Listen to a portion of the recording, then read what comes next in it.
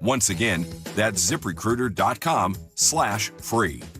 ZipRecruiter.com/free. Never miss out on great candidates with ZipRecruiter. Do you need glasses or contacts and you're now at the age where you also need readers? K2 Vision RLE is the permanent solution to eliminate the need for all those. Hey, it's Doctors King and Kopstein from K2 Vision. Andy, for those nearing age 50 or so, refractive lens exchange can be a great alternative to LASIK. That's right, Joe. K2 Vision RLE is a terrific permanent solution for a lifetime of great vision. The older we get, we experience the dysfunction of our natural lens, which affects both distance vision and requires the use of reading glasses. Plus, after K2 Vision RLE, you will never develop a cataract. And like LASIK, K2 Vision RLE is quick and painless. The question is, which procedure is right for you? After replacing more than 100,000 failing lenses, we have the experience to tell you if it's your right time for RLE. Schedule your free Zoom consultation with us about K2 Vision RLE to get your eyes seeing young again,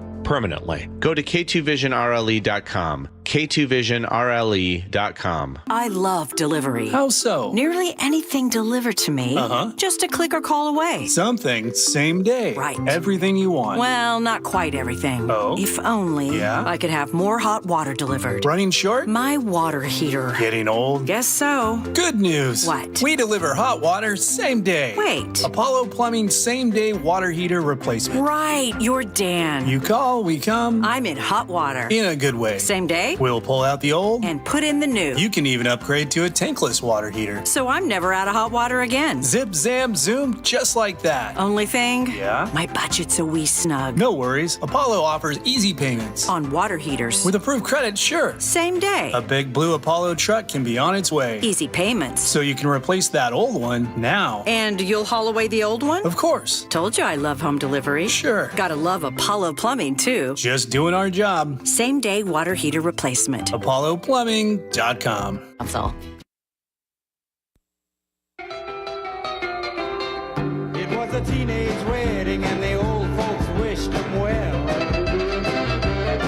You could see that Pierre did true. A father and daughter's wedding dance inspired by an iconic 90s movie scene has captivated the internet. Georgia Reed recreated the legendary twist between John Travolta and Uma Thurman from Quentin Tarantino's Pulp Fiction with her dad, David O'Ryan, on the big day. The scene, set to Chuck Berry's You Never Can Tell, is often hailed as one of the most memorable moments in the cult classic, and the wedding dance has over 270,000 likes and 3.5 million views on TikTok. And the best part, dads, was that they were able to pull this off with minimal joint practice, choosing to work on their parts on their own and then syncing up only with 2 short practices together later. Commenters love the choice, with one calling it so much better than the cringe novelty dances that you see these days at weddings. That'll do it for this hour. For Nicole Murray, I'm Mike Gavin. Thanks for listening to This Morning, America's First News.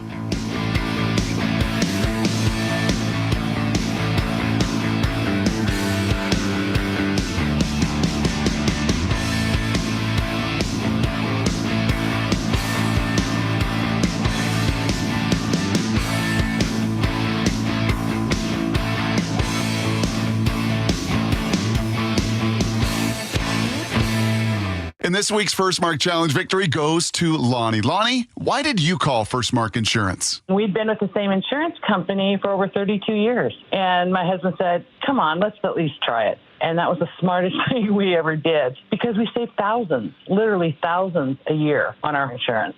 They improved it. It cost me less, and it was a higher value. You know, I can't say enough good things about Scott, because everything that he said he'd do, he did. What do you tell your friends they can expect when they make the call to First Mark? An easy, profitable, and actually pleasant call. They genuinely are trying to help you, and you can't beat that. We were silly to wait so long. A couple other friends that had called, too. They said, why didn't you tell us about this sooner? You see, Lonnie did it. My family did it. You got to do it, and it's totally free. Go take the First Mark Challenge today. See how much they can save you and how much better your coverage will get. Maybe you will be our next First Mark Challenge victory. Go to First Mark Insurance. Your best source for local news. KIRO Newsradio, KIRO FM, and HD1, Tacoma, Seattle, Northwest News.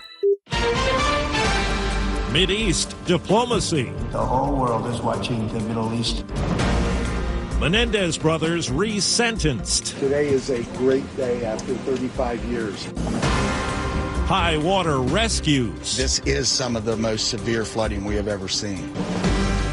Good morning. I'm Steve Kathan with the CBS World News Roundup. A day after suspending U.S. sanctions against Syria, President Trump met today with the country's new leader on his Middle East trip. He's now in Qatar, the country that's offering him a luxury jetliner. And as CBS's Nancy Cordes tells us, he's trying to settle some scores back home. Biden didn't do anything. President Trump slammed his predecessor this morning at a meeting with Gulf state leaders in Riyadh. The Biden administration created havoc and bedlam by basically being incompetent.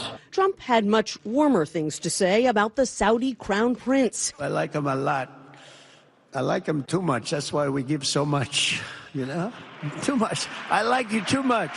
The White House says Trump has secured $600 billion in Saudi investments for the U.S., though the deals they have announced so far only add up to $283 billion. We have the biggest business leaders in the world here, and they're going to walk away with a lot of checks. In California, a judge has resentenced Lyle and Eric Menendez, the brothers who've been behind bars for more than 30 years for killing their parents, to life with the possibility of parole. Here's CBS's Carter Evans. The brothers appeared via live stream from a San Diego prison Tuesday, speaking right after Judge Michael Jessic announced he would re-sentence them. Lyle, appearing somber and sincere, spoke first, saying, "I take full responsibility." Then his brother Eric spoke remorsefully, saying, "I was the one who convinced my brother to take action," adding, "I'm truly sorry my parents are not alive because of me." We're one huge step closer to bringing the boys home. Their attorney, Mark Garagos, arguing for months that the brothers are rehabilitated. Jessic ultimately ruled the men did not pose an unreasonable risk to society. A key witness will be back on the stand today in New York at the Sean Diddy Combs sex trafficking trial. CBS's Matt Piper. Cassie Ventura says she met Sean Combs when she was a newly signed singer at 19, their friendship becoming romantic 2 years later. She described his alleged violence throughout their 10-year on-off relationship, recounting instances where he kicked and dragged her and stomped on her head. Ventura said Combs broached the idea of sexual encounters involving voyeurism during the first year of their relationship and said he would hire an escort or dancer with whom he would watch her engage while he directed them. Prosecutors allege in court documents that Combs often recorded it with or without participants' consent. Now to Maryland, where rising floodwaters forced students and teachers to shelter in an elementary school, and in Virginia, rescue teams are searching for a 12-year-old boy who was swept away by rushing water. CBS's Rob Marciano. In western Maryland, fast-moving floodwaters rushed through the streets of Westernport. The water reaching levels so high it surrounded the elementary school, trapping about 200 students and staff inside. Whenever we were going down to get in the boat, the first floor was flooded. Luckily, all of them successfully rescued by boat. Just north in Myersdale, Pennsylvania, rising water submerged cars. Its fire department responded to at least a dozen calls. Its mayor says the flooding is worse than he's ever seen. The entire time that I've lived in this town, I've never seen this river at 16 feet. In much of Texas, triple-digit heat is the issue, and CBS News meteorologist David Parkinson says it will be for the foreseeable future. It doesn't end at the end of the week. It doesn't end this weekend. It doesn't even end at the beginning of next week. We have this pattern locked in, and it is just going to sizzle. It's 4 minutes after the hour. Think O'Reilly Auto Parts for all your car care needs. Get the parts and service you need fast from the professional parts people at O'Reilly Auto Parts. What I know about courage, I learned from my adoptive mom. She said sometimes you just gotta hold on and know we'll get through this. Mom, we are so high up. Hold my hand. No, you hold my hand. Here we go. Learn about adopting a teen from foster care. You can't imagine the reward. Visit adoptuskids.org to find out more. I learned patience from my adoptive dad. All he had to say was, "Hey, you got this. Just breathe." Hey, we're pretty good. Yeah. Might have to start a band. I got it. Learn about adopting a teen from foster care. You can't imagine the reward. Visit adoptuskids.org to find out more. This message is brought to you by Adopt US Kids, the U.S. Department of Health and Human Services, and the Ad Council. A federal grand jury has indicted a Wisconsin judge accused of helping a man evade immigration authorities. Prosecutors charging Milwaukee County Judge Hannah Dugan last month after her arrest by the FBI. Reporter Bruce Marcus. The grand jury heard testimony from several witnesses, including Judge Hannah Dugan's court clerk and the lawyer for the immigrant. Dugan is already facing obstruction charges after being arrested last month. The judge is expected to enter a plea on Thursday. If convicted, she could face 6 years in prison and a $350,000 fine. A coalition of 20 state Democratic attorneys general has filed a lawsuit saying that the Trump administration is threatening to withhold billions of dollars in transportation and disaster funds unless states agree to certain immigration enforcement actions. And the administration is cutting another $450 million in grants to Harvard University. Earlier, more than $2 billion was frozen. A government letter alleges Harvard has become a, quote, breeding ground for virtue signaling and discrimination. Last week, we reported on the impact of mass layoffs at the National Institute for Occupational Safety and Health, or NIOSH. The agency recommends ways to make workplaces safer. Catherine Blackwood was one of the workers who got notice at an office that deals with coal miners in West Virginia. The work being done at NIOSH was not wasteful. The research that was being done at NIOSH was being done nowhere else in the world. Yesterday, after a judge stepped in, a number of teams at NIOSH got letters rescinding their layoffs. Pete Rose and shoeless Joe Jackson were reinstated yesterday by Baseball Commissioner Rob Manfred. They had been banned because of gambling scandals. The move makes them both eligible for election to the Hall of Fame and comes 8 months after Rose's death. USA Today baseball writer Bob Nightingale says the path to the Hall for those two may still be difficult. Everybody in baseball knows you cannot gamble on baseball. He did. I know he's dead. So is Joe Jackson, dead against his team and through games. In all, 17 former players and executives had their status changed by the decision. Under current rules, the earliest Rose or Jackson could be inducted would be 2028. EPA Chief Lee Zeldin is moving to roll back the start-stop technology that kills engines at stoplights to try to reduce emissions. Up to 65% of vehicles had the technology included in new models by 2023. If finalized, automakers would no longer receive any credits to produce start-stop in new models. On social media, Zeldin says, quote, everyone hates it, so we're fixing it. Time on the roundup, 8 past the hour. Attention! If you owe money to the IRS, this is an urgent message. The IRS is cracking down by sending out collection letters, garnishing paychecks, seizing bank accounts, and putting liens on homes and businesses. They call it enforced compliance, and you better watch out because penalties and interest on unpaid taxes compound daily, making it even harder to get out of debt. Don't let tax debt destroy your life. You need to call Optima Tax Relief, America's #1 tax resolution firm. They're experts in taxpayer assistance programs that can save you thousands if you qualify. A+ rated by the Better Business Bureau, Optima's resolved over $1 billion of tax debt for their clients. Let them fight on your behalf, helping to put your tax problems to rest. Call the tax professionals at Optima now for a free consultation. Call 800-783-8055. 800-783-8055. 800-783-8055. Optima Tax Relief. Some restrictions apply. For complete details, please visit OptimaTaxRelief.com. A new dress code at the Cannes Film Festival has claimed its first victim. 58-year-old Oscar winner Halle Berry says she was forced to do a last-minute outfit change because the train on her Gupta-designed dress was deemed too big for the Palais's grand staircase. The new policy bans excessively voluminous clothing that can cause traffic jams. It also makes full nudity off-limits after Kanye West's ex, Bianca Censori, hit the red carpet in a see-through dress at this year's Grammy Awards. Berry, who's on the Cannes Festival's jury, changed into a modest black and white striped halter dress for opening night, noting she did not intend to break the rules. Deborah Rodriguez, CBS News. When the full NFL schedule emerges later today, the Minnesota Vikings will make history as the first team to play back-to-back international games in different countries. In Dublin, Ireland against the Steelers, then in London against the Browns. That's the Roundup. I'm Steve Kathan, CBS News.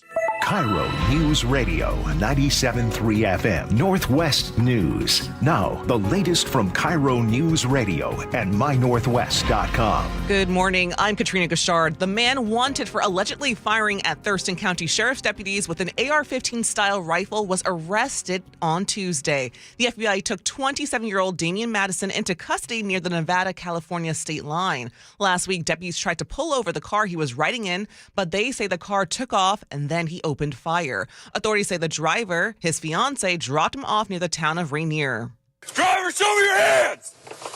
Show me your hands! Shut it off! She was arrested that day. No deputies were hurt. Now to another fugitive arrest. After being on the run for a week, a dramatic rescue and arrest in Mason County. Deputies pulled David Williford to safety after he was found climbing beams under the High Steel Bridge Monday night. Just wait for seconds, you'll fall off. Just wait for us, David. I'm good. The 38-year-old cut off his ankle monitor in West Seattle last week. Williford has a history of child sex crimes, incest, and animal abuse. He was taken to the hospital for a mental health evaluation before heading to jail. Boeing could be signing a major deal with Qatar Airways. News Nation reports the airline has agreed to buy 150 aircraft from the company. An official announcement is expected today when President Trump travels to Qatar as part of his Middle East visit. Bloomberg also reported the deal includes wide-body jets with an option to buy even more. A visitor from Canada was contagious with the measles on a recent visit to the Seattle area. KIRO Newsradio's Frank Lindsay reports. The person visited King and Snohomish counties. From April 30th to May 3rd, they stayed at a Residence Inn in Bothell. They visited Renton, Bellevue, Seattle, Everett, and Woodinville before eventually flying out of SeaTac. This case is not connected to any previous local cases. There have been a total of 5 in Washington residents so far this year.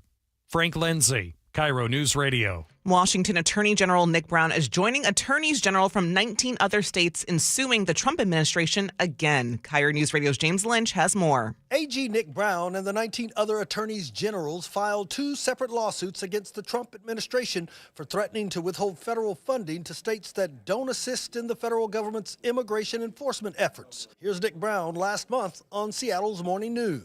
If President Trump or any other president is breaking the law and harming Washingtonians, I have an obligation to defend those laws, and we're going to do that. Brown says funding cuts affect the state's ability to fight wildfires, maintain infrastructure, and enhance cybersecurity. James Lynch, KIRO News Radio. The NBA will discuss the possibility of adding new teams this summer. Commissioner Adam Silver tells SiriusXM Radio it will be on the agenda when the league's governing board meets in July. To discuss with full ownership now for the 30 teams to get directly the existing owners' views on potential expansion. He still did not put a timeline on a potential return for the Sonics, but Silver says there's obvious interest to bring the NBA back to Seattle. His comments came about an hour after news broke that the Paul Allen estate is selling the Portland Trail Blazers. The chief of Seattle Police says getting officers back in schools is a top priority. KIRO 7 TV's Lindsay Sheldon sat down with Chief Sean Barnes in an exclusive interview. I think not only SPD, but many people in the community, many people who are parents, teachers, and students would like to see some meaningful engagement of our police officers inside the school. He says, depending on data, officers could be at multiple schools. Each would be out of uniform, but still armed. But first is tackling a moratorium from 2020 that removed police from campuses. The school board made the move amidst nationwide protests against police violence and controversy over armed officers in schools. And now to your KIRO News Radio real-time traffic. Bellevue to Federal Way, about 24 minutes. Everett to Bellevue, 25. Everett to Seattle, about 26. Linwood to Seattle, about 14 minutes right now. And for your KIRO News Radio forecast on this Wednesday, we've got some cloudy skies and more clouds to come for this afternoon. Highs will be in the mid-50s. Right now, we're about 50 in downtown Seattle. Coming up, New York Times investigative reporter David Fairthold breaks down the president's business trip through the Middle East this week. That's next. I'm Katrina Gashard. You're listening to KIRO News Radio. Your best source for local news, serving Western Washington and the world with the KIRO News Radio app. Always streaming live on your smart speakers. You're listening to KIRO News Radio, Northwest News.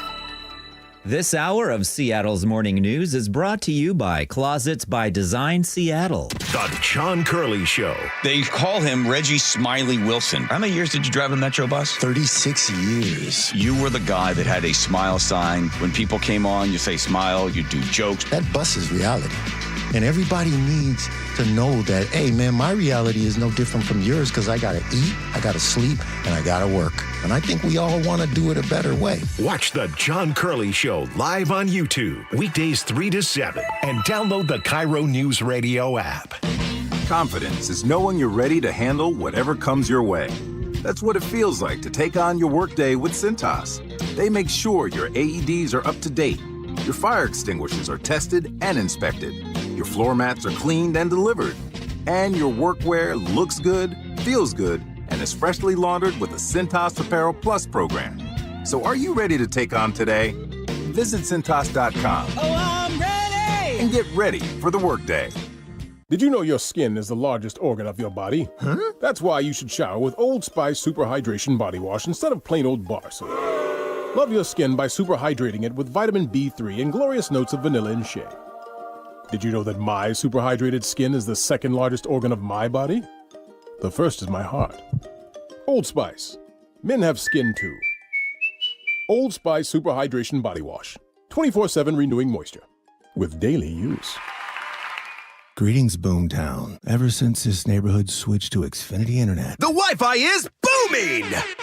Xfinity combines the power of internet and mobile with one all-in plan. So we've all got lightning-fast, secure Wi-Fi speeds at home and on the go with Wi-Fi Power Boost from Xfinity Mobile. You get the most reliable Wi-Fi with our best in-class equipment and unlimited data included. Plus, add an unlimited mobile line. All for only $40 a month for 1 year. To celebrate this combo, we're mashing our shows together. It's everything you need all in one plan. Plus, learn how to get a free 5G phone with a premium unlimited line. Now, sit back and relax with the smooth, relaxing sound of face-melting acid metal! Brilliant. Visit Xfinity.com to learn more. Ends June 23rd with paperless billing and autopay stored bank account. Restrictions apply. Xfinity Internet gateway required. Texas fees extra. After 1 year rate increases to $110 a month. After 2 years regular rates apply. Actual Wi-Fi speeds vary. Most reliable Wi-Fi based on Open Signal Awards USA. Fixed broadband experience report August 2024. Hey, Brock Ewart here with my buddy Dave Taylor from First Mark Insurance. So glad, so thankful that Molly and I made the call. Had heard so many First Mark Challenge victories, we needed to take that challenge. What does happen from your perspective when that caller, when that email, when that person reaches out to you for a First Mark Challenge victory? That's a great question. So there's several steps we go through in the process. The first step is we're going to gather information, find out all we can about that client and what their needs are. The next step is we will go out to the market. We have dozens and dozens of carriers that will compete for the business. At the end of that process, we will then bring those findings back to the customer, show them what we found and who the eventual winner was in that competition. And it may be who they're with. It might be, yes. And sometimes that's the best we can do is recommend they stay where they are, but maybe modify a few coverages to put them in a better position. So go take that challenge today. Go be the next First Mark Challenge victory. It costs you nothing, and they will be there with you every step of the way. FirstMarkInsurance.com. FirstMarkInsurance.com. Reliable, refreshing, and ready every morning. Seattle's Morning News.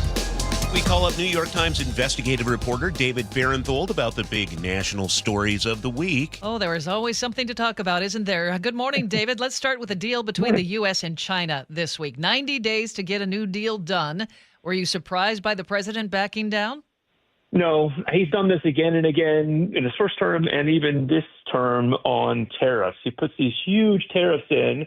They backfire and that people worry about recession and prices go up. And then he backs off. He's done it with Canada and Mexico. I can't even count how many times.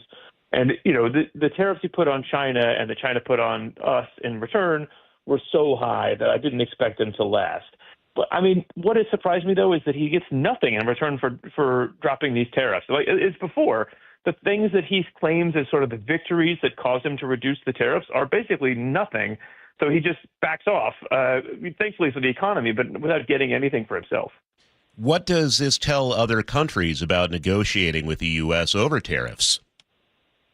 It shows, I think, what Canada already showed us, which was that the hard line works.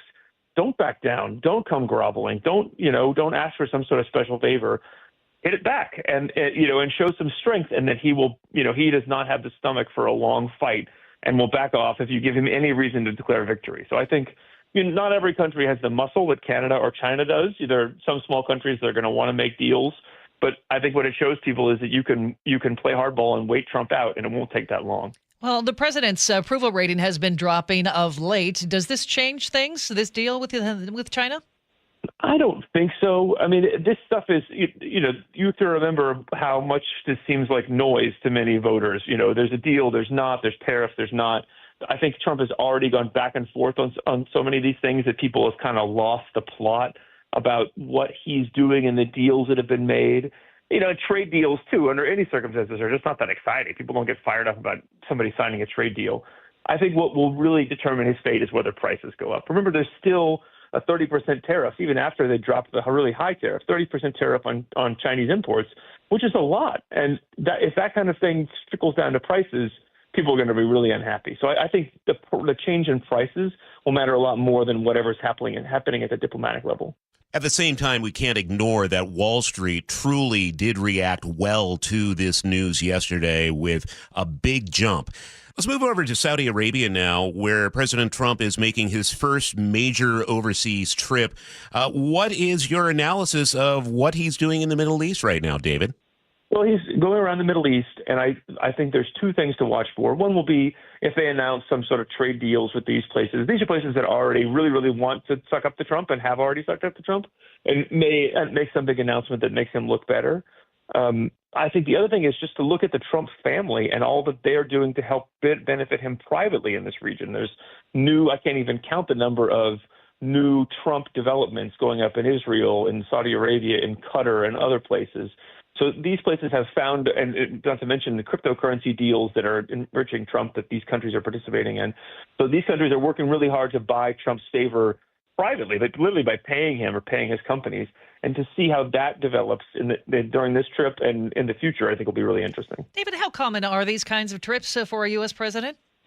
Going to the Middle East is obviously not uncommon. That happens a lot. In some cases, some presidents make that their first trip. The difference here is what I just said, that there are so many personal connections between Trump's company and these countries. They are investors. He needs permits from them. They are celebrating him doing business personally in their companies in a way that was not happening at all in his first term. That is really unusual, and like I said, a change even from Trump 1. The world is going to need an unprecedented amount of energy in the coming years, mostly due to computing and resources needed for that. And oil is still a major supplier of that energy. What about this trip? Is that something that might be perceived as a good thing for Trump, that he's helping keep oil prices down? Oil prices are low. I mean, in some places, too low for American oil producers. But yes, he obviously is really focused on that and keeping gas prices down. And I think he would like oil and petroleum, natural gas, all those products to be a big part of the energy mix going forward, as these countries would too. I don't know how, there are much bigger forces going on than even the president that are determining the energy mix for the future. But he's certainly trying to bend that toward, in the way that these countries want, in a way that will include more fossil fuels. Okay, before we let you go, I need to ask, have you ever seen one airplane garner so much attention? No, this deal for the Qataris to give the United States and then Trump's foundation the new airplane is so unprecedented, both because it makes America look so small that we have to go begging for planes from, cast off planes from other countries, and also because it's such a blatant personal favor for Trump if the idea is that he will get to keep it and use it after he leaves office. Well, we never lack things to talk about, David. We appreciate your time as always. New York Times investigative reporter David Farenthold. Thank you. For your KIRO News radio forecast, it's cloudy and much cooler than yesterday. Highs will be in the mid-50s. Right now, it's about 49 in downtown Seattle. Coming up, CBS's Linda Gradstein in Jerusalem with an update on the American hostage released by Hamas this week. I'm Katrina Gashard. You're listening to KIRO News Radio. Homeowners, protect your biggest investment now with Integrity Roofing and Construction. Get ahead of the summer rush. Integrity, your family-owned, award-winning roofing and construction company, is ready to give your home the protection it deserves. Integrity offers a complete in-house construction division for all your projects Integrity Roofing is known for top-notch service and on-site project management, making the process easy. Beat the summer rush and call Integrity today for a free estimate at 206-202-ROOF or online at integrityrc.com. That's integrityrc.com. Are you looking at diversification and stability with your investment portfolio, especially with the volatility right now in the stock market? Hi, I'm Scott Rireka, CEO of Legacy Group Capital based in Bellevue. We've been running local real estate investment funds for over 18 years. We've had 0 investor losses and have averaged double-digit returns since inception. Maybe it's time to take a little risk off the table given market conditions. For stability, there's no better option than Legacy Group's Northwest Fund, a fixed return of 9%. Legacy's Northwest Fund also accepts IRA accounts as well. Find out why over 1,000 local investors have invested over $250 million in our Legacy family of funds. Get in touch with us today. Legacy's Northwest Fund returning 9% has limited opening for new investors right now. Call 425-635-4700 or visit legacyg.com. That's legacyg.com. This is not investment advice. Legacy investments available to accredited investors only. Details at legacyg.com. It's Jim Singletary, Chief Roof Nerd at RoofSmart, here to tell you the right way to choose a roofer. And it's not by choosing the lowest bid. Just comparing numbers? Terrible idea.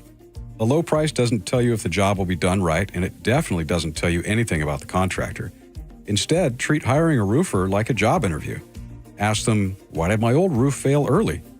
What's the right solution for me, and why? Have you been around for at least 10 years?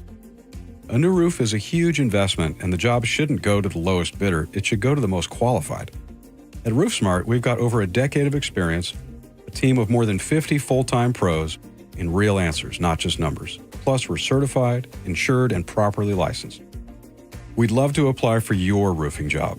Call 206-487-4877 or visit GetRoofSmart.com today. That's 206-487-4877 or online at GetRoofSmart.com. When the heat's in 11, cool AC would be heaven.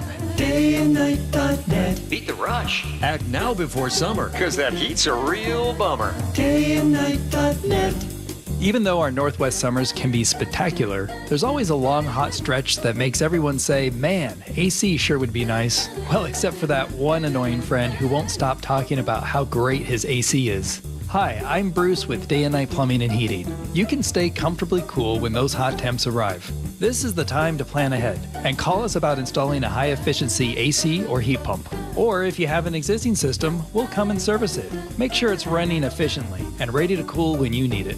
Before the summer heat wave. Keep your house cool and safe. dayandnight.net. Make sure your AC will keep you cool when the summer heat gets here. Save $50 on a pre-summer AC tune-up.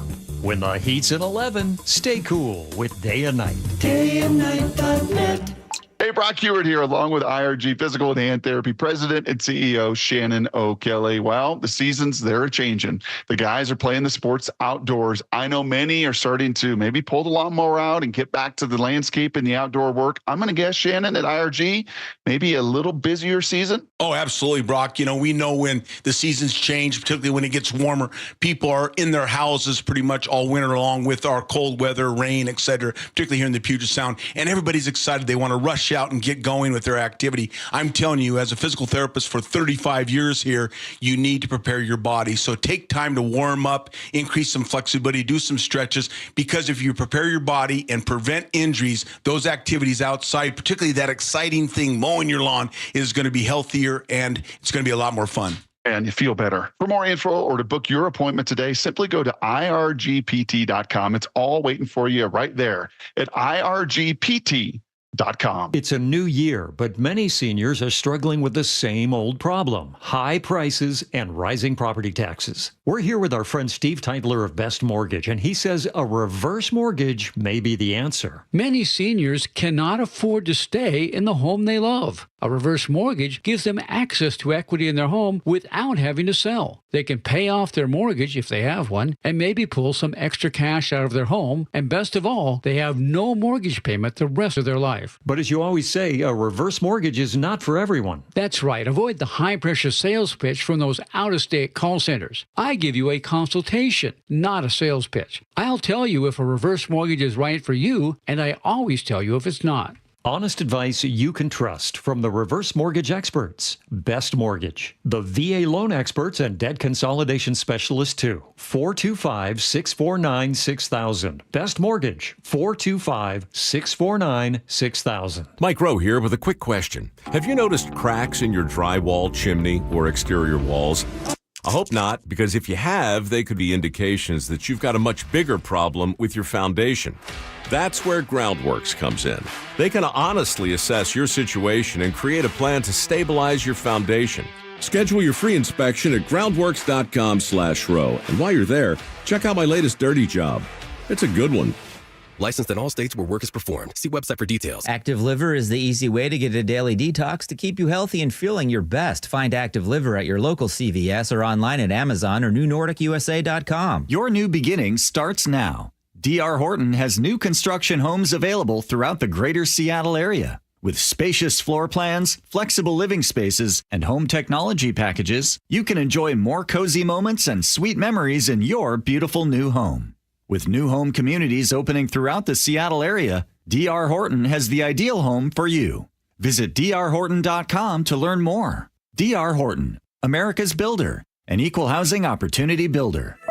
KIRO Newsradio 97.3 FM Northwest News. Now, the latest from KIRO Newsradio and mynorthwest.com. Good morning. I'm Katrina Gashard. Big changes to U.S. policy in the Middle East. President Trump revealed plans to lift sanctions against Syria, which has a new government. And this morning, Trump met with that country's new leader, who once spent 5 years in U.S. custody for his connection to al-Qaeda. CBS's Nancy Cordes is in Doha, Qatar, the second stop on the president's trip. Biden didn't do anything. President Trump slammed his predecessor this morning at a meeting with Gulf state leaders in Riyadh. The Biden administration created havoc and bedlam by basically being incompetent.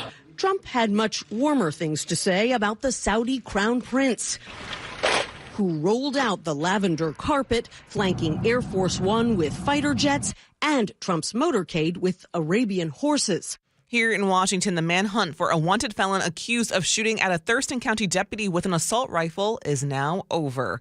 KIRO Newsradio's Heather Bosch reports. The FBI took 27-year-old Damian Madison and his mother into custody near the Nevada-California state line. Thurston County Sheriff Derek Sanders posting a photo of the arrest with the statement, "A multi-day, multi-state, multi-jurisdiction manhunt comes to an end." Sanders says Madison is a wanted felon who fired an assault rifle out of a car at a pursuing Thurston County deputy.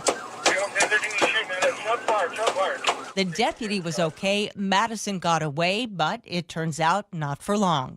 Heather Bosch, KIRO News Radio. A violent attack in Thurston County sent 2 deputies to the hospital. The sheriff's office says they were investigating threats against a public defender yesterday. When they tried to arrest the suspect, things escalated. One deputy was punched and started bleeding from the ear. Another almost got their eye gouged out. Deputies were eventually able to take the suspect down. Once cleared from the hospital, the suspect will be booked on several felony charges. A man who cut off his ankle monitor in West Seattle last week is now back in custody. Police say 38-year-old David Williford has a history of child sex crimes, incest, and animal abuse. The Department of Corrections says the Mason County Sheriff's deputies caught him on Monday night. A driver in Spanaway barreled into a road construction site Tuesday morning, injuring a worker. Troopers say the suspect was driving under the influence. KIRO News Radio's James Lynch has more. WSP Trooper John DeTillo says it was a 21-year-old woman who was traveling southbound on State Route 7 near 188th Street South just before 1 in the morning when she crashed through the construction site. Struck one of those arrow board signs. That sign flew through the air and struck one of the construction workers. The vehicle continued and then struck a trailer that was attached to a dump truck and immediately burst into flame. Good Samaritans pulled the woman from the car. She was arrested on suspicion of DUI and vehicular assault. James Lynch, KIRO News Radio. The family of a Boeing whistleblower who committed suicide last year has settled its lawsuit against the company. KIRO News Radio's Frank Lindsay reports. John Barnett, a longtime Boeing employee, shared his safety concerns with journalists after he retired in 2017. He said he once saw discarded metal shavings near wiring for the flight controls that could have cut the wiring and caused a catastrophe. Terms of the settlement were not disclosed. Boeing released a statement saying, quote, "We are saddened by John Barnett's death and extend our condolences to his family. Boeing took action several years ago to review and address the issues that Mr. Barnett raised," end quote. Frank Lindsay, KIRO News Radio. And now for your KIRO News Radio real-time traffic. Everett to Seattle, about 26 minutes. Edmond to Seattle, about 21 minutes right now. Redmond to Seattle, about 17 minutes. And for your forecast, it's cloudy today and much cooler than yesterday. Highs will be in the mid-50s. Right now, it's about 49 in downtown Seattle. I'm Katrina Gashard. You're listening to KIRO News Radio. Your best source for local news, serving Western Washington and the world with the KIRO News Radio app. Always streaming live on your smart speakers. You're listening to KIRO News Radio, Northwest News. Seattle's morning news. Always live, always connected. Stream, watch, subscribe, and share at mynorthwest.com. An American returned to Israel after spending more than a year and a half in Gaza in the custody of Hamas. Reporting from Jerusalem and joining us from CBS News is Linda Gradstein. She joins us now. Linda, what can you tell us about this hostage and the reasons for his return? Well, his name is Idan Alexander. He is 21 years old. He came to Israel by himself when he was 18. His parents are Israeli, but he came to be what's called a lone soldier. In other words, to join the Israeli army without his parents. In fact, he was not even supposed to be at the base on October 7th, 2023, when Hamas invaded, but he offered to sort of switch and to let other soldiers go home. He was captured. He apparently was held in very, very difficult conditions. He was held in a cage. He was repeatedly tortured because he was a soldier rather than some of the other hostages who were civilians. He was freed because of President Trump. Simple, and that's it. He's a dual U.S.-Israeli citizen, and President Trump repeatedly said that he wanted to see him freed, and it was done as a gesture to President Trump at the beginning of his trip through the Gulf. Now, there's hope that this could restart the sort of frozen negotiations between Israel and Hamas over a ceasefire and ending the war in Gaza. When you say frozen, there are no talks happening right now? Well, today there have been no talks for the last couple of months. In fact, Idan Alexander was the first hostage released in 3 months. And what happened 3 months ago is that Israel broke a ceasefire that had been agreed on with Hamas. And since then, there's been heavy fighting. And I think it's important to just remark that the Palestinian Health Ministry, which of course is affiliated with Hamas, says that in the year and a half since the war began, 52,000 Palestinians have been killed, 18,000 of them children. Israel disputes those figures to some degree, and there's really no way to know exactly how many people were killed, but it is exacted a terrible price on Gaza. The problem with the negotiations, Israel today sent a delegation to Qatar, again, under pressure from President Trump. But before they left, Prime Minister Netanyahu said that the only way that Israel will agree to end the war is if Hamas agrees to completely disarm. There are still 58 hostages being held by Hamas, and only 21 of them are believed to still be alive. Linda, as I understand it, some Qataris are major funders of Hamas. Is it possible that these are the same people applying pressure to Hamas to have released Idan? Well, it's certainly possible that, Qatar pressured Hamas to do that. And, there have been some people in Israel saying, well, if they could pressure Hamas to release Idan Alexander, why can't they pressure Hamas to release all of the hostages, both alive and dead? It's hard to see what this round of negotiations will bring that previous ones haven't. At the same time, Israel has started calling up tens of thousands of reservists, some of them for the 5th, 6th, 7th time, and says it is poised for a massive operation in Gaza and that Israel will continue to hold on to large parts of Gaza. So basically what you're talking about is a repeated Israeli occupation of Gaza. Now, that's something, President Trump wants this war to finish. It's just a question of how much pressure he will bring on Netanyahu. The majority of the Israeli public, by the way, also supports an end to the war in exchange for the freedom of all of the hostages. Linda, thank you very much for the update this morning. Linda Gradstein with CBS News with us from Jerusalem. Coming up, we'll have some national headlines. I'm Katrina Gustard. You're listening to KIRO News Radio. Winners of 3 2025 Regional Edward R. Murrow Awards, including feature reporting. The graffiti along Seattle roadways is the worst I've ever seen it. KIRO News Radio's Nate Connors and I set some parameters. I drove. Every click you hear is Nate counting a tag that defaces the public property you and I pay for. We thank you. We are the Northwest leading news station because of you. Inspiring us every day. KIRO News Radio on 97.3 FM. If you want a dream bathroom without a humongous price tag, now's the time to call Bathfitter Northwest. Ursula Roytine here. I picked Bathfitter because they are the original one-day bath remodeler. They're a local family-owned business that's been around for 40 years. They own every step in the process to make sure you get the best quality product and the best value. Right now, get 0% interest for 24 months, and for a limited time, they'll pay your sales tax. Why would you choose anyone else? Call Bathfitter today. Do you notice sounds coming from your crawl space or attic, or possibly stale or foul odors in your home? This could be that rodents have gotten into your attic and crawl and have made it their home. They tear up the insulation to make nests to have babies. They contaminate it with their biological waste, which can be harmful to your health. And they ruin your home's energy blanket, costing you thousands of dollars a year. If you even think you may have a problem, call Insulation Northwest today, and we will come to your home as soon as tomorrow and perform a free, no-obligation inspection to determine what the problem is. This inspection normally costs $199, but it's yours free just for calling today. If we discover any problem with rodents in your home, we can get them out and keep them out and restore your home's protective insulation blanket back to brand new condition. Let Insulation Northwest give peace and comfort back to you and your family and save you thousands of dollars in energy savings. Call Insulation Northwest today, the real insulation company.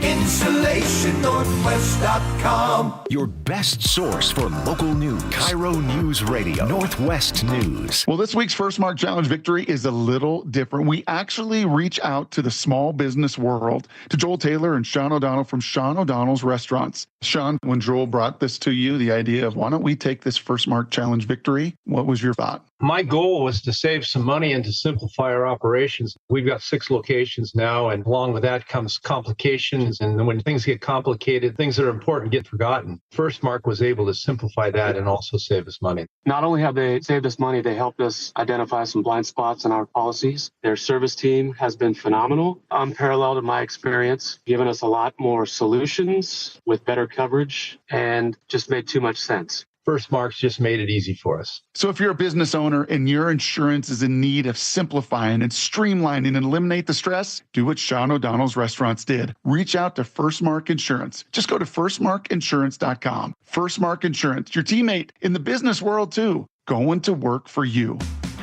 Hi, I'm Keith Dashafee, owner of Pella Windows and Doors of Western Washington. We're celebrating 100 years of Pella excellence with an offer as strong as our legacy.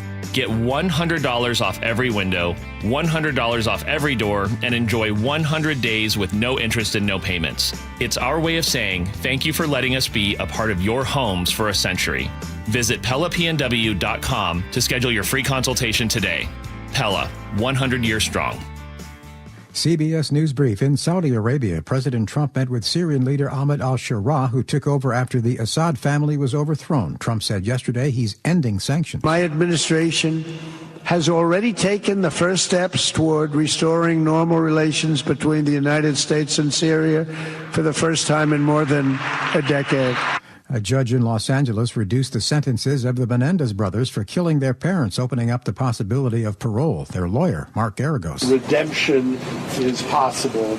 USA Today baseball columnist Bob Nightingale isn't happy. Baseball Commissioner Rob Manfred has unbanned the late Pete Rose and shoeless Joe Jackson, making them eligible for the Hall of Fame. Where do you stop now? Okay, let's let everybody that used steroids and got suspended in the Hall of Fame too. That's a lot worse than gambling. Let's forgive everybody from 2017 Houston Astros. CBS News Brief. I'm Michael Toscano. For your KIRO News Radio forecast, it's cloudy and much cooler today. Highs will be in the mid-50s. Right now, it's about 49 in downtown Seattle. Coming up, Chris Sullivan has a choke point. SR18 is closing for a week beginning tomorrow. He'll have the update for us. I'm Katrina Gashard. You're listening to KIRO News Radio. Mariners fans, it's time to bring the noise to T-Mobile Park. This lineup is loaded up and locked in. From every moonshot. Now Raleigh obliterates this. How far? Way back there. To every how in the world did he catch that moment? Tough play. Air Williamson reels it in.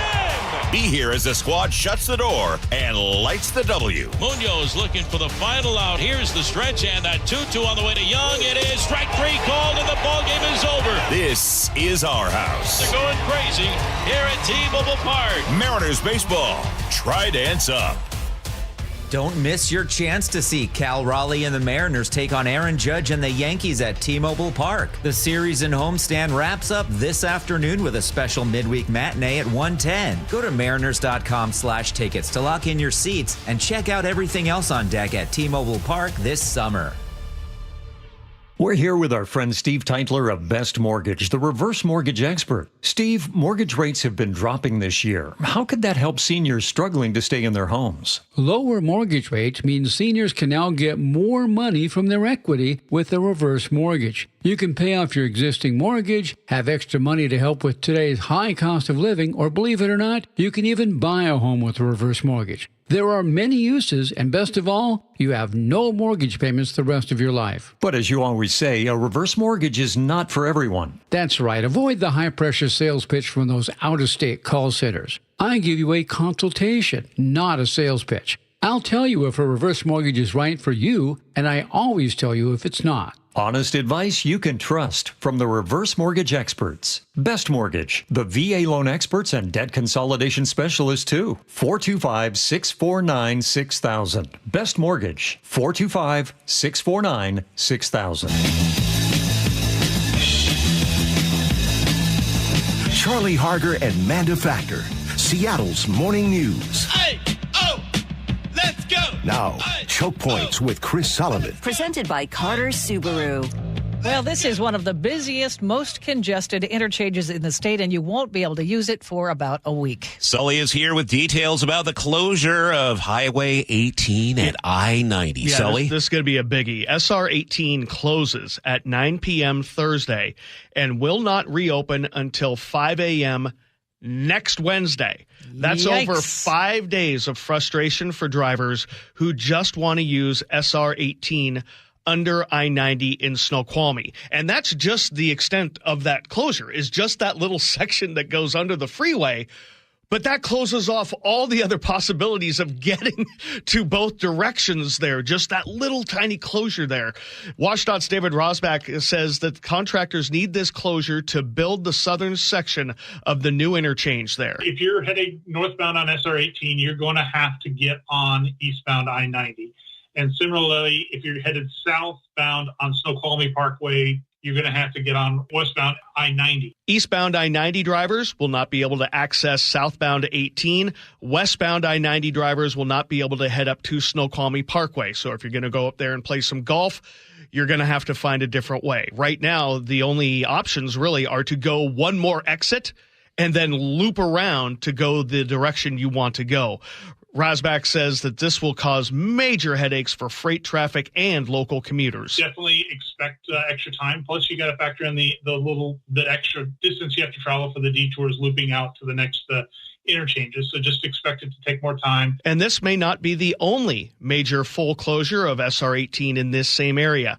Rosbach says that they will need some extended time to build the north end of the interchange. That is still to be determined. Yeah, it'll either be another longer closure or a series of shorter closures. We're still determining what will be the best way for that. So we'll be keeping a close eye for when they get that on the schedule. As for the overall schedule, the entire interchange, which of course is a diverging diamond configuration, we can get into that in a little bit, is on schedule to open this summer.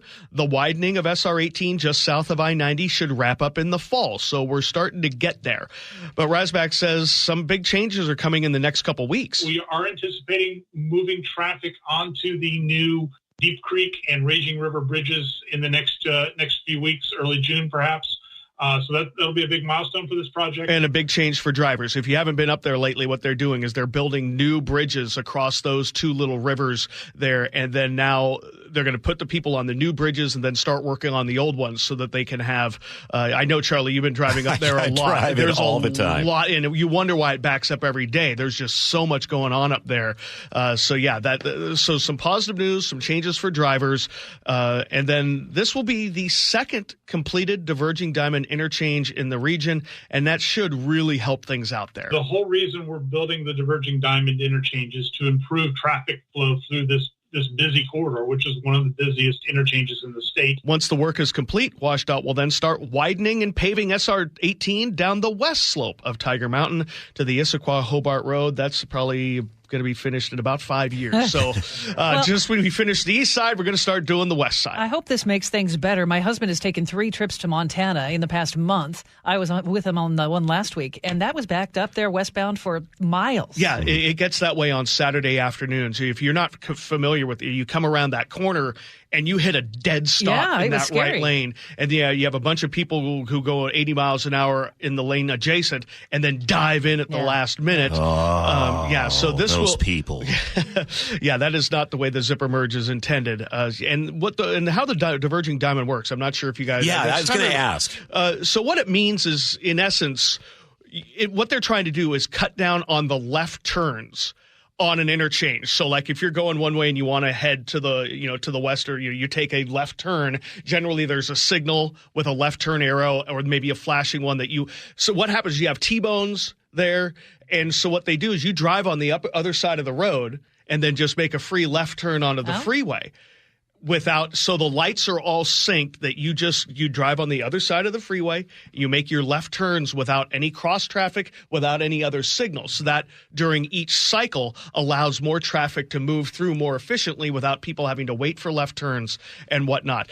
I know it sounds really crazy until you drive it, then you're like, oh, well, this is really easy. You just follow the pavement. There's one down in Lacey that has worked really, really well. It's just a way to move a lot more people a lot faster and reduce some potential T-bone collisions. That's the one you take if you're going to Cabela's. That is correct right there. So help me out here, just because I'm more of a visual person. If I'm heading from my place in Auburn, I've got a baseball tournament in North Bend. Yes. So this weekend, what does that look like going there and coming back? Well, that basically means is that if you're so at that point, you would be taking a right to get to North Bend, coming up 18. So you're northbound 18 heading to eastbound I-90. Yeah. Not a problem. That you can go that way. Problem is everybody has to go that way. So that means 18 northbound is going to be backed up probably I would guess to the Issaquah-Hobart Road.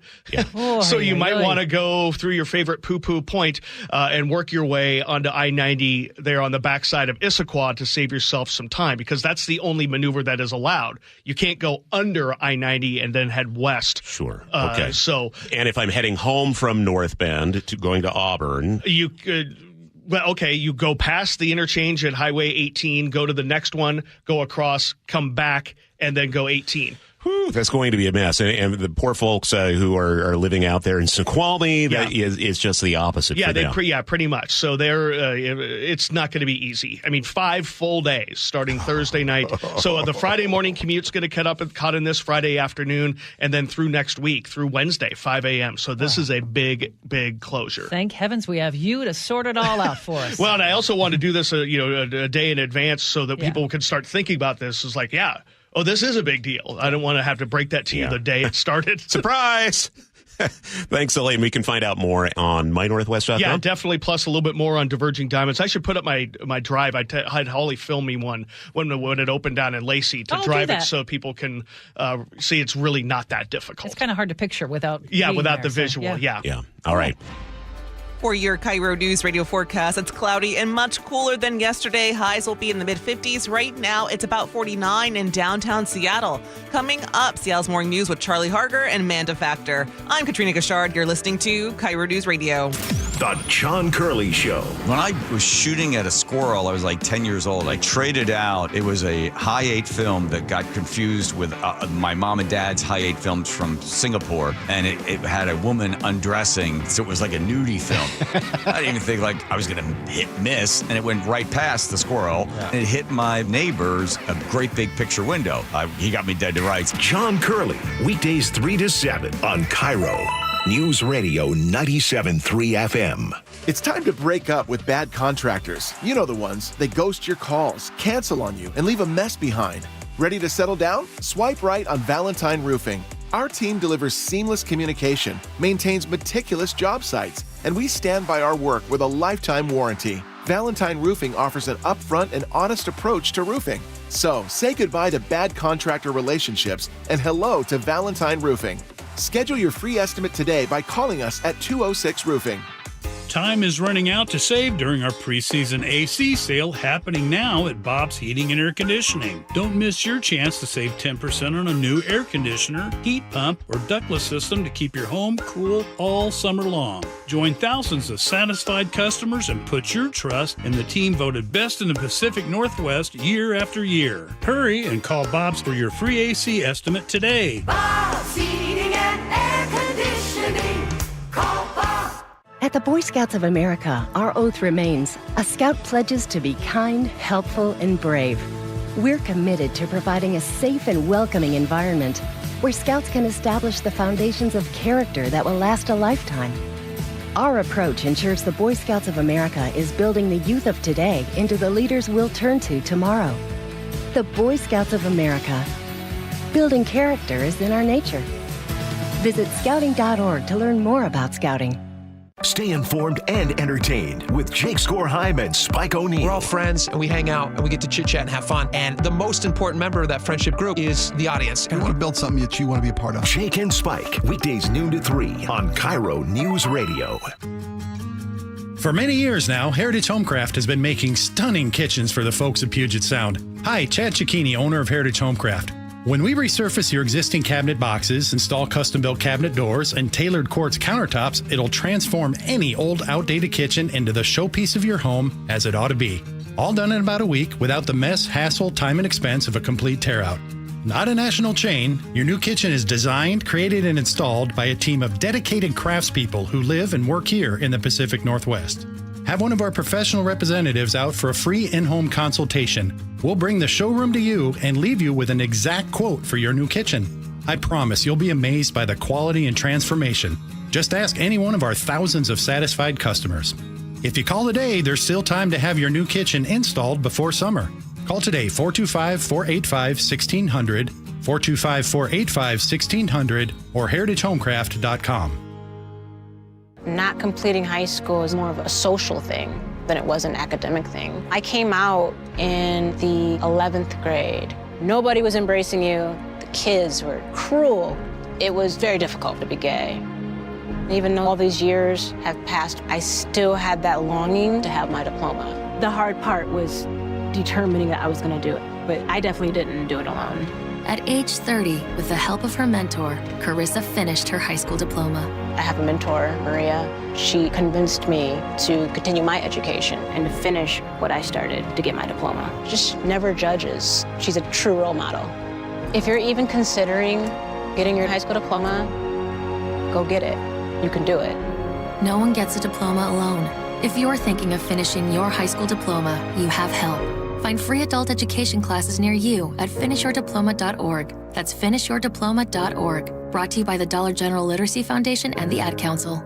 Well, this week's First Mark Challenge victory goes to Andre. Andre, why did you call First Mark Insurance? My wife and I were going to get married, and we wanted to combine our insurance for both home and auto. Were they able to save you any money? The money they quoted us was actually the same as what we were paying separately. However, the coverage that we received was immensely greater than what we were previously receiving. It's quite scary how unprotected we were with our previous coverage. Under First Mark, I'd probably say we doubled the coverage that we had. it was a huge deal. What would you tell others they can expect when they make that call to First Mark? Take the 15-minute phone call. It's totally free. It's not going to cost me a thing. And the very least that could happen is just gain a better understanding. The best that could happen is you could either save money or get much better coverage, which is exactly what happened. Andre did it. My family did it. You got to do it, and it's totally free. Take the First Mark Challenge today. See how much they can save you and how much better your coverage will get. Maybe you will be our next First Mark Challenge victory. Just go to firstmarkinsurance.com. Good morning. I'm Heather Bosch. Your best source for local news. A minimum wage increase proposal is moving forward in unincorporated King County. KIRO News Radio.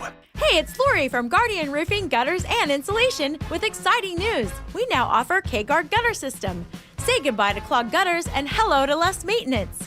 These top-of-the-line guards are exclusively available only at Guardian.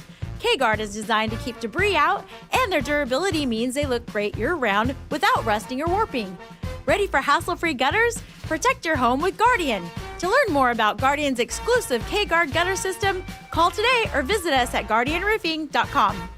Amanda here for Care Partners Senior Living. Our communities offer safe living spaces with medical professionals on site and ready to help. With locations throughout Washington and Arizona, you'll find a Care Partners community near you. Learn more at carepartnersliving.com. Your best source for local news. KIRO News Radio. KIRO FM and HD1. Tacoma, Seattle. Northwest News. This is CBS News on the Hour, sponsored by Progressive Insurance. I'm Deborah Rodriguez. President Trump gets a royal welcome in Qatar. He sat down with the country's emir at the Diwan Palace hours after becoming the first U.S. leader to meet with his Syrian counterpart in 25 years.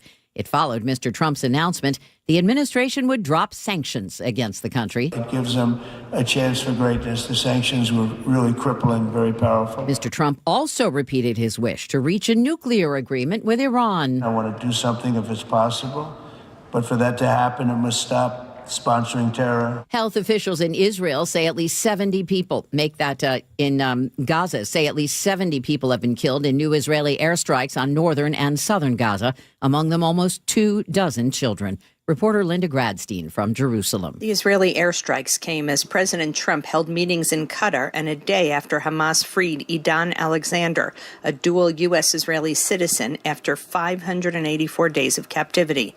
Palestinian health officials said most of the deaths were in Jabalia in northern Gaza. The Israeli army said it had warned residents to evacuate because of terrorist infrastructure in the area. Sean Combs' ex-girlfriend is expected to begin a second day of testimony shortly at the rap mogul's racketeering and sex trafficking trial. Correspondent Jerika Duncan is at the courthouse in New York. She said that Combs introduced her to this idea of freak-offs, where she claims that Combs would hire an escort and watch her have sex with that male escort.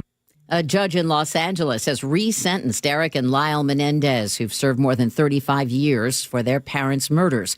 Legal contributor Jessica Levinson says it paves the way for possible freedom. The next step at some point within the next few months is for a parole board to consider whether or not they should be paroled, at which point the Menendez brothers would be released very, very quickly. Kids and staff at an elementary school in western Maryland had to be rescued by boat when flash flooding swept through the town of Westernport. Brothers Quentin and William Wade were trapped. Whenever we were going down to get in the boat, the first floor was flooded. The first floor had been flooded all the way to the ceiling. A new approach to treating breast cancer could vastly improve survival rates. Here's CBS's Michael George. A University of Cambridge study found chemotherapy followed by the cancer drug olaparib led to 100% of patients surviving for at least 3 years after surgery.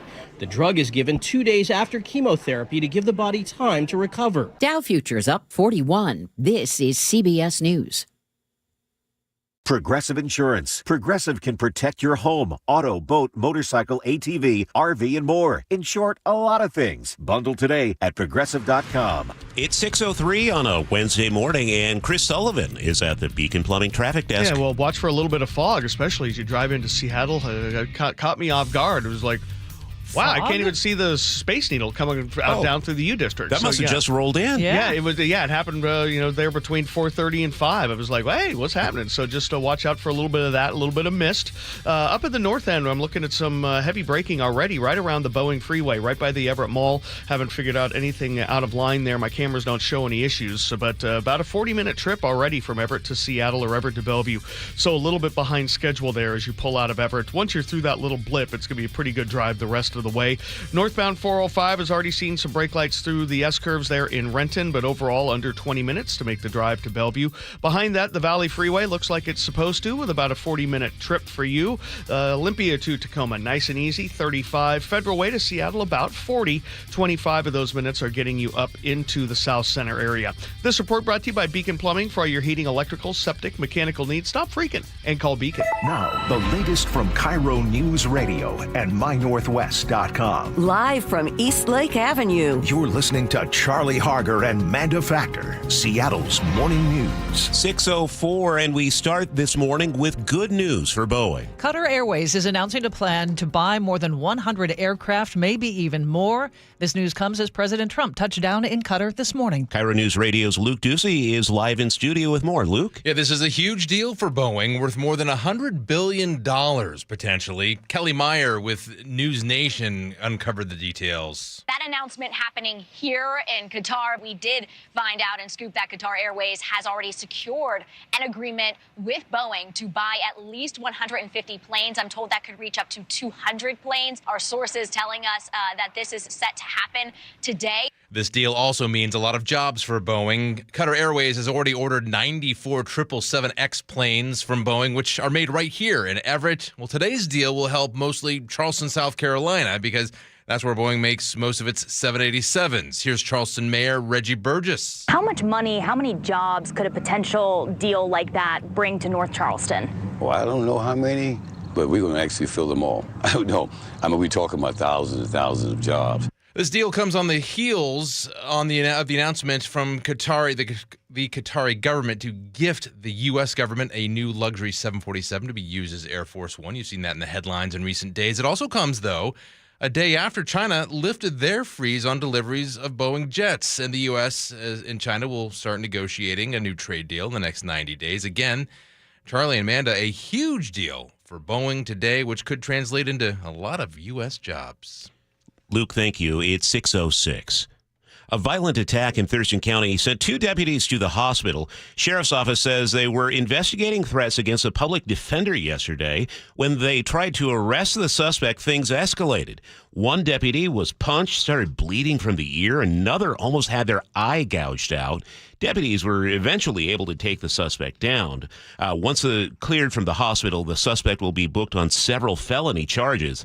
On Facebook, the sheriff says both deputies are in good spirits. The manhunt for a wanted felon accused of shooting at a Thurston County deputy with an assault rifle is over. KIRO News Radio's Heather Bosch has the update. The FBI took 27-year-old Damian Madison and his mother into custody near the Nevada-California state line. Thurston County Sheriff Derek Sanders posting a photo of the arrest with the statement, "A multi-day, multi-state, multi-jurisdiction manhunt comes to an end." Sanders says Madison is a wanted felon who fired an assault rifle out of a car at a pursuing Thurston County deputy. The deputy was okay. Madison got away, but it turns out not for long. Heather Bosch, KIRO News Radio. And a man who cut off his ankle monitor in West Seattle last week is back in custody. Police say they have captured 38-year-old David Williford. He has a history of sex crimes. The Department of Corrections says Mason County Sheriff's deputies caught him Monday night. It's 6:07. Bringing you Seattle's morning news since 1974, this is KIRO News Radio. Well, Wednesday, May 14th, we're midway through the week, Manda. Just kind of cruising along, huh? We are. It has been packed with stuff to do, especially after this show. I'm out and about. You are too. And a lot of stuff. Yeah. Well, we have Sully keeping an eye on the roads for us today. David Burbank is in studio, keeping us all in line. And out at the news desk, we have Katrina Gishard as our morning editor. I think it was this time yesterday I said the Mariners have a chance to start a brand new winning streak. You called it. And they did. Yeah. Yeah. It wasn't pretty for the first part of the game, but that's okay. It's a game of innings, and we went a bunch of them yesterday. Sour Seattle's Morning News, sponsored by American Crawl Space and Pest Control. And coming up this hour of the show, CBS's Carter Evans gives us an update on the trial of the Menendez brothers. Big decision came down from the judge yesterday. Plus, former State Attorney General Rob McKenna explains what we can expect during tomorrow's oral arguments in front of the Supreme Court concerning birthright citizenship. It's now 6:08. We told you Microsoft says it's laying off thousands of workers. KIRO 7 TV's Jason Sloss reports from the company headquarters in Redmond. It's letting go of about 3% of its entire workforce, and that comes out to about 6,000 people. As of last June, Microsoft employed 228,000 full-time workers, around 55% of those workers in the U.S. Microsoft says the cuts are not related to performance, but instead an effort to reduce management levels. The state's employment website now shows the company laying off 1,985 local workers in July. The family of a Boeing whistleblower who died by suicide has settled its lawsuit against the plane maker. John Barnett took his own life in March of 2024. He had shared safety concerns with journalists after he retired in 2017. Terms of the settlement were not disclosed. Boeing says it took actions several years ago to review and address the issues Mr. Barnett raised. A Capitol riot defendant's trial started yesterday with testimony about his arrest near former President Obama's home. Taylor Toronto is a Navy veteran from Pasco. He was arrested in June of 2023 after President Trump posted Obama's address online. Investigators found guns, ammunition, and a machete in Toronto's van. He was live streaming and talking about entrance points to tunnels. He made threatening comments and reposted Trump's message about Obama's address. A judge nominated by Trump is hearing this case with no jury. A scary fall on the coast leads to a massive rescue effort. Hoquiam Fire says 4 workers were trapped after a scaffolding collapsed yesterday. They were inside a water tank under construction in Quinault. Multiple agencies rushed to help. The Coast Guard sent a helicopter to lift them out. 2 of the men are in critical condition, Como reports. 7 members of Grays Harbor's new special rescue team responded. It was their first deployment. Crews called it a strong team effort all around. It's 6:10. A couple of sports notes this morning. The NBA will talk about the possibility of adding new teams this summer.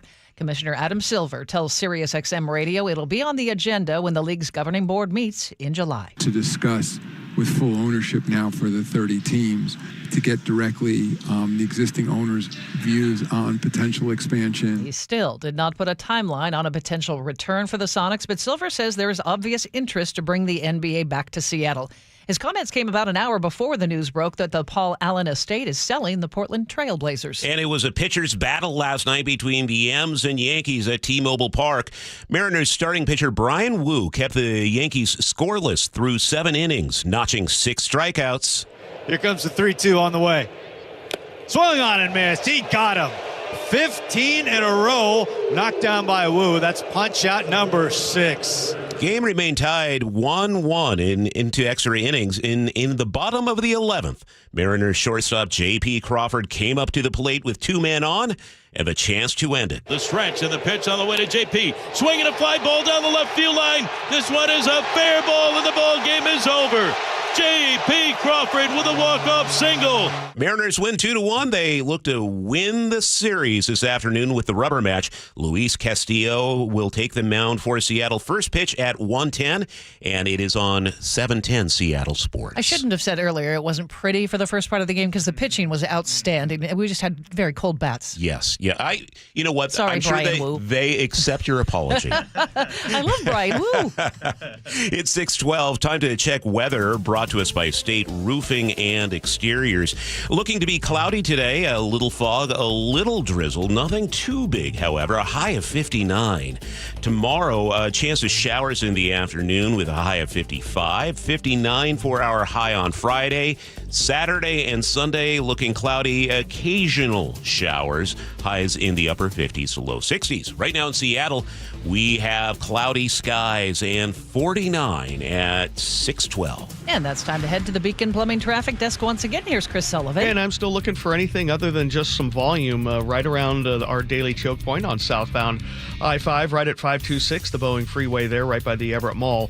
It's pretty heavy there, but we're looking at about a 40-minute trip from Everett to Seattle or Everett to Bellevue. Also starting to see a little bit of braking past the Alderwood Mall. Other than that, it's not too bad out of Snohomish County this morning. Olympia to Tacoma's nice and easy at 35 minutes, and then Tacoma itself, not too bad. A little bit of hesitation up the hill to 18, and a little over 40 minutes now from Federal Way to Seattle, maybe a little closer to 45, depending on how you hit the volume right around the West Seattle Bridge, because we're starting to see just a little bit of slowing there. Valley Freeway up over 40 minutes now with the brake lights there from Auburn up past Emerald Downs, plus at the north end, and then Renton to Bellevue's a little over 20. Still seeing some slowing down the South Hill on 512 eastbound. It's going to be heavy down to about Meridian, and also 18 over Tiger Mountain is starting to heat up a little bit. So is the Maple Valley Highway heading up towards Cedar Grove. The lake bridges are quiet. KIRO News Radio real-time traffic. I'm Chris Sullivan. And at 6:14, let's head over to the news desk with Katrina Gishard. New body camera footage captured the moments deputies in Pierce County recognized a familiar suspect. They had several felony warrants out, but when deputies tried to make a traffic stop, the man jumped off his bike and just took off. Get on the ground! Stop fighting! Stop fighting! Get on the ground. Give me your hand. Deputies found 2 pistols inside his bag. One of them was a ghost gun. The 48-year-old was eventually booked into the Pierce County Jail for several charges, including his warrants. Meantime, Valley Medical Center in Renton is making cuts as it deals with an operating loss of $25 million. According to the Renton Reporter, the hospital says its Northwest Pavilion inpatient unit, as well as the inpatient pediatrics unit, will close on June 27th. Valley Medical says impacted patients will be referred to other local community-based providers. KIRO News Radio's Luke Ducey will have more on this later this hour. Seattle's morning news. Hear it live, stream it online, watch the show, or catch the podcast anytime. Seattle's morning news, wherever you are. Well, it's a case that has captured the attention of the public for the last 35 years. In 1989, brothers Lyle and Eric Menendez murdered their parents in a Beverly Hills mansion. And now, decades behind bars, Menendez brothers have been resentenced, opening up the possibility of release on parole. CBS News correspondent Carter Evans is following this. He's with us this morning. Remind us of the original sentencing, Carter.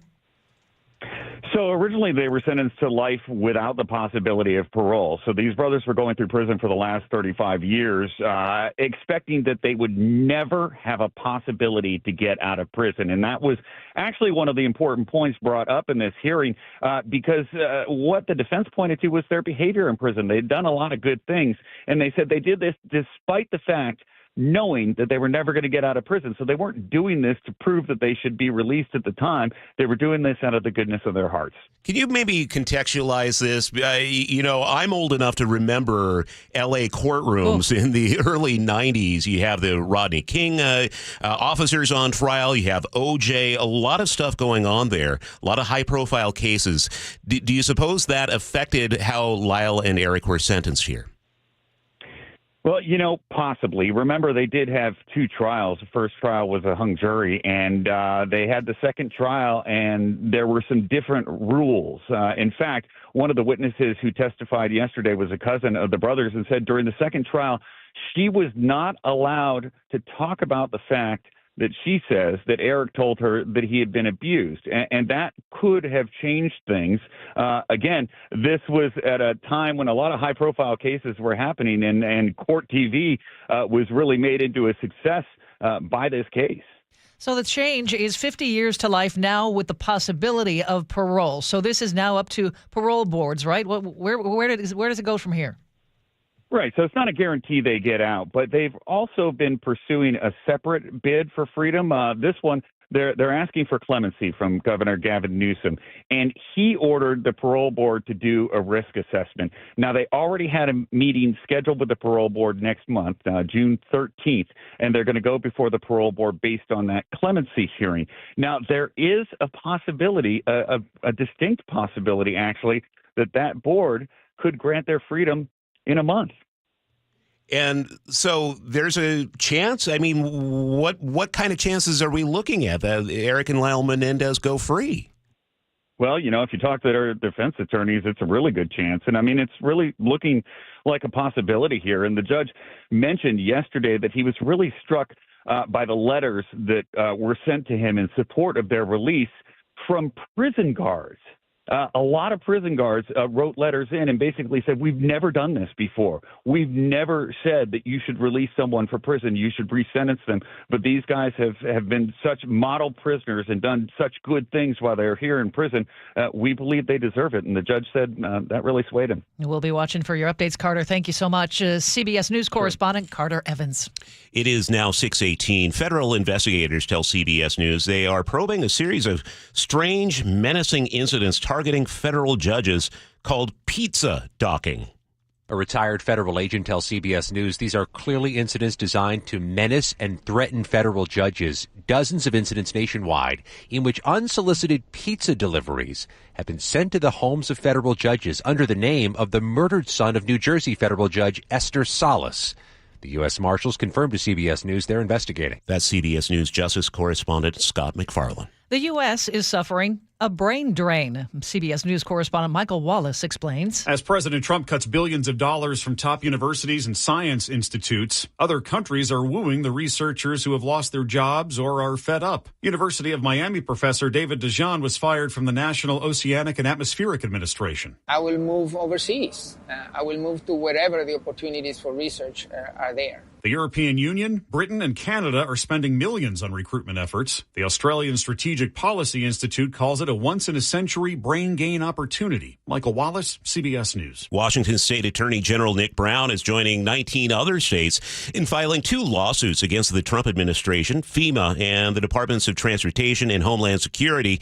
At issue, the president's threats to withhold funding to states that don't assist in his immigration enforcement efforts. On Seattle's Morning News last month, Brown said he will always ask 3 questions before filing or joining a lawsuit. Does this break the law? Are Washingtonians harms? And are we the right venue to bring those challenges? And if those three things match up, then we will bring those cases. Funding cuts would affect Washington's ability to fight wildfires, maintain critical infrastructure, and enhance cybersecurity. It's now 6:20. The historic encounter in Saudi Arabia, as we hear from CBS's Vicky Barker. President Trump met with Syria's President Ahmed al-Sharaa on the sidelines of the summit with Gulf leaders, saying of his decision to lift U.S. sanctions against Syria. It gives them a chance for greatness. The sanctions were really crippling. It was the first encounter between a U.S. and a Syrian leader in a quarter century. And what a leader. A man once branded a terrorist by the U.S., now restoring stability to Syria.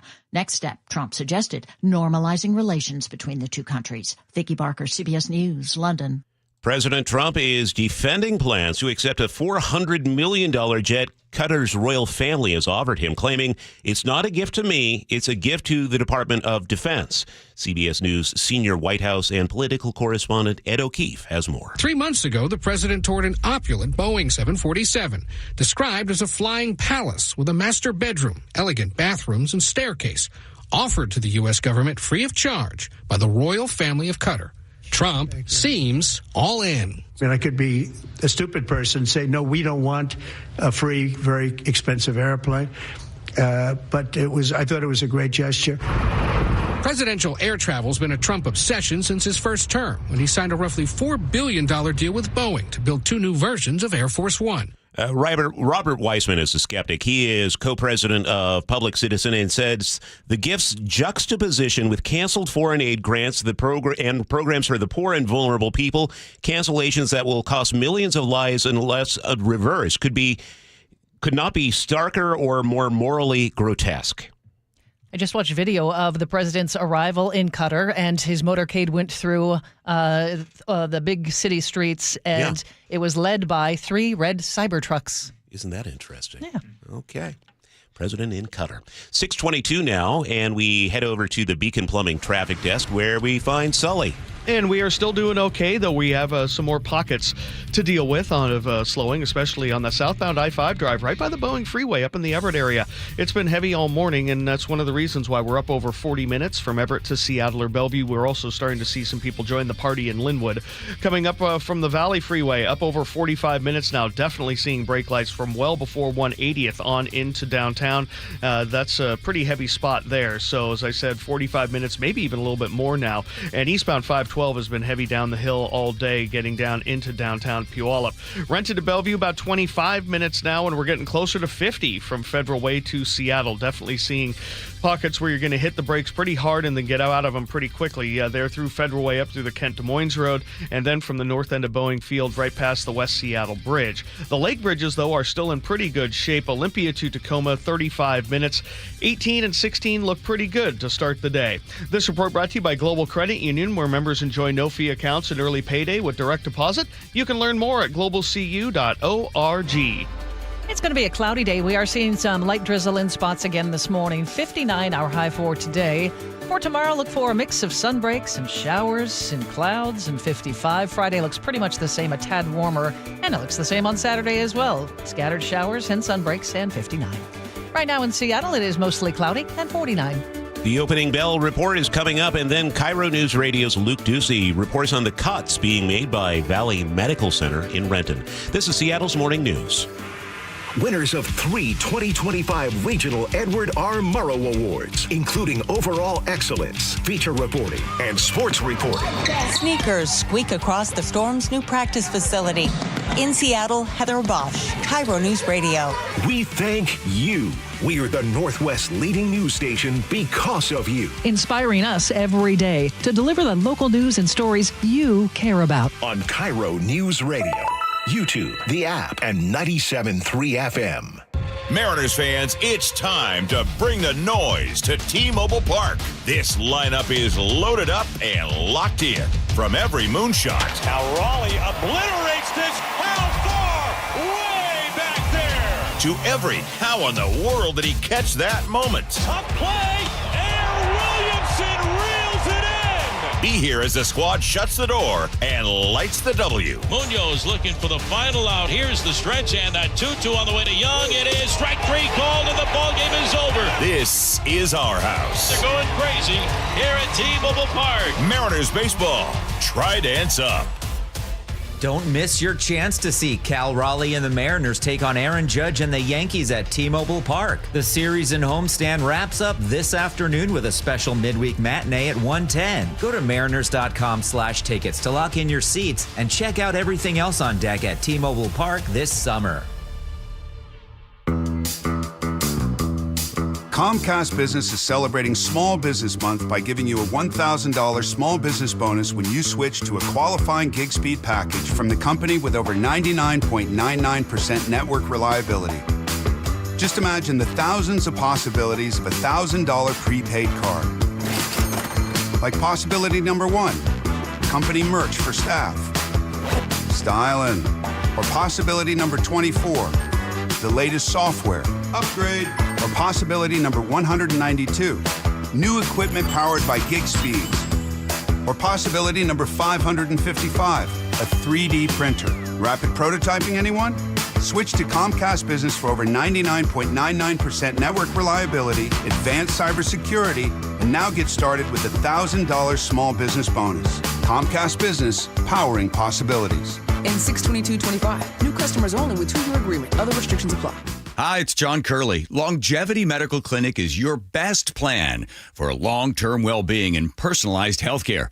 Dr. Mixon, let me ask you a question. How long have some of your patients been working with you? We've got patients now that have been with us for over 20 years that are in their 90s who came to us in their 60s. The grandparents now in their 90s are living independently. They're not on walkers, they're not on canes, they're not headed for nursing homes. I meet people and they ask about, wow, you're in great shape, you have 12% body fat and stuff. What's the secret? I said, it's not a secret. Longevity Medical Clinic has been there for 25 years. There is no secret to the fact that if you make those small changes, you avoid avoid the big, bad, horrible stuff that most of us just think, well, this is what's supposed to happen to me. And if you're heading downhill and you don't change your direction, you're going to continue going downhill. And what we do at Longevity is we redirect you and we take you back up the hill. So get your free health analysis. Go to longevitymedicalclinic.com. That's longevitymedicalclinic.com. Are you trying to buy a new home, or are you a local real estate agent seeking financing for a client? We're all tired of dealing with banks, credit unions, and endless guidelines.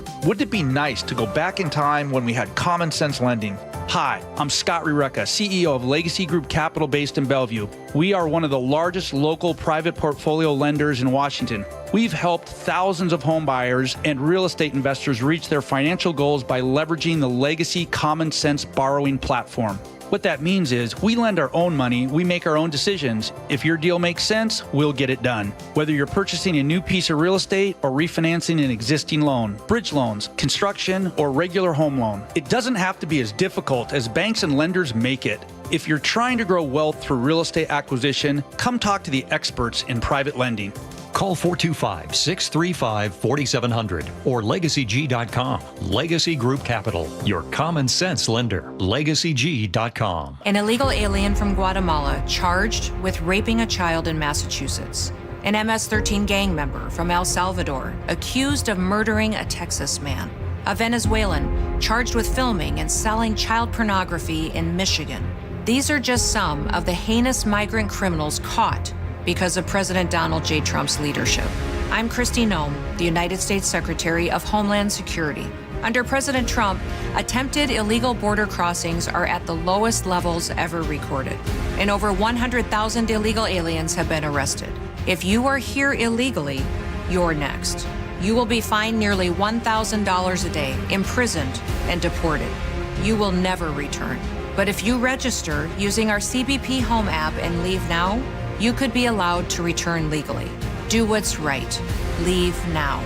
Under President Trump, America's laws, border, and families will be protected. Sponsored by the United States Department of Homeland Security. G. Scott here with former Seahawk Doug Baldwin. Tell us about Nourishing Champions. We know the benefits for young people in sports, but we often don't think about the barriers. And one of those barriers is having proper nutrition. So Nourishing Champions, in partnership with Champions of Change and Safeway, is an effort to address those barriers so that our student athletes have what they need to excel both on the field and in the classroom. High schools can apply for grants up to $25,000 from Nourishing Champions. Learn more at championsofchangefoundation.org/Nourishing Champions. Charlie Harger here. When your hot turns to cold, you better think fast. Fast water heater. Call 1-800-THINK-FAST. That's 1-800-THINK-FAST or fastwaterheater.com. You better think fast. Fast water heater. Now, the latest from KIRO Newsradio and MyNorthwest.com. Live from East Lake Avenue. You're listening to Charlie Harger and Manda Factor, Seattle's morning news. Good morning. It's 6:30. One of the biggest hospitals in our area is announcing it's closing a bunch of urgent care facilities and clinics throughout South King County. Valley Medical Center already laid off more than 100 workers in March as they face several financial challenges. KIRO News Radio's Luke Ducey is here with more on what this all means. Well, the immediate impact will be to more than 600,000 residents Valley Medical serves.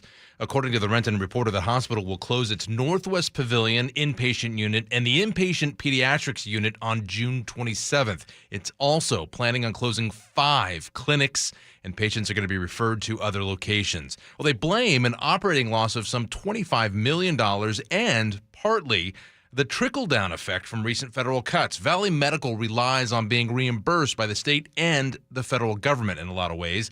In a statement, Valley Medical said, these are really tough decisions that impact people's lives, but they need to make these changes for Valley's future stability. Valley Medical is part of UW Medicine. This will impact a lot of families in our area, and this is a story we will be keeping a close eye on. Okay, Luke, thank you. It's 6:31 here on Seattle's Morning News, and did you feel it? 2.8 magnitude earthquake hit the Olympic Peninsula early yesterday morning. Nope. I didn't feel it. Me neither. No. U.S. Geological Survey reports the quake happened at 2:18 a.m. You might have been asleep and not felt it. Centered about 15 miles west of Hoodsport. People as far away as Abbotsford, British Columbia, and Aberdeen did report feeling it. Seattle police recovered stolen condoms after an armed robbery Monday night. Here's KIRO News Radio's Frank Lindsay. The robbery happened at a convenience store near 122nd and Aurora. Police arrested 3 16-year-old boys. They say one of them stole several boxes of condoms, and as he ran out, one of the other boys, who was in a getaway car, pointed a gun at the manager when he tried to stop them. When police caught up with the getaway car, they say the driver threw it in reverse and rammed a police vehicle. In addition to those condoms, police also found a loaded shotgun. Frank Lindsay, KIRO News Radio.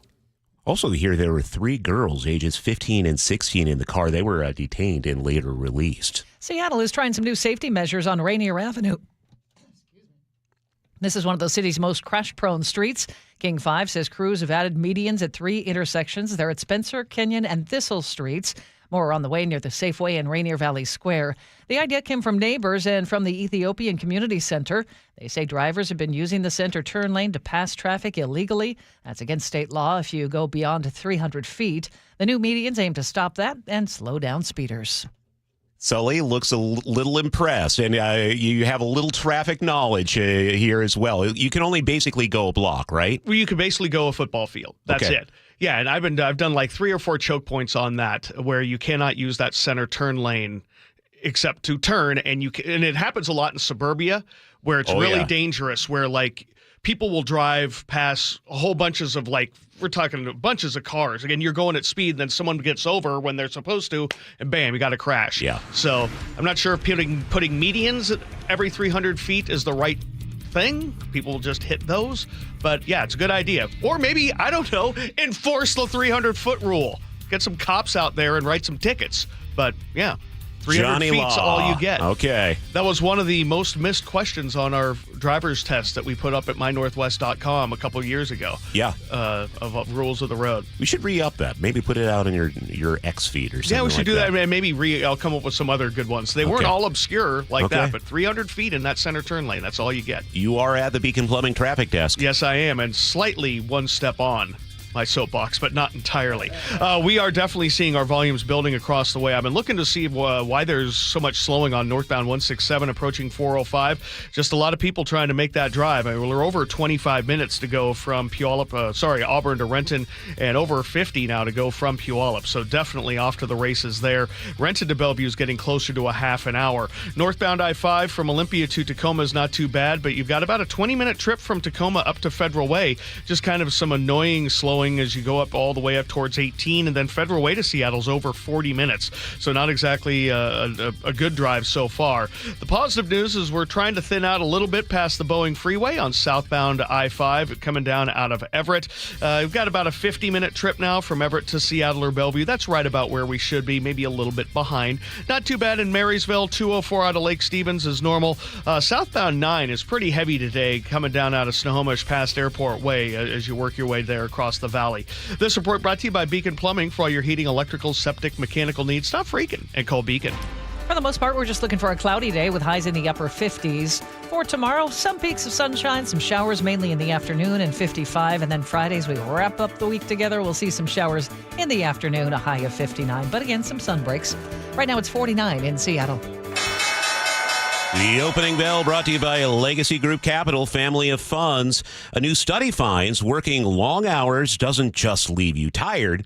It actually alters the structure of your brain. It was a small study designed to guide future research. The South Korean researchers found significant differences in the brains of people who work more than 52 hours a week. There was increased volume in parts of the brain governing alertness or efficiency, but the researchers say the long-term effects of that could be negative, resulting in fatigue, emotional instability, and possibly reduced cognitive efficiency. Non-scientists like us might call that burnout. Vicki Barker, CBS News, London. A new report says most Americans don't earn enough money to afford basic costs of living. The analysis from the Ludwig Institute for Shared Economic Prosperity, or LISEP, finds a minimal quality of life is out of reach for the bottom 60% of U.S. households. They earn an average of $38,000, but need to make $67,000 to afford the necessities LISEP tracks. Not just food and shelter, but higher education, health and child care costs, and technology necessary for work. The group's chairman says the middle class has been declining. We just haven't recognized it fully. Michael Wallace, CBS News. And on Wall Street, the major indexes all slightly up. Dow Jones Industrial Average up 107 points right now.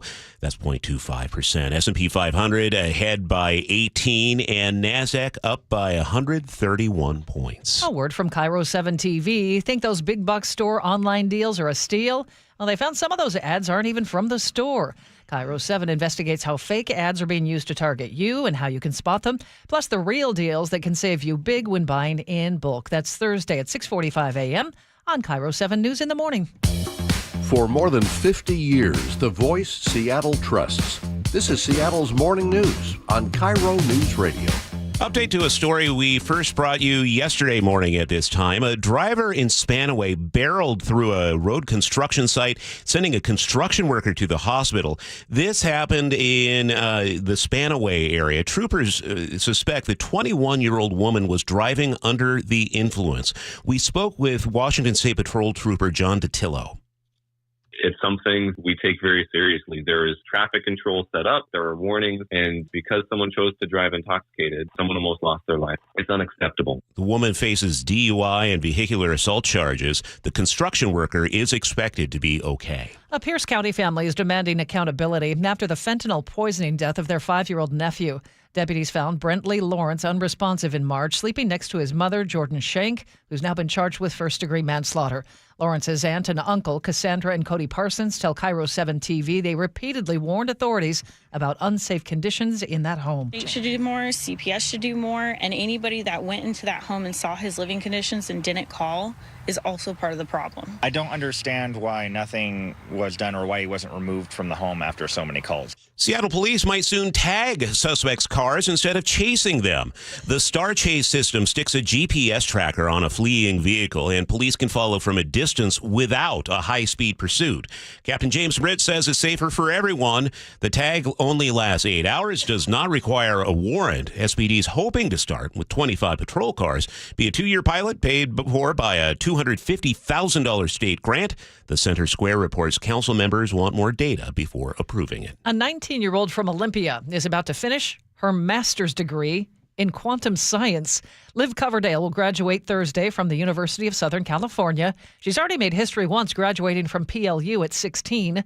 The Centralia Chronicle says she started college classes at the age of 11. 11. That was through Running Start at South Puget Sound Community College. Later switched majors at PLU and focused on computer science. And now she's on track to work in finance right here in Washington.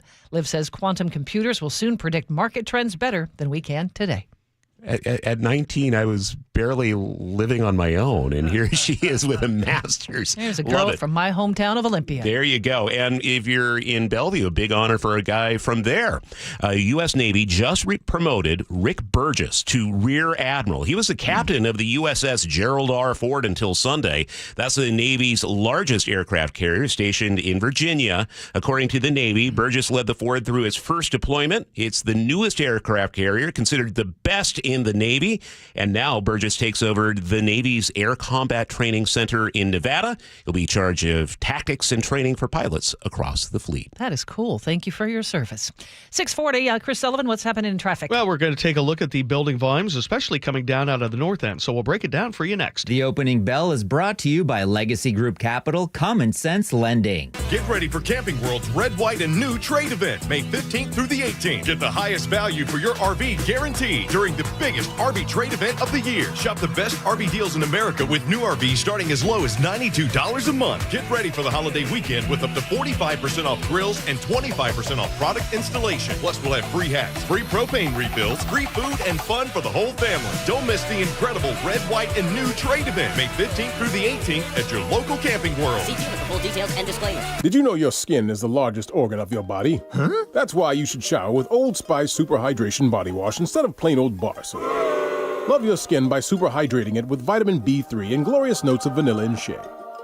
Did you know that my super hydrated skin is the second largest organ of my body? The first is my heart. Old Spice. Men have skin too. Old Spice Super Hydration Body Wash. 24/7 renewing moisture. With daily use. Did you hear?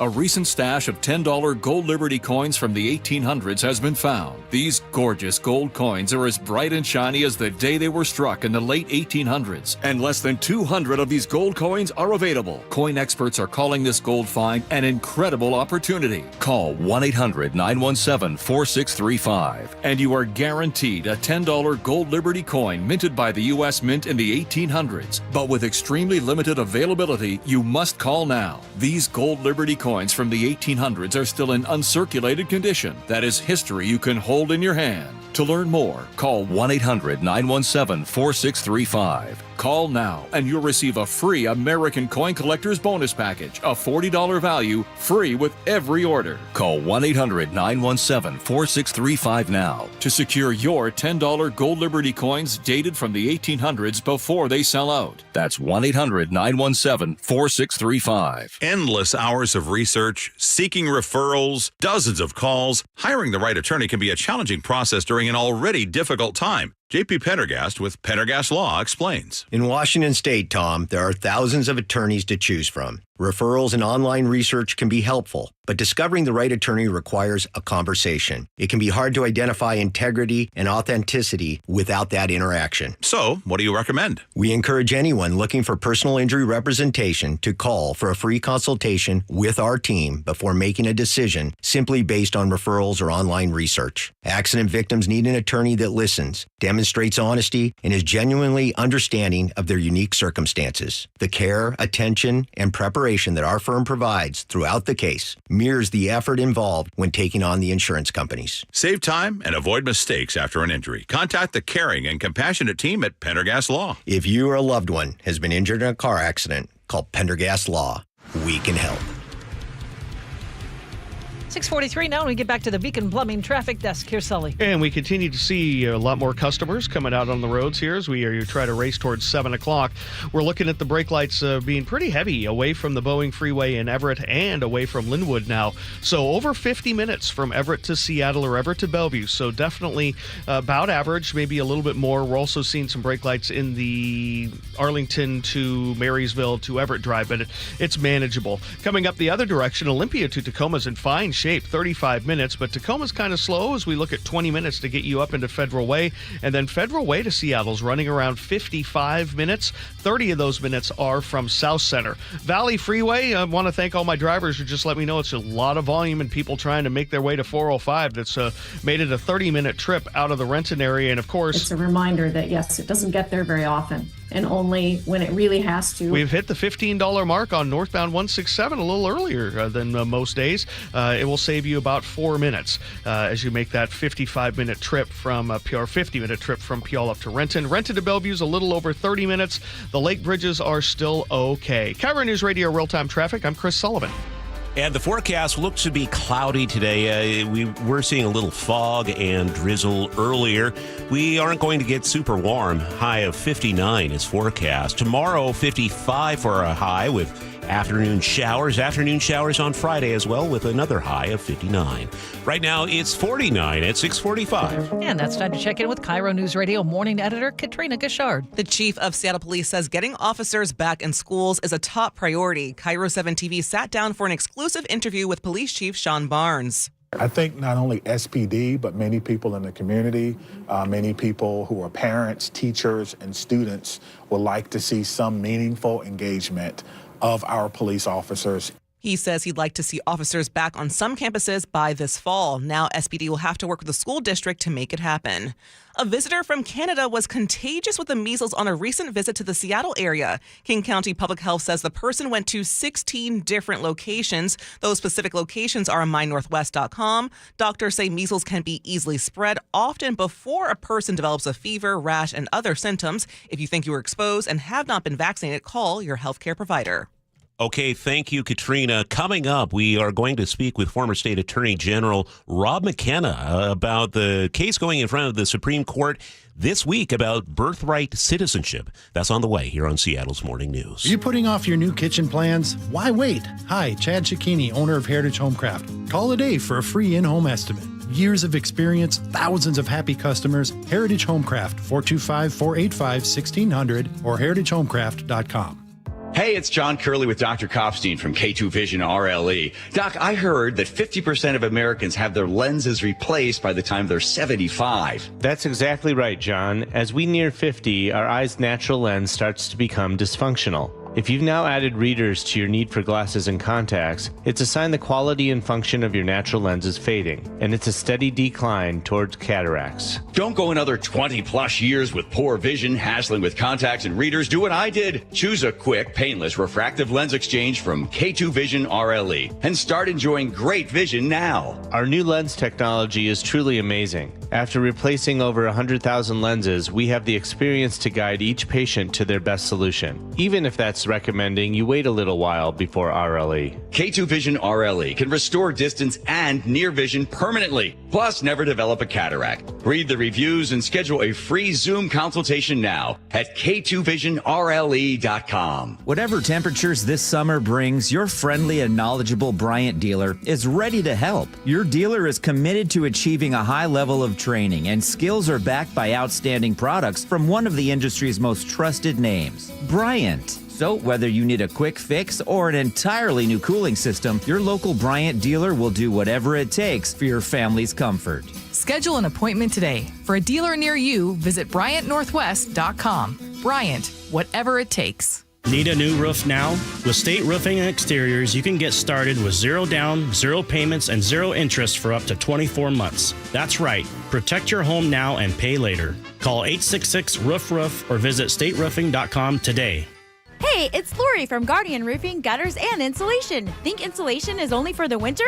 Think again. Upgrading attic insulation is a popular and cost-effective way to make your home more energy efficient. It's your secret weapon for staying cool in the summer, slashing utility bills, and boosting your home's air quality while keeping mold at bay. Need an attic overhaul or thinking about new insulation? Look no further. Guardian has your back. Call now and save $299 off attic ceiling and insulation, or visit us at guardianroofing.com. Hear it live, stream it online, watch the show, or catch the podcast anytime. Seattle's Morning News, wherever you are. Well, good morning. It's Wednesday, and we are going to speak with the former state attorney general, Rob McKenna. Yes, oral arguments will take place in front of the Supreme Court tomorrow on a dispute surrounding birthright citizenship. Good morning, Rob. Good morning. Bring us up to speed. Is President Trump attempting to end birthright citizenship in this country? Well, yes, he is. He issued an executive order declaring that birthright citizenship does not apply to children born to parents who are here illegally or who are here legally but only temporarily on a visa. And so this really boils down to the 14th Amendment and a key phrase in it. Can you maybe describe what the justices are being asked to consider here? The 14th Amendment states that, quote, all persons born or naturalized in the United States and subject to the jurisdiction thereof are citizens of the United States and of the state wherein they reside. So this was adopted after the Civil War to undo the effects of the Dred Scott decision in 1857, which denied citizenship to enslaved peoples, including Dred Scott, who had escaped from slavery. The Constitution now makes it clear, it made it clear then, that those formerly enslaved people are citizens of the United States. It's since been applied to anyone who is born in the United States, except for children of, for example, foreign diplomats who are not, whose parents are not subject to the jurisdiction of the United States, but to everyone else. So it's been a universal principle, and the Trump executive order attempts to undo it with one signature. Why are Republicans in Congress trying to push back against the universal injunctions? Well, universal injunctions are really the issue that's going to be before the court tomorrow. And a universal injunction is the idea that one trial court judge, for example, a judge sitting in Seattle, can issue a ruling which temporarily enjoins an order, not just in Seattle, not just in Washington State, or in the 4 states that brought the lawsuit, but across the entire country. Universal injunctions have been used by opponents to the Biden administration, to the Obama administration, to the Trump administration, and so forth. And they have become more common, in part because Trump has issued a record number of executive orders. But as recently as December of last year, President Biden's Solicitor General suggested to the court that universal injunctions need to be considered. You remember that it was Republican attorneys general who went to a court in Texas and blocked the student loan or student debt relief that Biden had attempted to implement by executive order. And so they tried to get a single judge to ban it nationwide. So what's your sense of how the justices will take their positions on this? Is this going to be one of those deals where it's very close, or are you going to have the conservative majority saying, yeah, let's just move forward with what the president has to say? I don't think they're going to rule on the underlying question of birthright citizenship here. That will come. This case comes up in what's called the shadow docket of the Supreme Court. So the Trump administration did not petition for review as you would normally do to get a case in front of the Supreme Court. Instead, it filed emergency applications to partly block the orders issued by federal district courts in Maryland, Massachusetts, and Washington. I think this argument today, which, by the way, is unusual because they normally don't hear arguments in May, is going to be about the scope of the injunctions issued by these three federal district courts. And are they going to keep Trump's order on hold nationwide, or will they limit the effect of the injunctions to just the individuals who were, the parties to these lawsuits? I think that's the question. And certainly there are at least four conservative justices who've raised real questions about the use of universal injunctions, about whether they're supported in the law or not.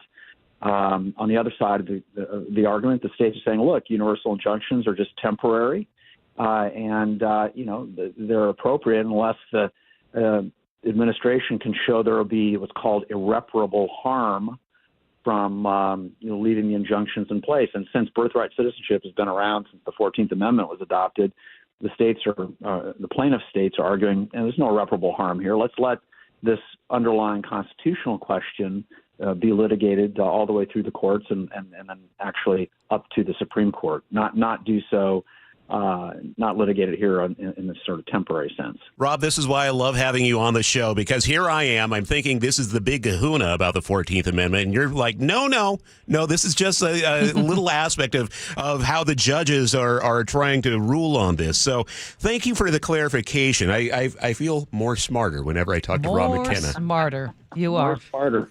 Rob, thanks. Thanks for your help. Take care. Former State Attorney General Rob McKenna. It's 6:54. We head over to the Beacon Plumbing traffic desk with Sully. And we are really behind the 8 ball now on southbound I-405. It is bumper to bumper from Linwood all the way down through Bothell, and we're well up over an hour now from Everett to Bellevue. So behind schedule there by a couple of minutes. It's a little faster from Everett to Seattle, but not by much. It's running about an hour, maybe 58 minutes. Federal Way to Seattle coming the other direction, also up over an hour now with 35 of those minutes into South Center. Still struggling up past the Kent-Des Moines Road. Valley Freeway, 50 minutes from end to end. And we have a new little issue southbound on 167 right there at 512, right as you get to the Puyallup River. Again, westbound, this is causing just a little bit of braking. The left lane is blocked there. The drive from Renton to Bellevue, 35 minutes. And across the lake, though, we're okay. This report brought to you by Home Comfort Alliance. Discover one of the newest inventions in home comfort with mini split systems from Home Comfort Alliance.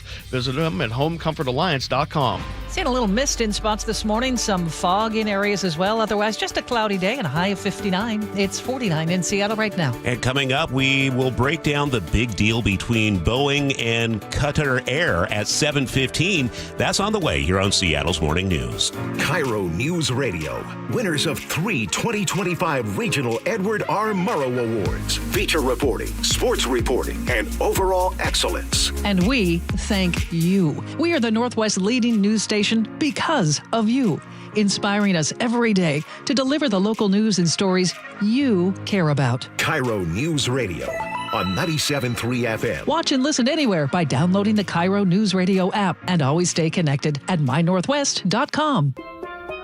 Here at the Almond Joy Factory, where tropical vibes abound, we use soft, fresh-tasting coconut. The crunchiest almonds and delicious chocolate candy. Ah, but do you know what our most important ingredient is? Sometimes you feel like a nut. Sometimes you don't. Almond Joy's got nuts and something even way better than that. Yes, Almond Joy is made with almonds and joy. I'm Sia, and I support Humane World for Animals, formerly called the Humane Society of the United States. Together, we have created a new version of Peter Gabriel's beautiful song, Salisbury Hill, to celebrate Humane World for Animals and everything they do. Enjoy the song and join us in helping Humane World for Animals end animal cruelty.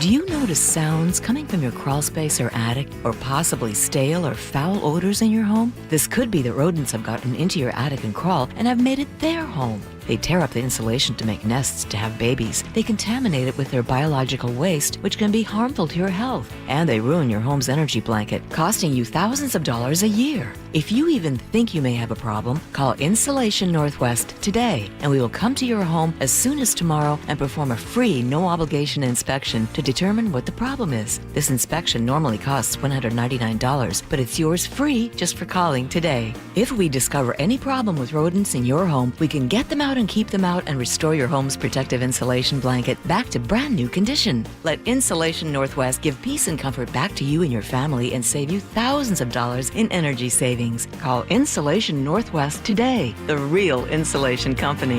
InsulationNorthwest.com. She and Ursula, weekdays from 9 to noon on KIRO Newsradio. Hartley Wilcox here from Wilcox Family Farms. A question we get asked a lot this time of year is, how do the hens stay warm when it's so cold out? Of course, we have nice barns to protect them from the rain, wind, and snow. But also, their feathers are like a down jacket, and if they need additional warmth, they will often snuggle together.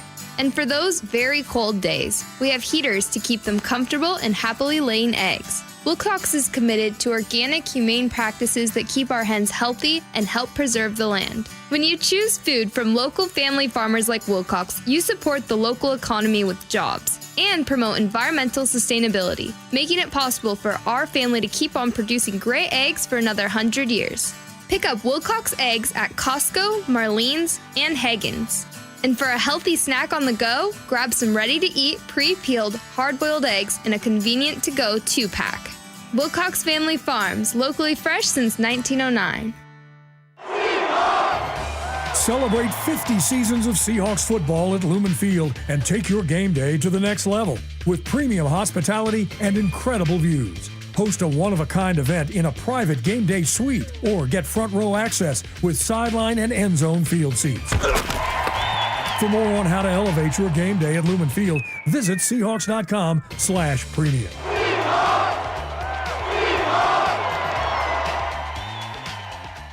Lori here from Guardian Roofing, Gutters, and Insulation. I'm here with good news. Guardian has flexible financing options. With Guardian's acclaimed services, you can upgrade or repair your roof, gutters, and insulation. Call to hear about our flexible financing options or visit GuardianRoofing.com.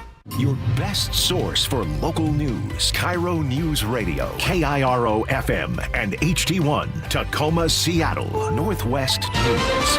This is CBS News on the Hour, sponsored by O'Reilly Auto Parts. I'm Deborah Rodriguez. Health Secretary Robert F. Kennedy Jr. has just begun testifying before lawmakers on Capitol Hill to reassure them about his agenda, as well as cuts to research grants and his agency's staff. Connecticut's Rosa DeLauro setting the stage for Democrats to cut funding for important health programs by $33 billion. Quite frankly, I view it as a disgrace. Alabama Republican Robert Adderholt. Over the past 2 years, Secretary Kennedy has spoken eloquently to the American people about the urgent need for health care reform. The Environmental Protection Agency's just announced it'll roll back limits on some forever chemicals in drinking water. The EPA says it'll keep them on the two most common types, PFOAs and PFOs. Beginning next year, California Governor Gavin Newsom says he wants the state to stop enrolling additional low-income immigrants without legal status in a state-funded health program. He also wants to start charging others already signed up a monthly premium. Newsom cites a higher-than-expected price tag. President Trump is in Qatar after winding up a visit to Saudi Arabia, where he became the first U.S. head of state to meet with his Syrian counterpart in 25 years. We are currently exploring normalizing relations with Syria's new government, as you know, beginning with my meeting with President Ahmed al-Shara. Mr. Trump announced yesterday the U.S. will lift sanctions on Syria, whose new leader spent 5 years in U.S. custody for his ties to al-Qaeda. Sean Combs' ex, Cassie Ventura, is due back on the stand for a second day after explosive testimony at the rap mogul's racketeering and sex trafficking trial.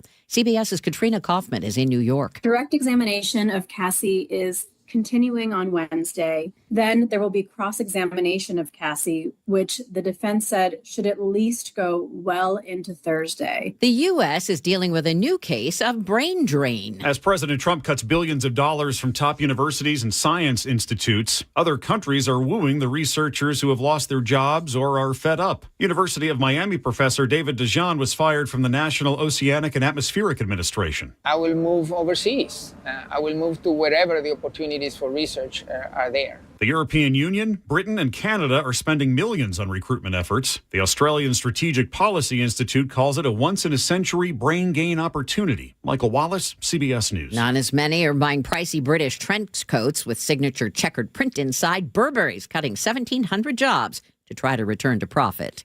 This is CBS News. Think O'Reilly Auto Parts for all your car care needs. Get the parts and service you need fast from the professional parts people at O'Reilly Auto Parts. It's 7:03. Let's head over to the Beacon Plumbing traffic desk with Chris Sullivan. Yeah, we've got some wet roads out there this morning in spots. It's a little misty out there today. Not a heavy amount of showers, but the roads might be wet where you're going, or you might drive into differing conditions. So just keep that in mind. Coming down from the north end, we are definitely very heavy away from the Linwood area, especially on 405. It's bumper to bumper all the way down through 522, and a little earlier than normal, $15 in the southbound 405 express toll lane. On that hour and 5 minute trip, that $15 will save you about 20 minutes. Everett to Seattle, a little under an hour, but it's not great away from Linwood either. Federal Way to Seattle, still struggling up through the Kent Des Moines Road construction zone today. 35 minutes into South Center, a couple of minutes behind, and then overall an hour and 5 minutes to get you all the way into Seattle.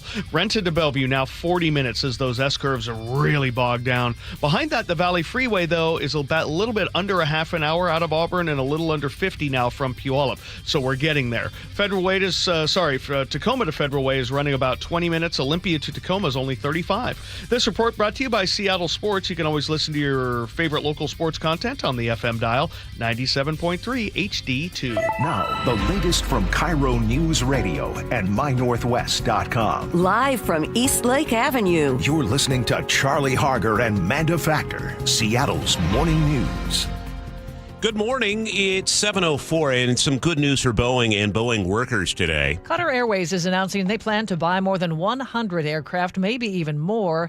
This news comes as President Trump touched down in Qatar this morning. KIRO News Radio's Luke Ducey is following the story and joins us live with more. Luke? Yeah, this is a huge deal for Boeing, Charlie, worth more than $100 billion. That's billion with a B. Kelly Meyer with News Nation uncovered more details. That announcement happening here in Qatar. We did find out and scoop that Qatar Airways has already secured an agreement with Boeing to buy at least 150 planes. I'm told that could reach up to 200 planes. Our sources telling us that this is set to happen today. This deal also means a lot of jobs for Boeing. Here's North Charleston Mayor Reggie Burgess. Boeing makes most of its 787s in South Carolina. How much money, how many jobs could a potential deal like that bring to North Charleston? Well, I don't know how many, but we're going to actually fill them all. I don't know. I mean, we're talking about thousands and thousands of jobs. And for jobs here as well, we should mention this latest deal comes after Qatar Airways placed an order for 94 777X planes from Boeing, which are made here in Everett. It also comes a day after, we should say, China lifted their freeze on deliveries of Boeing jets while the U.S. and China negotiate a trade deal over the next 90 days. Some really good news for Boeing this morning, Charlie. Okay, Luke, thank you. The man wanted for allegedly firing at Thurston County Sheriff's deputies with an AR-15 style rifle has been arrested. The FBI took 27-year-old Damian Madison into custody yesterday near the Nevada-California state line. Last week, deputies tried to pull over his car, the one he was riding in, but they say the car took off. He opened fire. Authorities say the driver, his fiancée, dropped him off near the town of Rainier. Driver, show me your hands! Show me your hands!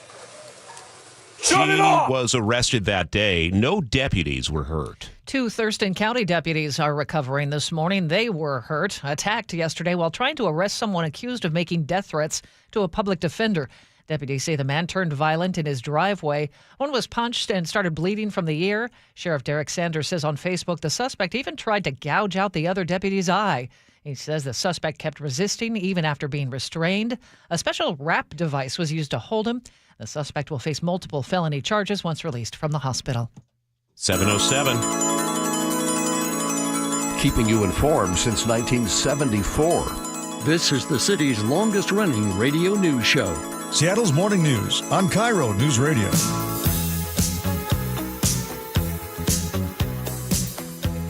Well, we made it to Wednesday, Amanda. I don't know how. The days are just flying by. They are.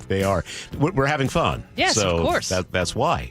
We have Sully in the studio with us, keeping an eye on the roads, and you've got your hands full. We've got kind of wet roadways out there right now. Yeah, we do. So far, we haven't had a lot of accidents, so let's try to keep that going. But yeah, the conditions are a little different. You're going to drive into a variety of different conditions, so just be careful. All right. Producer David is here as well. David, thanks for keeping us on track. And we have Katrina Gishard out at the news desk this morning, and she is keeping an eye on breaking news when it comes in. Lots coming up on this hour of the show. TheHill.com's Alex Gangitano will join us to break down the big deal between Qatar Air and Boeing and what it could mean for manufacturing here in our state. And coming up, Luke Ducey has an update on a Northwest Physical Therapy Center that will be able to stay open thanks to a wave of donations from KIRO Newsradio listeners. I love it. What a happy update. Cool story.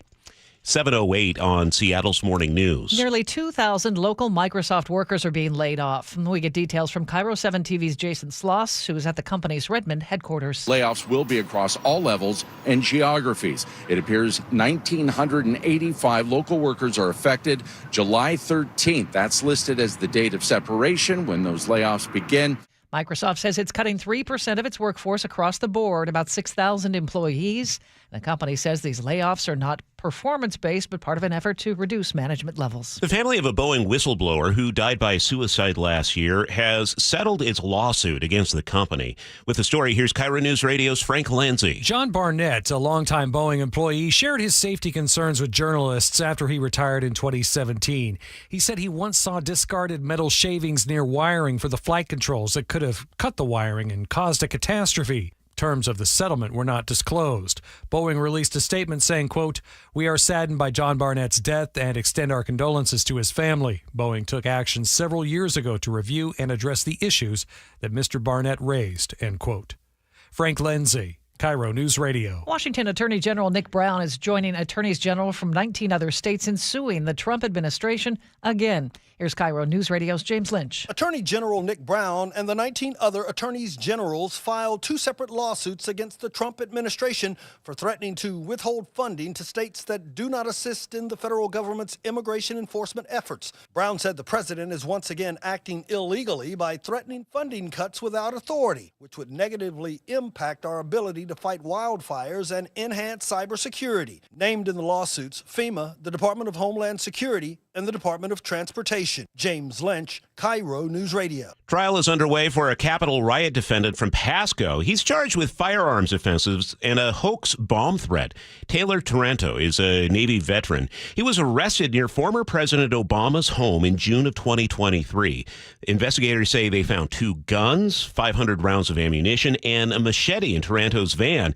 He was live streaming video and discussing entrance points to underground tunnels. He reposted President Trump's message about President Obama's address and made threatening comments. The case is being heard without a jury. A Seattle-based company says it has FDA approval to treat teenagers for anxiety, panic attacks, and trauma without drugs. Freespira uses technology that provides video-based coaching and breathing training for kids between the ages of 13 and 17. GeekWire reports the company had previously been cleared to treat adults for PTSD and panic disorder. Well, took extra innings, but the Mariners pulled off a big win against the New York Yankees last night in the bottom of the 11th. The stretch and the pitch on the way to JP. Swinging a fly ball down the left field line. This one is a fair ball, and the ball game is over. J.P. Crawford with a walk-off single. Final score 2-1. Mariners starting pitcher Brian Wu with a phenomenal start against the Bronx Bombers, going through 6 scoreless innings, notching 6 strikeouts. M's and Yankees face off one more time this afternoon. First pitch at 1:10 is on our sister station, 710 Seattle Sports. Did you notice producer David is in a much better mood today? Yeah. He was a little cranky the past couple of days. You know, the last night was the one game that I actually didn't stay up the whole time to watch. So I went to bed when it was 1-0, and I said, you know what? They're going to get it done. And sure enough, you and had it went faith. late. I did. A little bit of faith, yeah. But they pulled through. Just got to love these guys. Yes, There's some Soto mojo. Thank you. Diamonds in the dome. Keep them coming. Do you have any more? Playing for keeps. Yeah. All right. I'm a Lefevre believer. True to the blue. Okay. Oh, fair True to enough. the Blue. I forgot that one. All right. My favorite of all time is That's a Light Bat. Remember, Thank Gar? you, Edgar. Yeah. Okay. All right. It's 7:12. Let's talk about the forecast, shall we? Seeing some drizzle in spots this morning, some fog too, but for the most part, it's just going to be a cloudy day, warming up to 59. Showers roll in again tomorrow in the afternoon. We'll see some peaks of sunshine in 55, 59, and pretty much the same conditions on Friday. Right now, it's 49 and cloudy in Seattle. Forecast brought to us by State Roofing and Exteriors. We head over to the Beacon Plumbing traffic desk now with Chris Sullivan. And we are definitely filling in, coming down from the north end, but we're picking up a little bit of time in some other spots. I'm going to start up in that north end where it's well over an hour from Everett to Seattle or Bellevue. The brake lights begin right around the Mill Creek interchange, and for I-5, they extend down past the Edmonds exit before easing off. 405 is bumper to bumper all the way down through 522 before it frees up. So definitely heavy drives out of Snohomish County, well over an hour for either one. Federal Way to Seattle also running at about an hour and 5 minutes, with 35 of those minutes up into South Center. The brake lights through the Kent Des Moines Road are real today, all the way up past 188th, plus a little bit more past the West Seattle Bridge into downtown. Valley Freeway has picked up a couple of minutes. It's still just under 50, but the brake lights there begin in the Pacific area and extend up past Auburn now, plus a little bit more at the north end, and then Renton to Bellevue is a solid 40. By the time you're up to about 44th, it eases off, but then you hit it again over the top of I-90 going into Bellevue. Across the lake, we're still okay. 18 is bumper to bumper over Tiger Mountain. That's become normal up through the construction zone there. Olympia to Tacoma, though, not bad, running 35 minutes. The lake bridges are great. This report brought to you by Kia of Everett. Kia of Everett is the simple, easy, and fun way to buy or lease a new Kia. Visit KiaofEverett.com or stop by to learn more about the Putt for Savings event going on right now. It's now 7:14 and time to check in once again with KIRO Newsradio morning editor Katrina Gashard. Mayor Bruce Harrell is set to unveil a new initiative in support of Seattle's Chinatown International District. The initiative is to improve neighborhood safety and support economic revitalization in the CID. In honor of Asian American and Pacific Islander Heritage Month, the city is teaming up with several partners to support 35 small businesses throughout Seattle's Chinatown, Japantown, and Little Saigon. Mayor Harrell will reveal the plan at 10:30 this morning at Hing Hay Park. After being on the run for a week, a dramatic rescue and arrest in Mason County. Deputies pulled David Williford to safety after he was found climbing beams under the high steel bridge on Monday night. Just wait for a second so you don't fall off. Just wait for us, David. I'm good. The 38-year-old cut off his ankle monitor in West Seattle last week. Williford has a history of child sex crimes, incest, and animal abuse. He was taken for a mental health evaluation before heading to jail. Thank you, Katrina. It's 7:15. Seattle's morning news on KIRO News Radio. 7:15. Thanks for joining us this morning on Seattle's Morning News, along with Charlie Harger. I'm Manda Factor. We told you just a bit ago, a massive deal is being announced between Qatar Airways and Boeing for the purchase of more than 100 planes. Well, here to break it down is the Hill reporter, Alex Cangitano. Alex, thanks for joining us this morning. We know that Qatar Airways has already placed an order for 94 777X planes from Boeing, which are made here in Everett. But this new deal sounds like a big one for South Carolina. Just tell us what you have learned. Yeah, that's right. This new purchase, which should be about 150 aircraft, from Boeing would impact the economy, building and manufacturing in South Carolina, in the Charleston area, and making other parts in the U.S. I mean, this would be a huge purchase. These are wide-body jets. And part of the deal that we're hearing that the Qataris are making with Boeing is that there'd be an option to purchase more. That could be another 50 more. So this could be a pretty huge order. And this comes as the president. He actually just landed in Doha earlier today. And he's looking, while he's in the Middle East, to secure some investments in U.S. manufacturing from these allies in the Middle East, whether Saudi Arabia yesterday or Qatar today. So pretty big news out of there. And actually, I'm just seeing now that they were able to sign the deal literally moments ago. And Boeing CEO Kelly Ortberg was also there for the deal signing. So this will be about 150 planes, as I mentioned, and the president said, let's get them out there and get moving quickly on the manufacturing. Do we know what kind of money we're talking about, Alex? That's a good question. They haven't actually put a price tag on it exactly yet. These are expected to be billions in investments. The president already is not, hundreds of billions. He's, I think, not taking anything less than that when it comes to these investments out of the Middle East. He was able to secure $600 billion from Saudi Arabia. So should be a pretty high number, but the White House hasn't announced exactly yet what the total will be. We're speaking with the Hill.com reporter Alex Gangitano. This comes as the president is touring throughout the Middle East, Qatar, Saudi Arabia before that. Very interested in doing deals with the president. What does your reporting tell you as to why that is?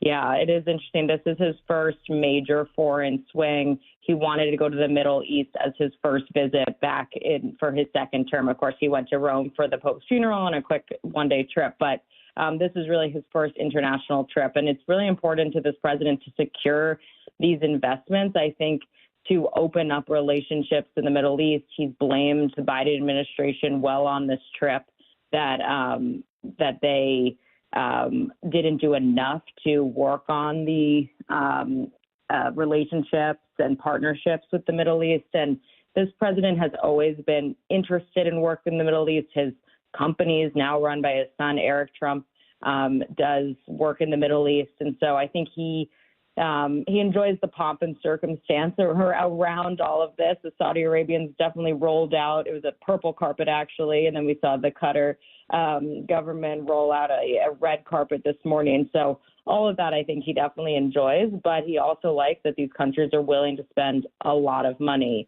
in his country, especially if it comes with some sort of alliance back, whether that's a partnership or yesterday with Saudi Arabia, he agreed to a $142 billion defense and security agreement to equip their government with some new war equipment provided by U.S. firms. So deals like that are definitely his bread and butter and something that he's been focused on. One of the things stealing the headlines on this trip is the fact Qatar has offered the gift of that Boeing 747 luxury jet to the Trump administration to use as a new Air Force One, obviously sparking controversy, even among supporters of the president. What's the status of all of that?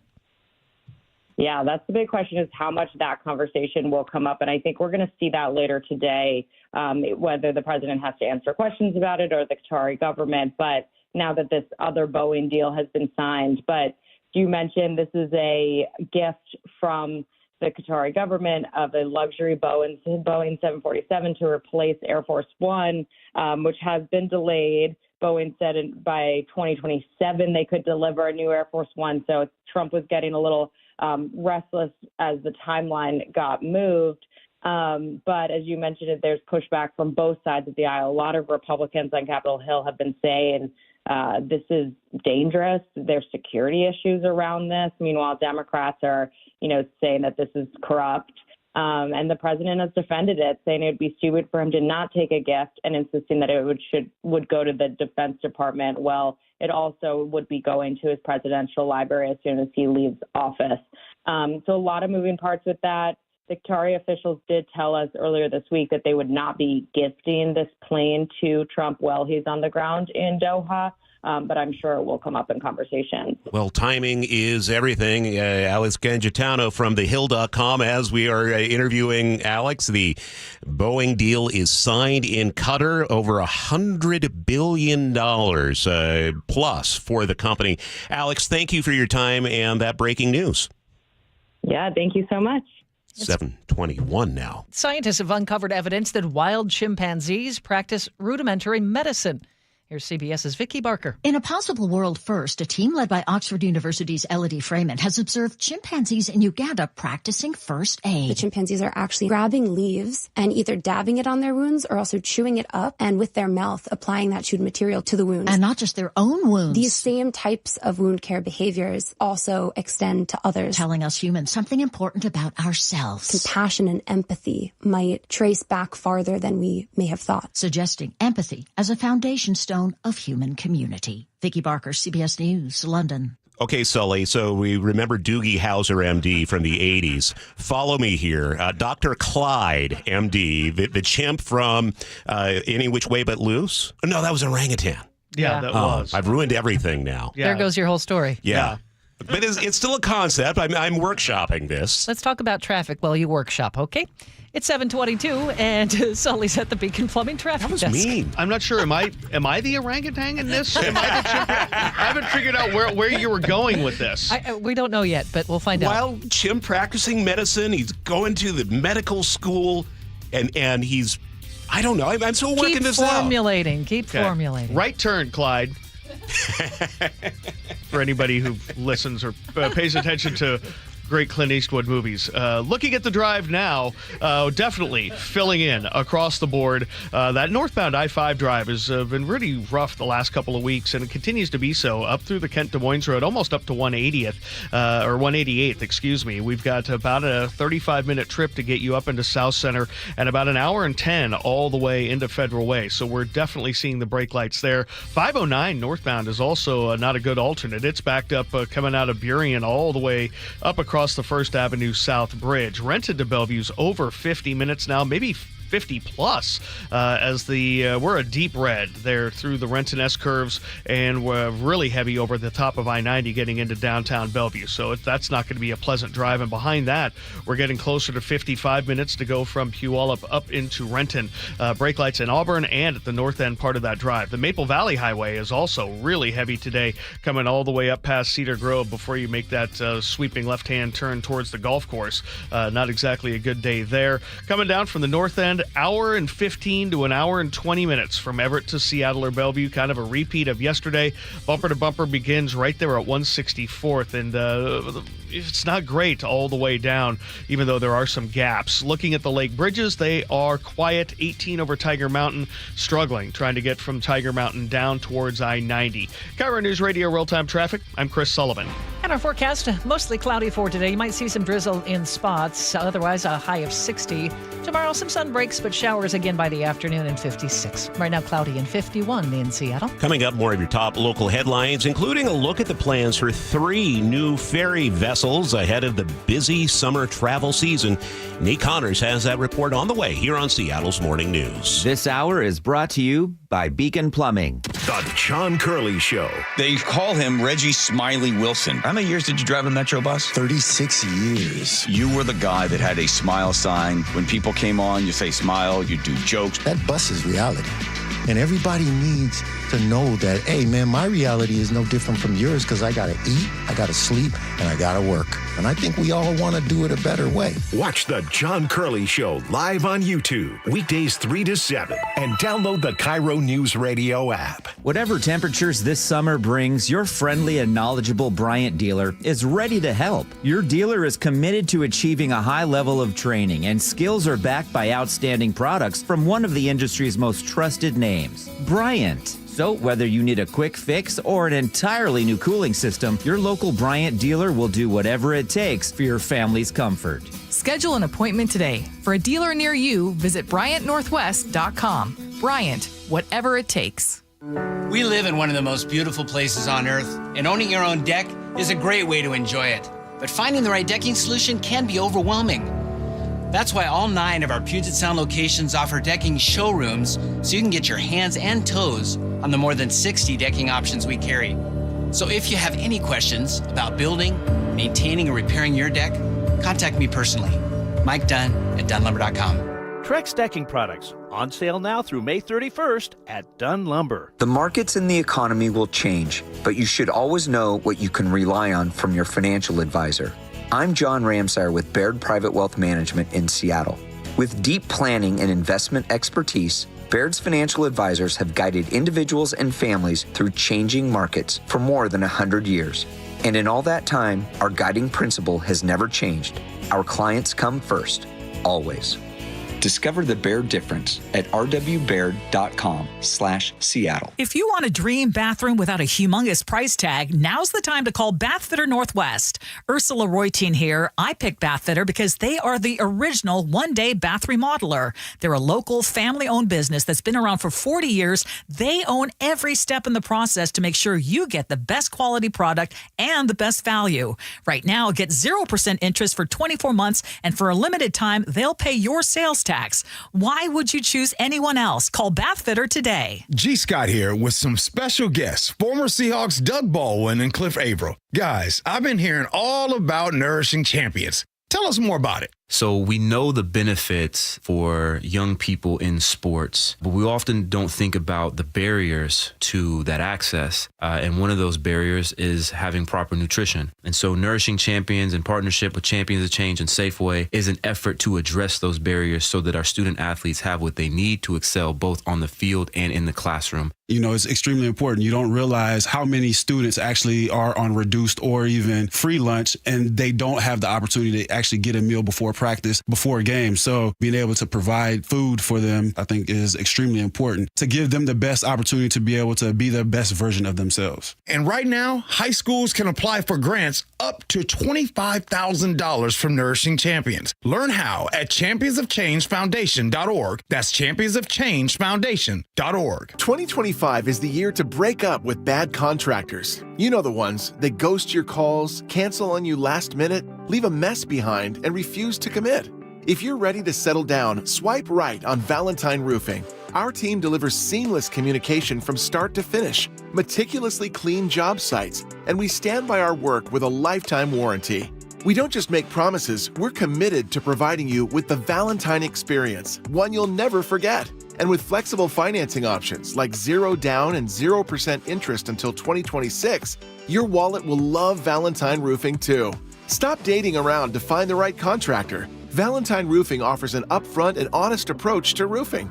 We'll provide a transparent estimate within about an hour of meeting with us. So say goodbye to bad contractor relationships and hello to your Valentine, the perfect match for all your roofing needs. Schedule your heartbreak-free estimate today by calling us at 206 Roofing. It's clogged again. Your drain? Just had it cleared. You didn't call Apollo Plumbing. How can you tell? Because your drain's clogged again. So frustrating. We can clear that drain. That's what the last guy said. We'll clear it, guaranteed. He said that too. Apollo Plumbing will clear your drain, or it's free. Wait, what? Apollo Plumbing clears your drain. Or it's free? Yep. What's the catch? No catch. Fine print? Apollo Plumbing clears your main drain for $83. $83, or it's free? And we'll even give you a camera inspection. Because? It's the best way to find what's causing your clog. But that's extra. Nope, included. No extra charge? Not 1 cent. $83, or it's free. All it takes is an accessible outside cleanout. And an Apollo plumber. No clog is safe from Apollo Plumbing. And just like that, my main drain is... draining again. How can you... Apollo plumbers are that good. $83, or it's free. You call, we come. My drain's draining again. Guaranteed. $83, or it's free. As it should be. Apollo Plumbing. ApolloPlumbing.com.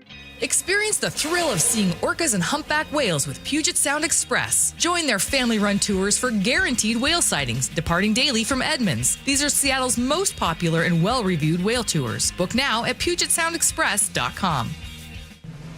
Cold is leaking and rocks are moving and mold is creeping and water seeping in. It's hard to be a homeowner, we know. Without American Crawl Space and Pest Services, it is hard to be a homeowner. Dave Ross here. American Crawl are the heroes to call for insulation and pest issues because in addition to their great reviews and decades of experience, they also give out the most PSE insulation rebates of any insulation company in the state. American Crawl, the heroes you call. Get your free inspection at AmericanCrawl.com. Now, the latest from KIRO Newsradio and MyNorthwest.com. Live from East Lake Avenue. You're listening to Charlie Harger and Manda Factor, Seattle's morning news. Good Wednesday morning, and one of the biggest hospitals in our area is announcing is closing a bunch of urgent care facilities and clinics throughout South King County. Valley Medical Center already laid off more than 100 workers in March as they face several financial challenges. KIRO News Radio's Luke Ducey is here with more on what this means. Yeah, the immediate impact will be to more than 600,000 residents Valley Medical serves, mostly in Kent, Renton, and Covington. According to the Renton Reporter, the hospital will close its Northwest Pavilion inpatient unit and the inpatient pediatrics unit on June 27th. That is the only inpatient pediatrics unit located between Seattle and Tacoma.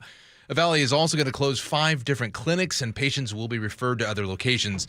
So they blame an operating loss of $25 million and partly the trickle-down effect from recent federal cuts. Valley Medical relies on being reimbursed from the state and the federal government, and they say there's a lot of uncertainty about all that right now. In a statement, Valley Medical said these are very tough decisions that impact people's lives, but they need to make changes for Valley's future stability. Part of that includes reshuffling their current staff in these locations. There are no new layoffs planned, according to Valley. Valley Medical is part of UW Medicine, and this will impact, as we said, a lot of families in our area. It is a story we will keep a close eye on moving forward. Okay, Luke, thank you for the update there. Thurston County deputies were sent to the hospital after confronting a person accused of making death threats toward a public defender. Here's KIRO 7 TV's Elle Thomas with more. Sheriff Sanders says the two went up to that suspect in his driveway. One deputy was punched in the face and was bleeding from the ear. Another nearly had an eye gouged out.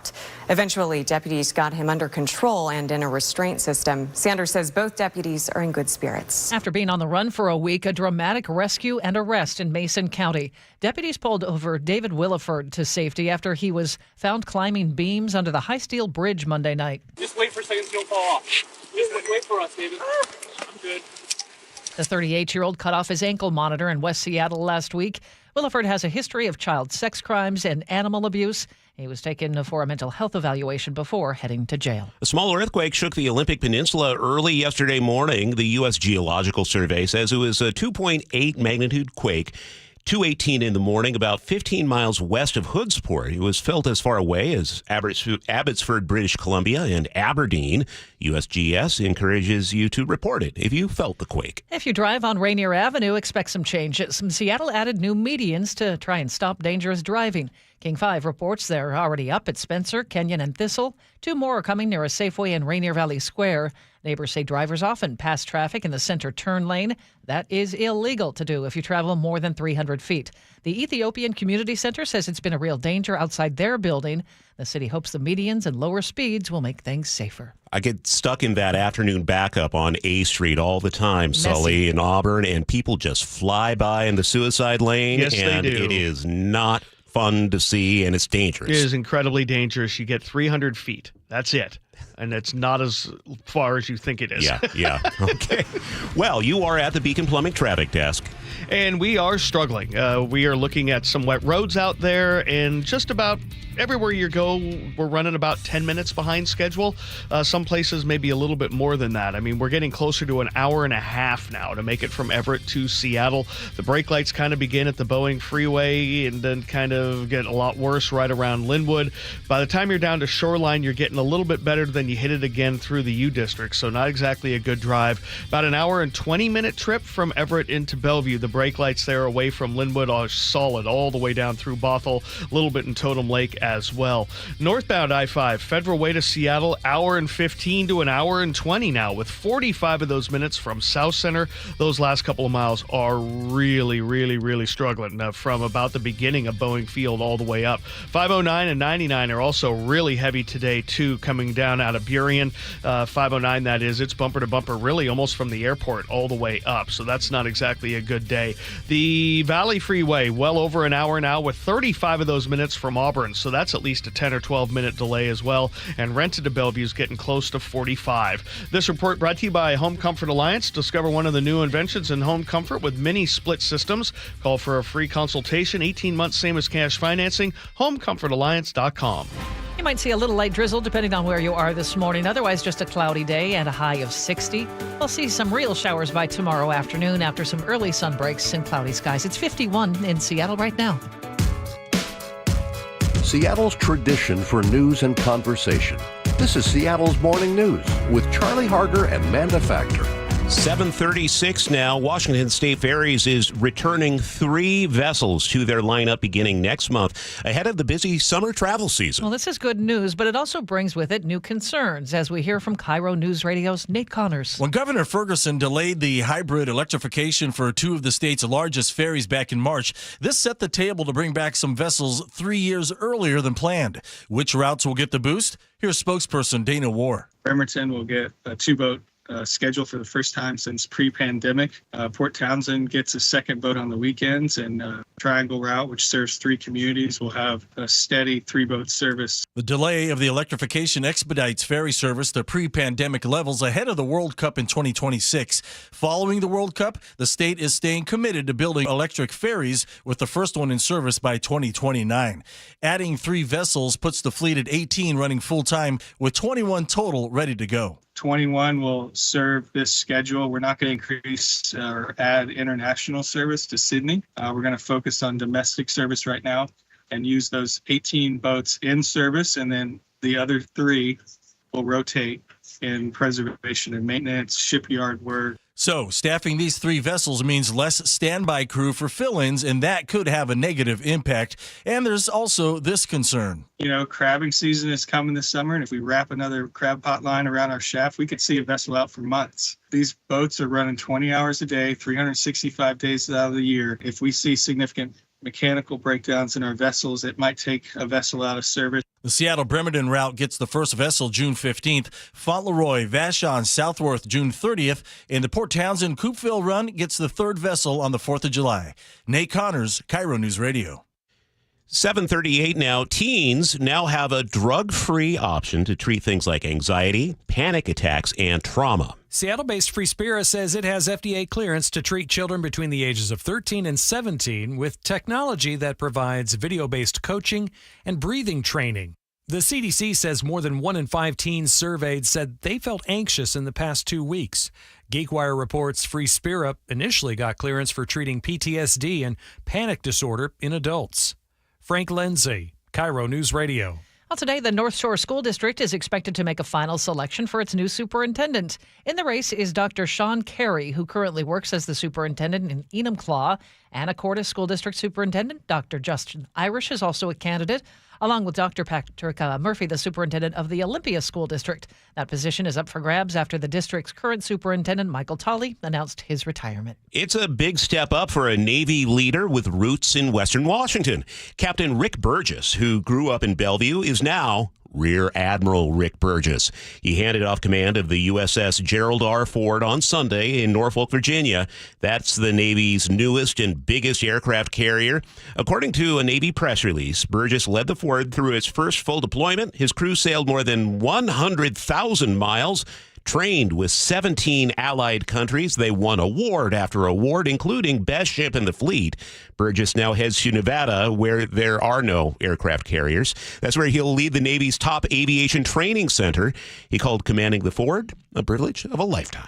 The Mariners needed a win yesterday after dropping 4 games in a row at home. That was not going to be easy against the league-leading New York Yankees. Well, Mariners pitcher Brian Wu took command, pitched 6 shutout innings, striking out 6 Yankees batters, including superstar Aaron Judge. The 2-2 to Judge. Swing and a miss, and he got him with a sweeper down and away. Steve Reich 3. Seattle and New York took the game into extra innings, tied 1-1. Bottom of the 11th, Mariners captain J.P. Crawford came in clutch with 2 men on base. The stretch and the pitch on the way to J.P. Swinging a fly ball down the left field line. This one is a fair ball, and the ball game is over. J.P. Crawford with a walk-off single. Now that is more like it. Mariners win 2-1, and they'll look to win the series this afternoon in the rubber match. First pitch 1:10 on our sister station, 710 Seattle Sports. You ever notice how producer David just starts wiggling when we do a Mariners story? Especially, I don't know if you guys saw, I added in that clip of Aaron Judge striking out. I don't know if you guys saw the pitch that he struck out on. No, I didn't. It was way outside, and Judge went chasing it, and it was just fun. You're gonna have to go look it up now. It was great because Aaron Judge is a very, very good player. Good. So that was fun to watch. Fun game. All right. Well, coming up, we will check traffic and weather. This is Seattle's Morning News.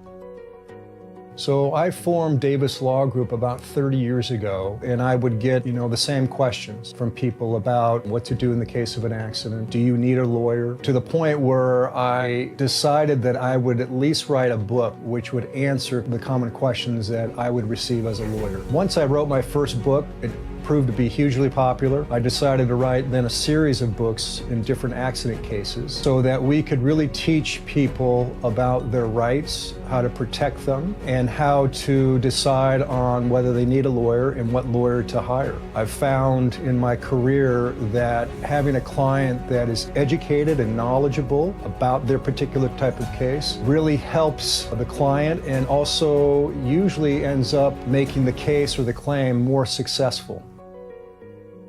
To get your free copy of any of my Washington accident books, visit WashingtonAccidentBooks.com. Hi, Chad Cicchini, owner of Heritage Homecraft. You may have known us for our unique cabinet refacing projects, but I'd like to introduce our full bathroom remodeling service. New tub, shower, floors, counters, and of course cabinetry. Same commitment to quality and value, same full service, just another way to serve the folks of Puget Sound. Call today for a free in-home consultation.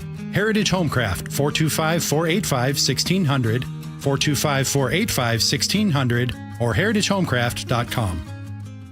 If you've got a gas-powered engine, keep it running like new at every fill-up. Stable in-season protection is your engine's preventative medicine, cleaning and protecting the entire fuel system in season. In outdoor power equipment, prevent gum and varnish buildup that could cause a rough or non-running engine. For cars and trucks, increase fuel efficiency and power by removing deposits, ensuring your engine's long-term health. Stable outperforms the competition in independent lab testing. So at every fill-up, start with Stable.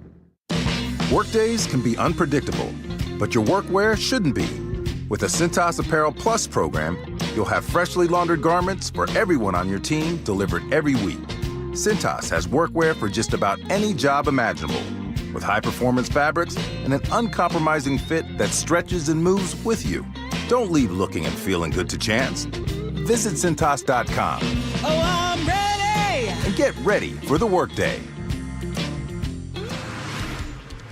At 7:43, we head over to the Beacon Plumbing Traffic Desk with Chris Sullivan. And we've settled into a commute that's about 10 minutes slower, just about everywhere, maybe a little bit more in some spots. Like if you're on the Valley Freeway, you're going to hit the brakes really hard, approaching Stewart and Jovita and working your way up into Pacific and Ellingson. I'm looking to see if we might have something there. Nothing reported, but either way, that's why we're over an hour from Puyallup up into Renton, because we have those heavy brake lights there. Plus, you have to get in and out of the Auburn area.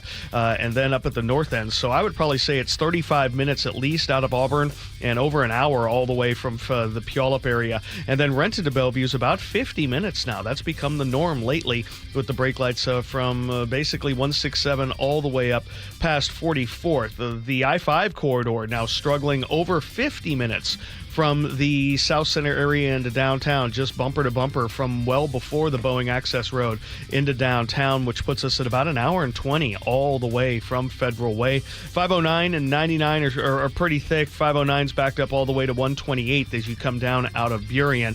Coming down from the north end, hour and a half from Everett to Seattle. Just not moving past Linwood through Mount Lake Terrace. Then you have a little bit of braking between the Northgate area and the U District, and then it bogs down again. The 405 corridor is bumper to bumper from Linwood down through Bothell, a little bit more now in Totem Lake. 18 not moving either over the top of Tiger Mountain. It's one of those days for you guys. Both directions of 512 are a little heavy today between I-5 and South Hill. The drive on 16, heavy past Cheney Stadium, and in the westbound direction, bumper to bumper, trying to get through Port Orchard around the corner in Gorst. KIRO Newsradio Real-Time Traffic, I'm Chris Sullivan. Checking the forecast now, we are expecting maybe some morning drizzle in spots. That's certainly what we have here with windshield wipers active on Eastlake Avenue outside the studios.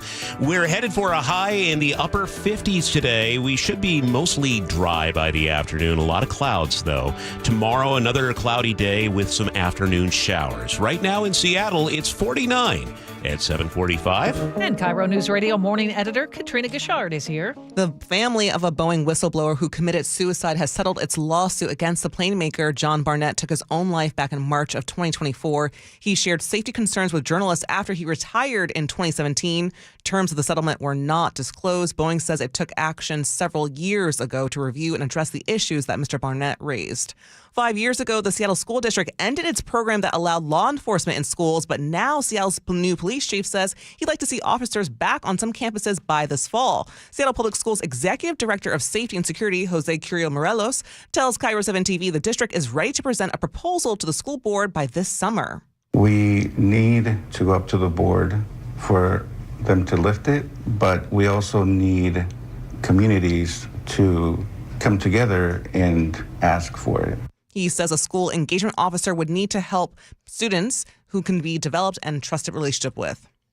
Katrina, thank you. And coming up, KIRO News Radio's Luke Ducey with an update on Pushing Boundaries, a unique exercise therapy center that's been in danger of closing down.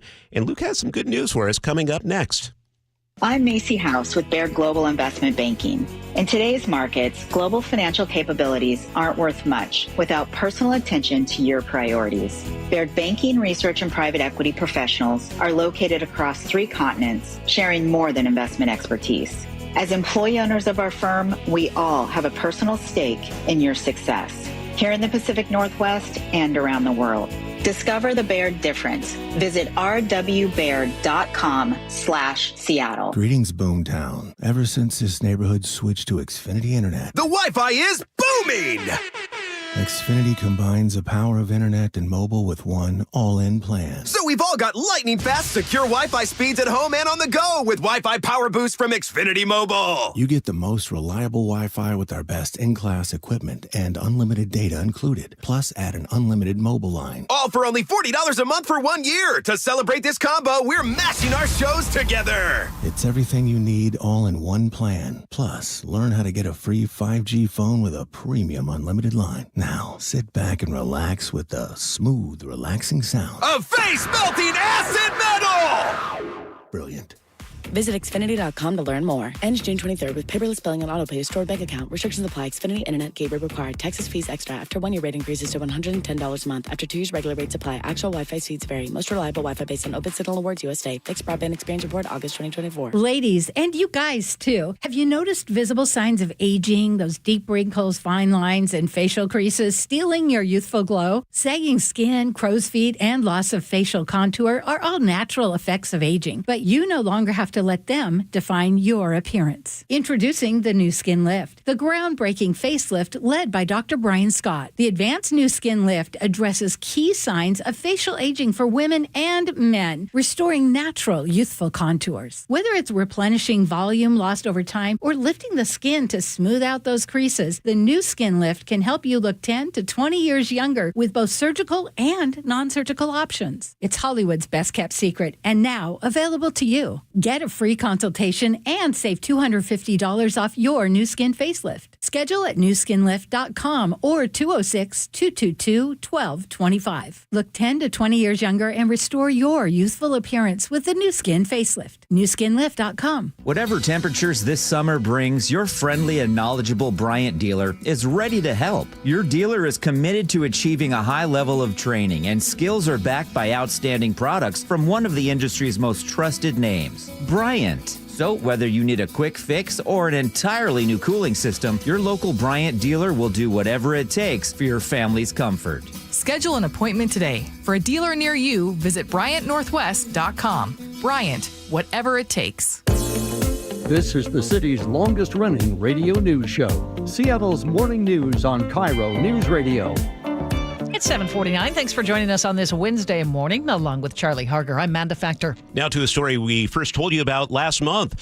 The only exercise therapy center for people in the Puget Sound region dealing with paralysis was in danger of closing its doors for good until our listeners stepped in to help. I love this. Pushing Boundaries needed to raise $200,000 in just a few days, and you made the difference. Luke Ducey has more on the story, and you're only going to hear it right here on KIRO News Radio. On my recent visit to Pushing Boundaries in Redmond, I met David. Now I'm trying to get left. He was using robotic equipment to rehabilitate his left arm after suffering a stroke. I'm basically paralyzed. I can't do anything anymore. Every week, therapists at Pushing Boundaries help David like they have thousands of other people over the last 20 years. People recovering from stroke, brain or spinal cord injuries, or maintaining function battling diseases like ALS and muscular dystrophy. In April, after months of dwindling donations, Pushing Boundaries was just days away from having to close their doors for good. Associate Director Amanda Copez tells me they told staff to look for new jobs. Then she informed their clients, including one client who reacted in a way she won't soon forget.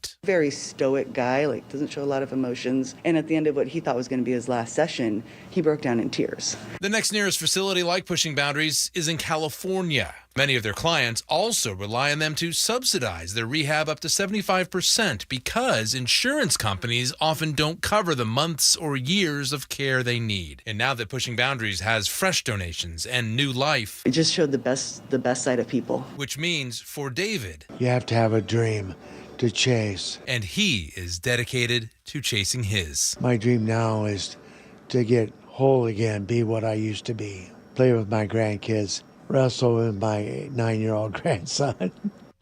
You know, I can't think of a better goal to have than that. You know, Pushing Boundaries told me that many of our listeners, you listening right now, you jumped in to help with donations, but there was one listener, she told me his father was paraplegic. He heard the story and he wanted to help people just like his father. So a big thank you to all of our listeners. Wow. It just feels great that we were able to put up the bat signal and our listeners really stepped up. Great people out there. We have some great people listening to our show. And of course, people can still donate, correct? Absolutely. And we're going to get a story up on mynorthwest.com and we'll have a place there for you to click and give money. What a great update. Thanks, Luke. It is 7:52. A teenager from Olympia is making waves in higher education. Liv Coverdale will graduate this week from the University of Southern California. She's earning a master's degree at age 19 in quantum information science. She's 19, master's quantum information science. This is according to the Centralia Chronicle. She started college at age 11 through Running Start. By 13, she transferred to PLU. She graduated there at 16. She was the youngest female graduate in the school's history. So she's finishing her grad work in L.A. She hopes to come home and work in finance, and she believes quantum computing will predict trends and manage risk better than anything we've seen. What a great graduation season story. 19 years old. That's impressive. Okay. Now I feel very inferior. You are perfectly adequate, Manda. Perfectly adequate. Thanks. That's what I strive for. It's 7:53. We head over to the Beacon Plumbing Traffic Desk now with Chris Sullivan. And it turns out we do have a crash on northbound 167 approaching Pacific just before you get up to Ellingson. Right lane is blocked, and that's why we're backed up all the way back almost into Sumner. And one of the reasons why we're well over an hour and 10 minutes to make the drive from Puyallup up into Renton. We also have another crash up near 277th, which is over on the right-hand shoulder, involving a couple of cars there. So it is an ugly day coming up from the valley from Puyallup up to Renton. And then Renton to Bellevue is no picnic. 50 minutes on that drive. The S-curves are that grind all the way up past 44th. You get a little gap. You think you're out of it. Then you hit it again right as you get to I-90 all the way into South Bellevue. Northbound I-5, Olympia to Tacoma is about 40 minutes. And then Federal Way to Seattle, an hour and 20 with 50 of those minutes from South Center into downtown. It is just not moving nicely from the beginnings of Boeing Field on up into downtown. 509 is also not much of a better option, and they hit the brake lights there coming out of Burien around 128. The Lake Bridges now starting to get into the act a little bit. We see them bogging down a little bit across Mercer Island on I-90, a little bit through Montlake on 520. So give yourself about 25 minutes for either bridge. Coming down from the north end, not too bad through Marysville or Everett, but boy, from Mill Creek on down, it is an ugly day on I-5 and on 405. Hour and 20 minute to an hour and a half drives from Everett to Seattle or Bellevue, well behind schedule there today. KIRO Newsradio real-time traffic. I'm Chris Sullivan. It's going to be a cloudy day, headed for a high of 60. You might still see some lingering light showers in the morning hours. For tomorrow, some peaks of sunshine, but showers again by afternoon in the mid-50s. We'll be in the upper 50s on Friday. Again, a mix of showers and sun breaks. It's 51 in Seattle right now. And coming up in the next hour, former State Attorney General Rob McKenna will explain the big Supreme Court hearing tomorrow addressing birthright citizenship. That's coming up at 8:15. And remember, we're streaming on YouTube. Watch us live on youtube.com, KIRO News Radio. The John Curley Show. They call him Reggie Smiley Wilson. How many years did you drive a Metro bus? 36 years. You were the guy that had a smile sign. When people came on, you say smile, you do jokes. That bus is reality. And everybody needs to know that, hey, man, my reality is no different from yours because I got to eat, I got to sleep, and I got to work. And I think we all want to do it a better way. Watch The John Curley Show live on YouTube, weekdays 3 to 7. And download the KIRO Newsradio app. KIRO FM and HD1, Tacoma, Seattle. Did you know your skin is the largest organ of your body? Huh? That's why you should shower with Old Spice Super Hydration Body Wash instead of plain old bar soap. Love your skin by super hydrating it with vitamin B3 and glorious notes of vanilla and shea.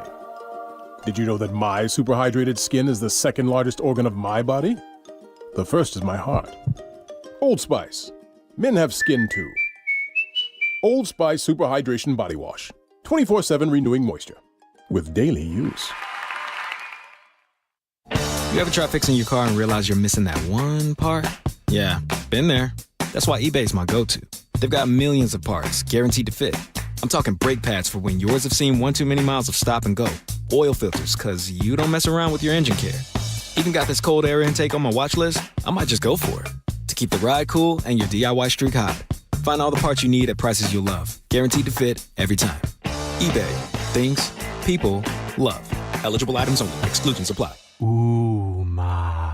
What was that? That is business phone bliss with the Ooma Cloud Phone System. It handles all our voice, video, and messaging needs. You sound very... Calm. I am. Ooma has everything I need to run my business more efficiently, like virtual receptionist, call routing, and video conferencing. And it starts at just $19.95 per month per user, plus taxes and fees. Ooma. Nice. Find your business calm at ooma.com/radio.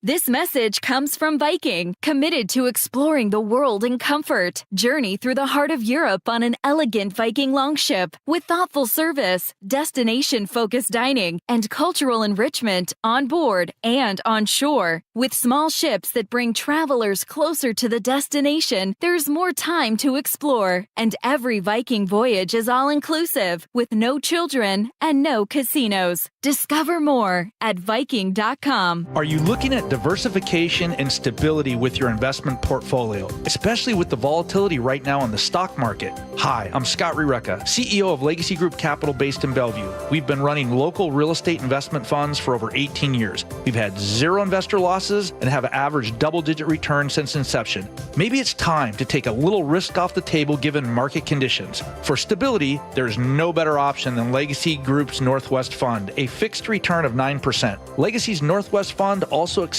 IRA accounts as well. Find out why over 1,000 local investors have invested over $250 million in our Legacy family of funds. Get in touch with us today. Legacy's Northwest Fund, returning 9%, has limited opening for new investors right now. Call 425-635-4700 or visit LegacyG.com. That's LegacyG.com.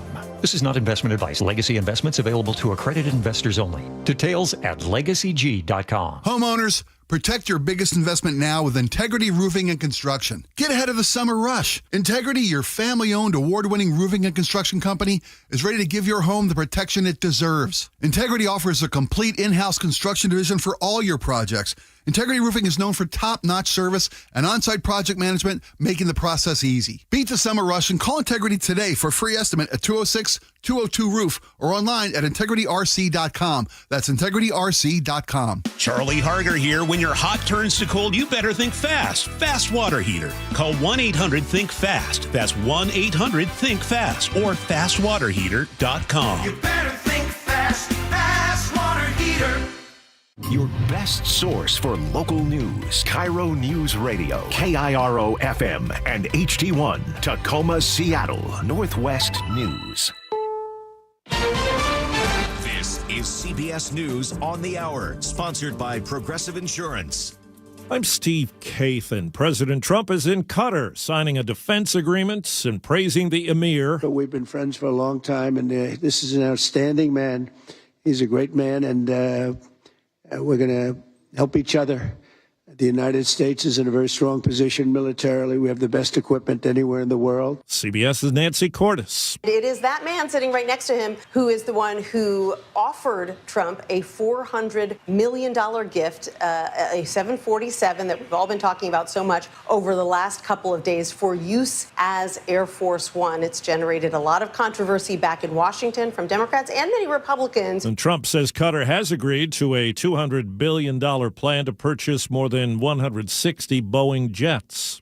Also in the Middle East, Jerusalem reporter Linda Gradstein has more on a new round of Israeli airstrikes in Gaza. Israeli officials did not comment on the airstrikes, but said they ordered Palestinians from parts of northern Gaza to evacuate after they found terrorist infrastructure. Although an Israeli delegation flew to Qatar, Prime Minister Benjamin Netanyahu said there was no way Israel would halt its war in Gaza. The EPA says it's going to roll back limits on several types of what are known as forever chemicals in drinking water. Limits will remain on the two most common ones.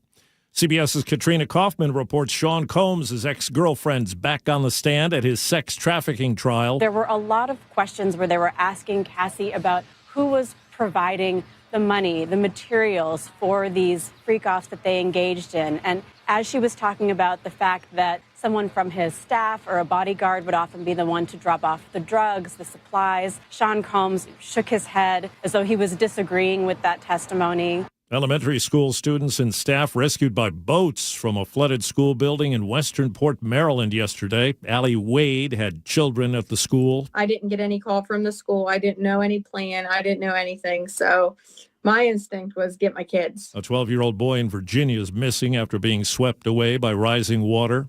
CBS's Rob Marciano tells us there's no let-up to the boiling triple-digit heat in parts of Texas. Places like Austin and San Antonio, 105 degrees today. If they hit those numbers, we're talking about the highest May temperature on record for those areas. Certainly climate change playing a role there. And that heat stays through Texas through the end of this week. And it's going to feed up into some areas across the northern plains and parts of the western Great Lakes. And on Wall Street, right now the Dow is down 10 points. The NASDAQ is up 94 points.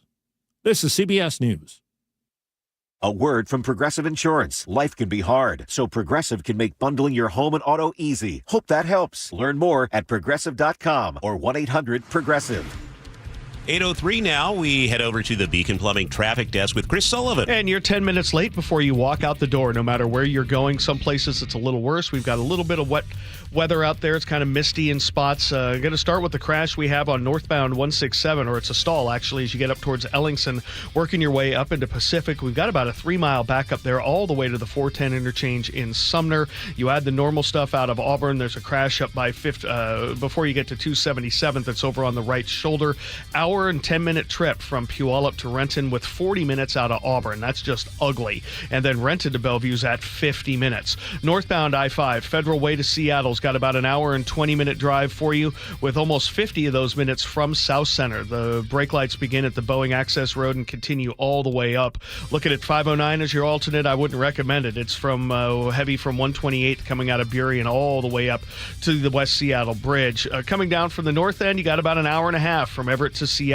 The brake lights there through Mount Lake Terrace heavy, and then again through the U District. For 405, it's bumper to bumper, basically from Linwood down through Totem Lake. Hour and 20-minute trip for you, 25 minutes across the lake. This report brought to you by AAA of Washington. A AAA membership helps you save big, like dinner, movie, home, and auto insurance. Plus, you can get some roadside rescues and travel. Visit AAA.com.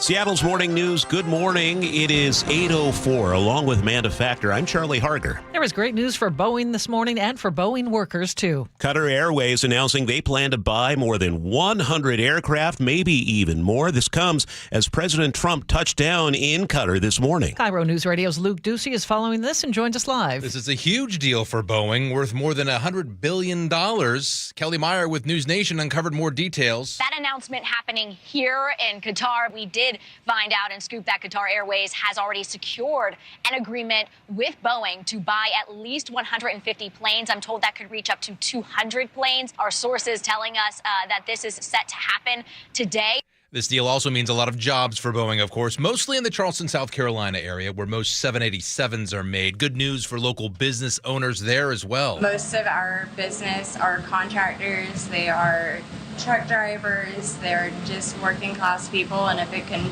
bring more of those people in here, then it would definitely improve everything for us. The trickle-down effect there. This latest deal comes after Qatar Airways placed an order for 94 777X planes from Boeing, which are made right here in Everett. So good news for our neck of the woods as well.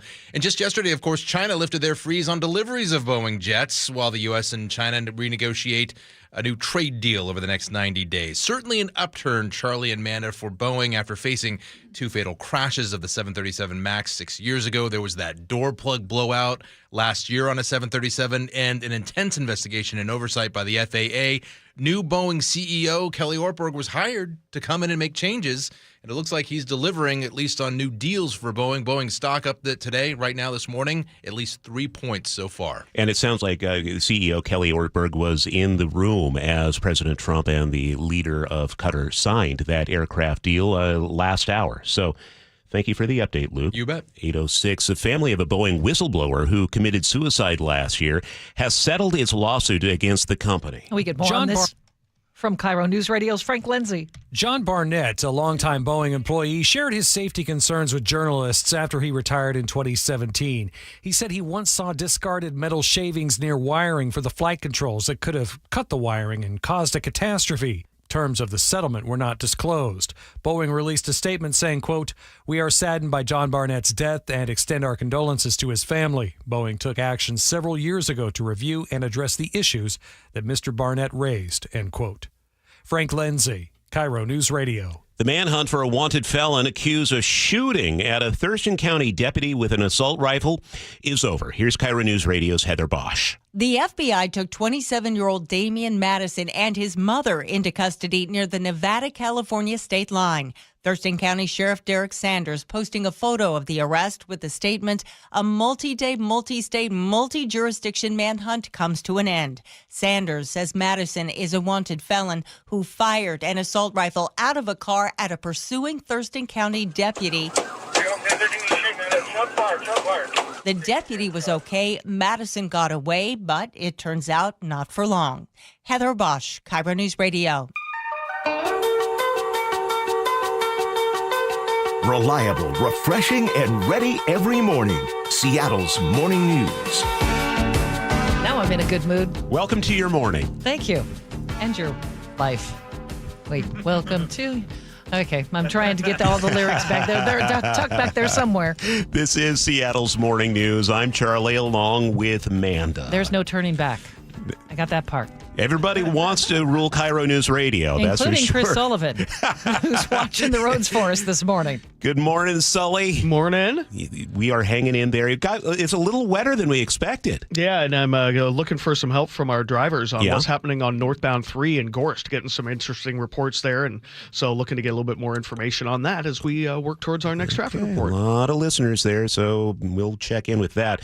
We have producer David, editor Katrina Gashard, and a lot of news to give you. Coming up in this hour of the show, we have former state AG Rob McKenna talking about tomorrow's Supreme Court hearing. Also, the Hill reporter Ashley Fields reports on Transportation Secretary Sean Dunn's testimony in front of the House Appropriations Subcommittee on his department's budget request and problems with the FAA. It's 8:09. Washington Attorney General Nick Brown is joining attorneys general from 19 other states in suing the Trump administration again.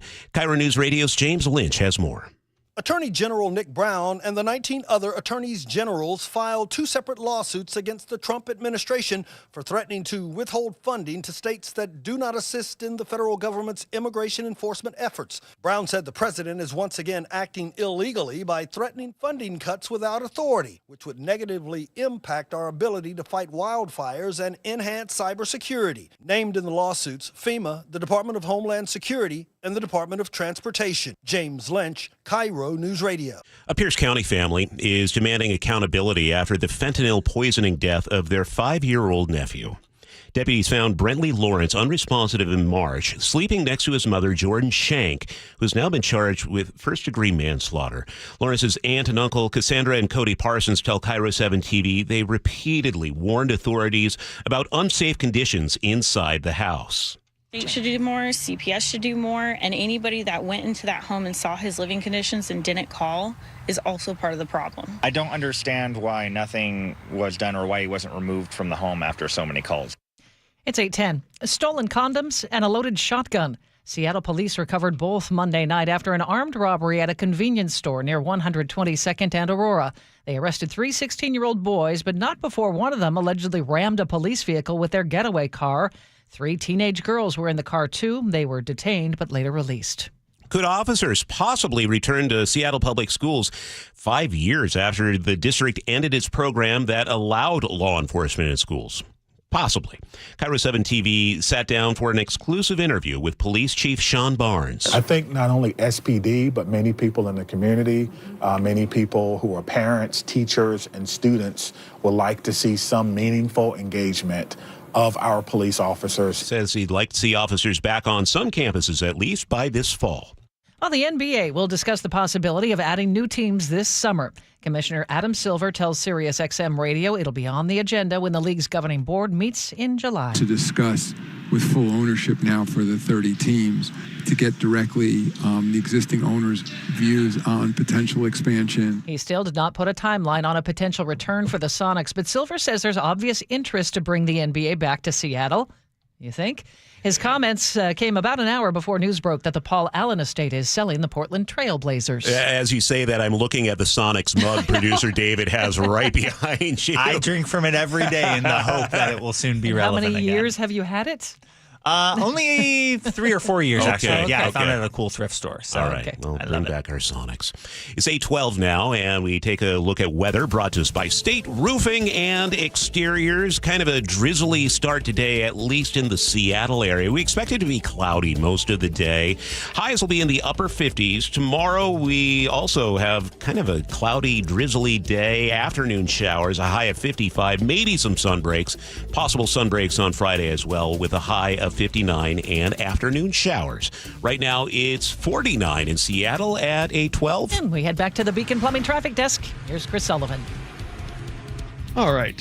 Just get an update from the State Patrol and from my drivers. Yeah, it looks like... they're a little busy. They pulled over somebody on northbound I-3 who's had a history of brandishing weapons, and they pulled him over and took him into custody at gunpoint. That's what's happening on northbound Highway 3 just out of Gorst. I want to thank all my listeners who not only told me it was closed, but one of them who just sent me a picture of the activity, and the State Patrol did just confirm that they have one in custody, and that's what's happening there around the Sinclair Inlet. We have big delays on northbound 3 and on westbound 16. Hopefully that will take care of itself now that the police are going to or the troopers will reopen the road there now that they've made this arrest. Looking at northbound Federal Way to Seattle on I-5, got about an hour and 20-minute trip for you guys with 45 of that from South Center, so still struggling past Boeing Field into downtown. Valley Freeway trying to get better now that we've cleared the crash coming up into Pacific.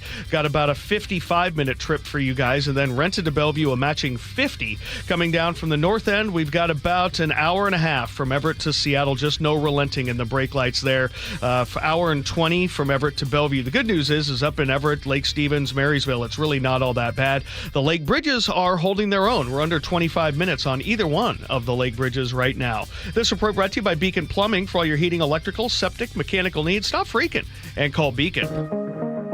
8:14 now. Let's head over to the news desk with Katrina Gishard. After being on the run for a week, a dramatic rescue and arrest in Mason County. Deputies pulled David Williford to safety after he was found climbing beams under the high steel bridge on Monday night. Just wait for a second, don't fall off. Just wait for us, David. I'm good. The 38-year-old cut off his ankle monitor in West Seattle last week. Williford has a history of child sex crimes, incest, and animal abuse. He was taken for a mental health evaluation before heading to jail. Seattle Public Schools is facing backlash over its student waitlist system, leaving families frustrated. According to the Seattle Times, parents say hundreds of students remain stuck on waitlists even when schools have open spots. SBS says it's moving students off the list and into schools, but parents should not expect seismic changes this year. Hear it live Stream it online. Watch the show or catch the podcast anytime. Seattle's morning news, wherever you are. Well, good morning. It's Wednesday, and we are going to speak with the former state attorney general, Rob McKenna. Yes, oral arguments will take place in front of the Supreme Court tomorrow on a dispute surrounding birthright citizenship. Good morning, Rob. Good morning. Bring us up to speed. Is President Trump attempting to end birthright citizenship in this country? Well, yes, he is. He issued an executive order declaring that birthright citizenship does not apply to children born to parents who are here illegally or who are here legally but only temporarily on a visa. And so this really boils down to the 14th Amendment and a key phrase in it. Can you maybe describe what the justices are being asked to consider here? The 14th Amendment states that, quote, all persons born or naturalized in the United States and subject to the jurisdiction thereof are citizens of the United States and of the state wherein they reside. So this was adopted after the Civil War to undo the effects of the Dred Scott decision in 1857, which denied citizenship to enslaved peoples, including Dred Scott, who had escaped from slavery. The Constitution now makes it clear, it made it clear then, that those formerly enslaved people are citizens of the United States. It's since been applied to anyone who is born in the United States, except for children of, for example, foreign diplomats who are not, whose parents are not subject to the jurisdiction of the United States, but to everyone else. So it's been a universal principle, and the Trump executive order attempts to undo it with one signature. Why are Republicans in Congress trying to push back against the universal injunctions? Well, universal injunctions are really the issue that's going to be before the court tomorrow. And a universal injunction is the idea that one trial court judge, for example, a judge sitting in Seattle, can issue a ruling which temporarily enjoins an order, not just in Seattle, not just in Washington State or in the 4 states that brought the lawsuit, but across the entire country. Universal injunctions have been used by opponents to the Biden administration, to the Obama administration, to the Trump administration, and so forth. And they have become more common, in part because Trump has issued a record number of executive orders. But as recently as December of last year, President Biden's Solicitor General suggested to the court that universal injunctions need to be considered. You remember that it was Republican attorneys general who went to a court in Texas and blocked the student loan or student debt relief that Biden had attempted to implement by executive order. And so they tried to get a single judge to ban it nationwide. So what's your sense of how the justices will take their positions on this? Is this going to be one of those deals where it's very close, or are you going to have the conservative majority saying, yeah, let's just move forward with what the president has to say? I don't think they're going to rule on the underlying question of birthright citizenship here. That will come. This case comes up in what's called the shadow docket of the Supreme Court. So the Trump administration did not petition for review as you would normally do to get a case in front of the Supreme Court. Instead, it filed emergency applications to partly block the orders issued by federal district courts in Maryland, Massachusetts, and Washington. I think this argument today, which, by the way, is unusual because they normally don't hear arguments in May, is going to be about the scope of the injunctions issued by these 3 federal district courts. And are they going to keep Trump's order on hold nationwide, or will they limit the effect of the injunctions to just the individuals who were, the parties to these lawsuits? I think that's the question. And certainly there are at least 4 conservative justices who've raised real questions about the use of universal injunctions, about whether they're supported in the law or not. On the other side of the argument, the states are saying, look, universal injunctions are just temporary, and they're appropriate unless the administration can show there will be what's called irreparable harm from leaving the injunctions in place. And since birthright citizenship has been around since the 14th Amendment was adopted, the plaintiff states are arguing, and there's no irreparable harm here. Let's let this underlying constitutional question be litigated all the way through the courts and then actually up to the Supreme Court, not do so. Not litigated here in this sort of temporary sense. Rob, this is why I love having you on the show, because here I am. I'm thinking this is the big kahuna about the 14th Amendment, and you're like, no, this is just a little aspect of how the judges are trying to rule on this. So thank you for the clarification. I feel more smarter whenever I talk to Rob McKenna. Smarter. You are. More smarter. Rob, thanks. Thanks for your help. Take care. Former State Attorney General Rob McKenna. It's 8:20 now. Federal investigators tell CBS News they are probing a series of strange, menacing incidents targeting federal judges. It's called pizza doxing. With the story, here's CBS News justice correspondent Scott McFarland. A retired federal agent tells CBS News these are clearly incidents designed to menace and threaten federal judges. Dozens of incidents nationwide in which unsolicited pizza deliveries have been sent to the homes of federal judges under the name of the murdered son of New Jersey federal judge Esther Salas. The U.S. Marshals confirmed to CBS News they're investigating. President Trump is defending plans to accept a $400 million jet Qatar's royal family has offered him, claiming, quote, "It's not a gift to me, it's a gift to the Department of Defense." CBS News senior White House and political correspondent Ted O'Keefe has more. 3 months ago, the president toured an opulent Boeing 747, described as a flying palace with a master bedroom, elegant bathrooms, and staircase, offered to the U.S. government free of charge by the royal family of Qatar. Trump seems all in. I could be a stupid person and say, no, we don't want a free, very expensive airplane. But I thought it was a great gesture. Presidential air travel's been a Trump obsession since his first term, when he signed a roughly $4 billion deal with Boeing to build 2 new versions of Air Force One. Robert Weissman, co-president of Public Citizen, said the gifts, quote, juxtaposition with canceled foreign aid grants and programs for poor and vulnerable people, cancellations that will cost millions of lives unless reversed, could not be starker or more morally grotesque. It's 8:22 now here on Seattle's Morning News. Big win for the Mariners and Yankees last night. Mariners pulled it off after 11 innings. Here's J.P. Crawford coming up to the plate with 2 men on and the chance to end it. The stretch and the pitch on the way to J.P. Swinging a fly ball down the left field line. This one is a fair ball and the ball game is over.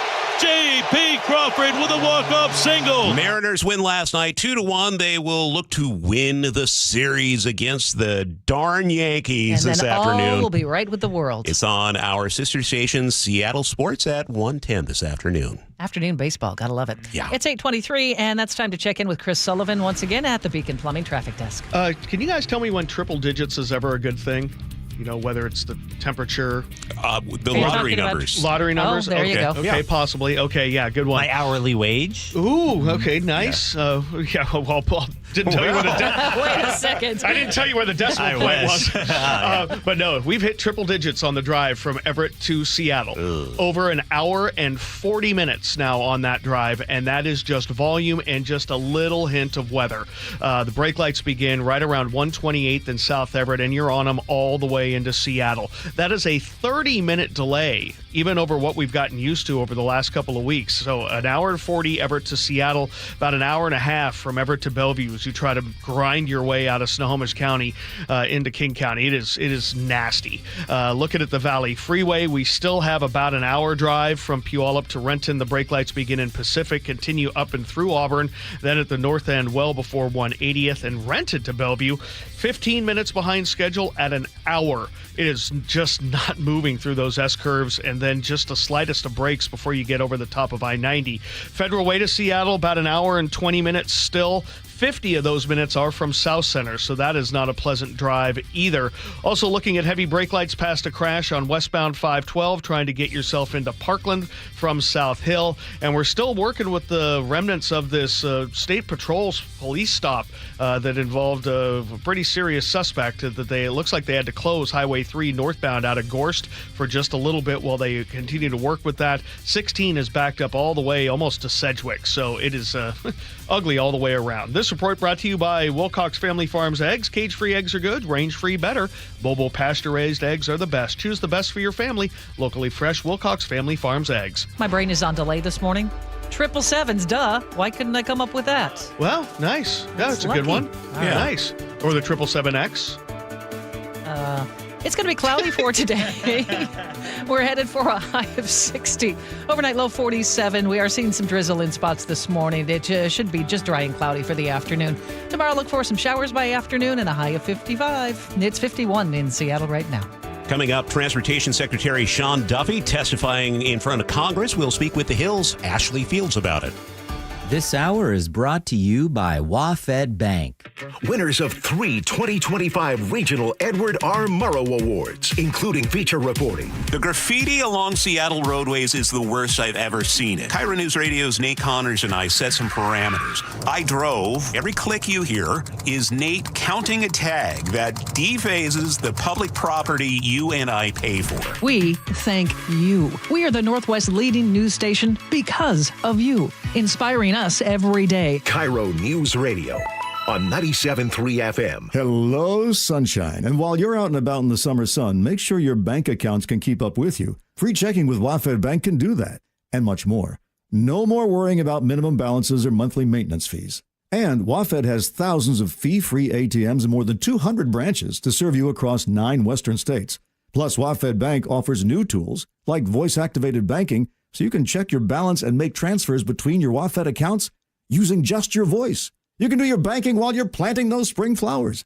You also have access to free tools like online and mobile banking, bill pay, person-to-person payments with Zelle, mobile check deposit, and full control over your debit cards to turn them on or off should they get misplaced.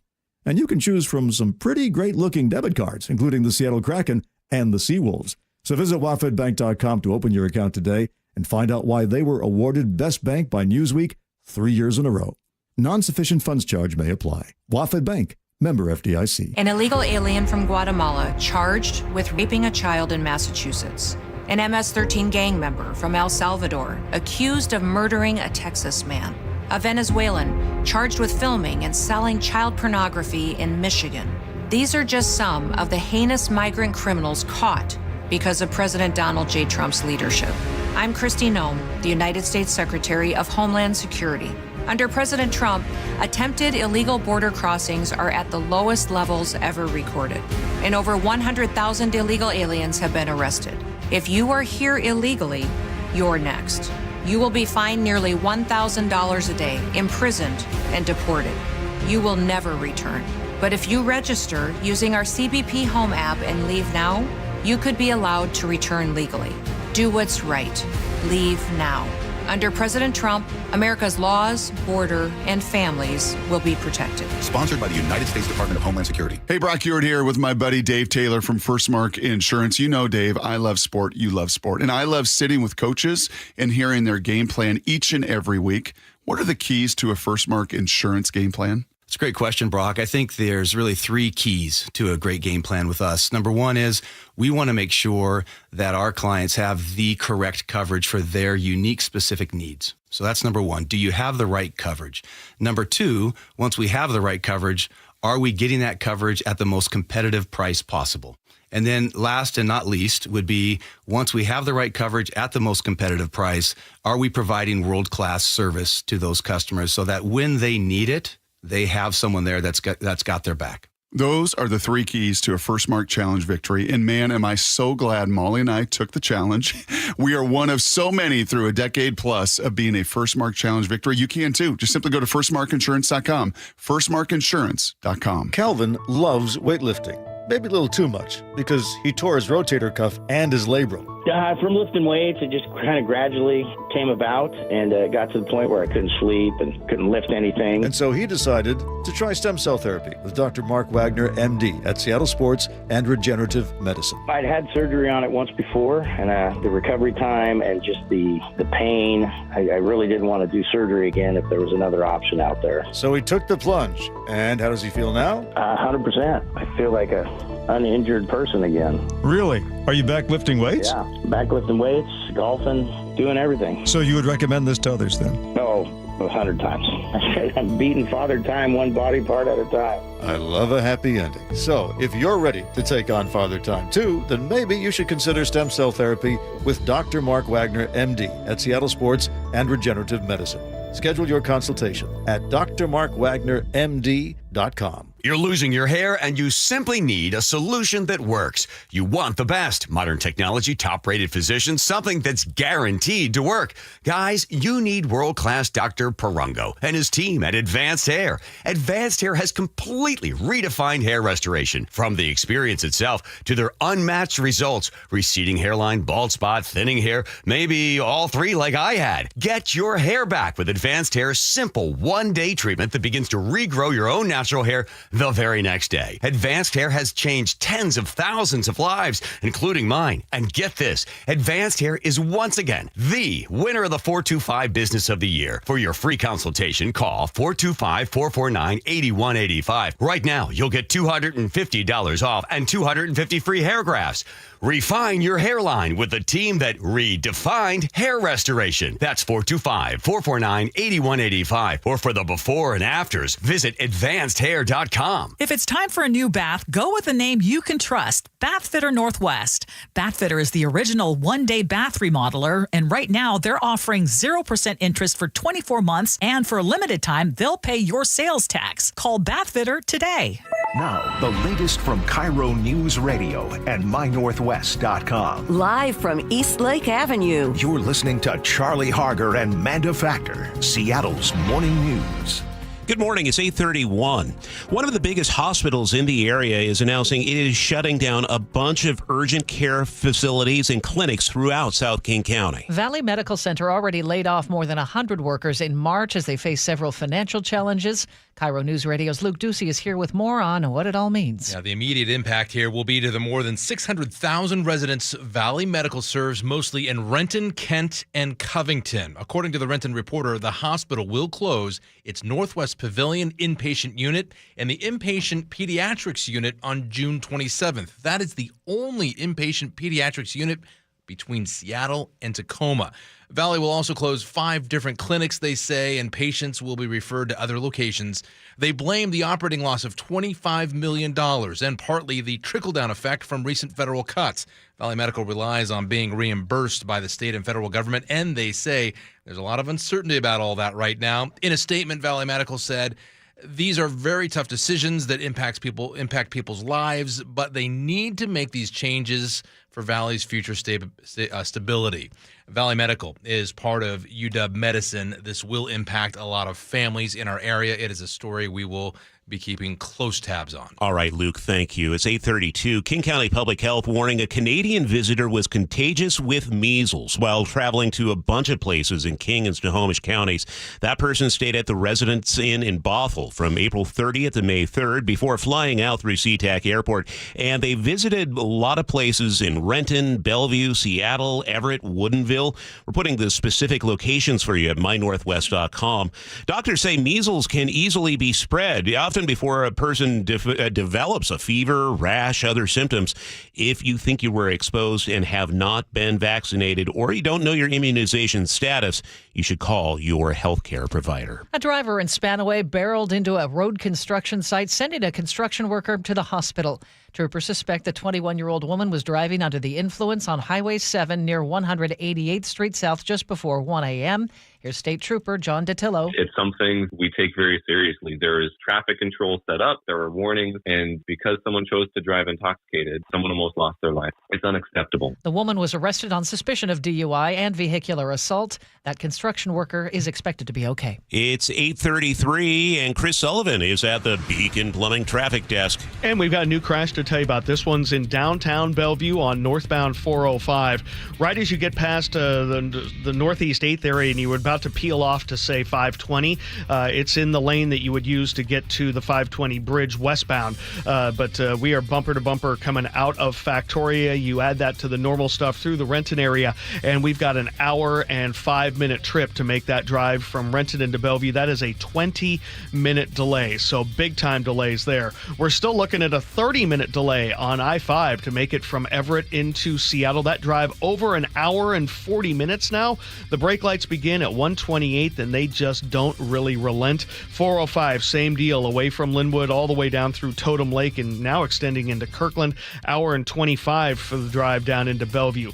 Northbound Highway 3 continues to struggle getting out of the Gorst area, which is really backed up 16 as well. Westbound, we had an earlier traffic stop involving state troopers who had to pull their weapons to subdue or take a person into custody there. So they're still working with that in the area. That's why you're slow there. Federal Way to Seattle, about an hour and 15 minutes now, starting to pick up the pace a bit, but not by much. And still an hour from Puyallup to Renton. It is ugly out there today. The Lake Bridges, though, are hanging in there. This report brought to you by Seattle Sports. Download the Seattle Sports app and stay in the know with the latest news, scores, and opinions about your favorite teams. Our forecast now, we are seeing some light rain in spots this morning, but mostly just a cloudy day, headed for a high of 60. Showers by afternoon after some peaks of sunshine early on, only in the mid-50s for tomorrow. Right now it's 51 in Seattle. Seattle's morning news. Always live, always connected. Stream, watch, subscribe, and share at mynorthwest.com. We've been hearing for the last several months about not only the nationwide shortage of air traffic controllers, but also with the problems they are having with equipment used there. It's come into sharp focus with continuing communication, especially with those radar issues at Newark Airport. This morning, Transportation Secretary Sean Duffy is testifying in front of a House Appropriations Subcommittee vowing to reform the FAA, including an overhaul of the air traffic control system. And joining us with the latest is thehill.com reporter Ashley Fields. Good morning, Ashley. That testimony is underway right now, isn't it? Good morning. Yes, it is. The testimony has been underway for about an hour and 36 minutes, and Sean Duffy has answered a bunch of questions about the outages at Newark International Airport and other air traffic controller issues in the region. And what is he saying about this? Because this is a hot-button issue, and it seems to be a bipartisan hot-button issue. It definitely is, and what he said is that he has pledged to make sure that he revamps the air traffic controller training program. He's unveiled a new recruitment program in recent weeks and also provided an incentive to air traffic controllers who are eligible for retirement to stay on so that they are able to help those who have been in training, gain the knowledge that they need to make sure people are traveling safely. You mentioned this hearing is underway. Has it been contentious at all? It hasn't been contentious. Duffy has maintained his composure, and he's also shared how outraged he is that the system wasn't updated sooner. There's actually been something in the works through committees in the House requesting more funding to revamp the technology that air traffic controllers are using in order to make this just a better situation overall. So I think because he's expressed his disdain that lawmakers have definitely, aligned with his concerns, and so it has not been contentious. We're speaking with Ashley Fields from The Hill. And Ashley, this is not something that can be done overnight in terms of upgrading these systems. Is he giving any indication as to either the timing or when at least they could get started and there could be fixes in place? Of course. So he's done several interviews with Fox and CNN where he said that he hopes that viable changes will be made in the next 3 to 4 years. He acknowledged that it's not a swift process, as you mentioned, but he did, say that he's excited to get things in the works to make sure that the needed changes are happening as quickly as possible. Ashley, thanks so much for the update this morning. Ashley Fields with thehill.com. At 8:38, Washington State Ferries is adding 3 vessels to their lineup beginning next month ahead of the busy summer travel season. It's good news, but it also brings some concerns. With the story, here's KIRO News Radio's Nate Connors. When Governor Ferguson delayed the hybrid electrification for 2 of the state's largest ferries back in March, this set the table to bring back some vessels 3 years earlier than planned. Which routes will get the boost? Here's spokesperson Dana Warr. Bremerton will get a 2-boat schedule for the first time since pre-pandemic. Port Townsend gets a second boat on the weekends, and Triangle Route, which serves 3 communities, will have a steady 3-boat service. The delay of the electrification expedites ferry service to pre-pandemic levels ahead of the World Cup in 2026. Following the World Cup, the state is staying committed to building electric ferries, with the first one in service by 2029. Adding 3 vessels puts the fleet at 18 running full-time, with 21 total ready to go. 21 will serve this schedule. We're not going to increase or add international service to Sydney. We're going to focus on domestic service right now and use those 18 boats in service, and then the other 3 will rotate in preservation and maintenance, shipyard work. So, staffing these 3 vessels means less standby crew for fill-ins, and that could have a negative impact. And there's also this concern. Crabbing season is coming this summer, and if we wrap another crab pot line around our shaft, we could see a vessel out for months. These boats are running 20 hours a day, 365 days out of the year. If we see significant mechanical breakdowns in our vessels, it might take a vessel out of service. The Seattle-Bremerton route gets the first vessel June 15th, Fauntleroy, Vashon, Southworth June 30th, and the Port Townsend-Coupeville run gets the 3rd vessel on the 4th of July. Nate Connors, KIRO News Radio. Manda, Sully's in one of his moods again about traffic. He's looking at his screen. He's got a grimace. What's coming up? Well, we now have 3 lanes blocked on northbound 405 in downtown Bellevue, and now that the fire trucks have shown up, so we're going to have big-time delays to tell you about coming up next. Okay, thanks, Sully. That's on the way on Seattle's Morning News. My name is Ariel. I moved to the U.S. at 19. I spoke no English, and I struggled finding job opportunities. Everything I have, I owe to the Adult Literacy Center and getting my high school diploma at age 22. It was an honor helping you achieve your greatness. Now you're helping others achieve theirs. It inspires me. When you graduate, they graduate. Find free and supportive adult education centers near you at finishyourdiploma.org. Brought to you by Dollar General Literacy Foundation and the Ad Council. Well, Trina, now you're in charge of ordering food for the office, so meet my mountain of menus. So, this should be easy. Easy as pie. You know the mathematical constant for a circle circumference to diameter ratio, pi? It's super complicated. In that case, I'll be using EasyCater. It's got everything on one simple platform. Tons of restaurants, dietary preferences, even digital receipts. But my mountain of menus. How about I order us some pie? EasyCater, the easy way to get food for work. This is Chris Davis with the Davis Law Group. Did you know that a pedestrian does not have to be crossing the street on a marked crosswalk to have a successful legal claim against the driver? Pedestrians can even be partially at fault for a collision and still have a valuable claim. Call us today for a free consultation or get my free book on pedestrian accident law at WashingtonAccidentBooks.com. That's Davis Law Group, better service and even better results. Summer is fast approaching, and it's a great time to get ready for the busy season with help from WaFd Bank. They offer services like Collect Early, which opens your cash flow for the things you need, like hiring summer staff or expanding your product line. Collect Early helps you get your invoices paid in hours, not weeks. What could your business do with more money? Take things to the next level with WaFd Bank and find bankers with the knowledge and services to meet your business goals. WaFd Bank, built for business. WaFdBank.com, member FDIC. Workdays can be unpredictable, but your workwear shouldn't be. With the Cintas Apparel Plus program, you'll have freshly laundered garments for everyone on your team delivered every week. Cintas has workwear for just about any job imaginable, with high-performance fabrics and an uncompromising fit that stretches and moves with you. Don't leave looking and feeling good to chance. Visit Cintas.com. Oh, I'm ready! And get ready for the workday. Did you know your skin is the largest organ of your body? Huh? That's why you should shower with Old Spice Super Hydration Body Wash instead of plain old bar soap. Love your skin by super hydrating it with vitamin B3 and glorious notes of vanilla and shea. Did you know that my super hydrated skin is the second largest organ of my body? The first is my heart. Old Spice. Men have skin too. Old Spice Super Hydration Body Wash. 24/7 renewing moisture. With daily use. It's 8:43, and we got problems in Bellevue. Sully's at the Beacon Plumbing traffic desk. Yeah, we basically have 3 lanes blocked right now in downtown Bellevue on northbound 405. The right lane and then the 2 exit lanes you would use to get off at 520 are blocked right there, and we are bumper to bumper back into Factoria, almost all the way to Newcastle, and almost merging with the slowing coming up out of Renton, which means you've got about 10 miles worth of backup to deal with. It's an hour and 10 minutes to go from Renton to Bellevue.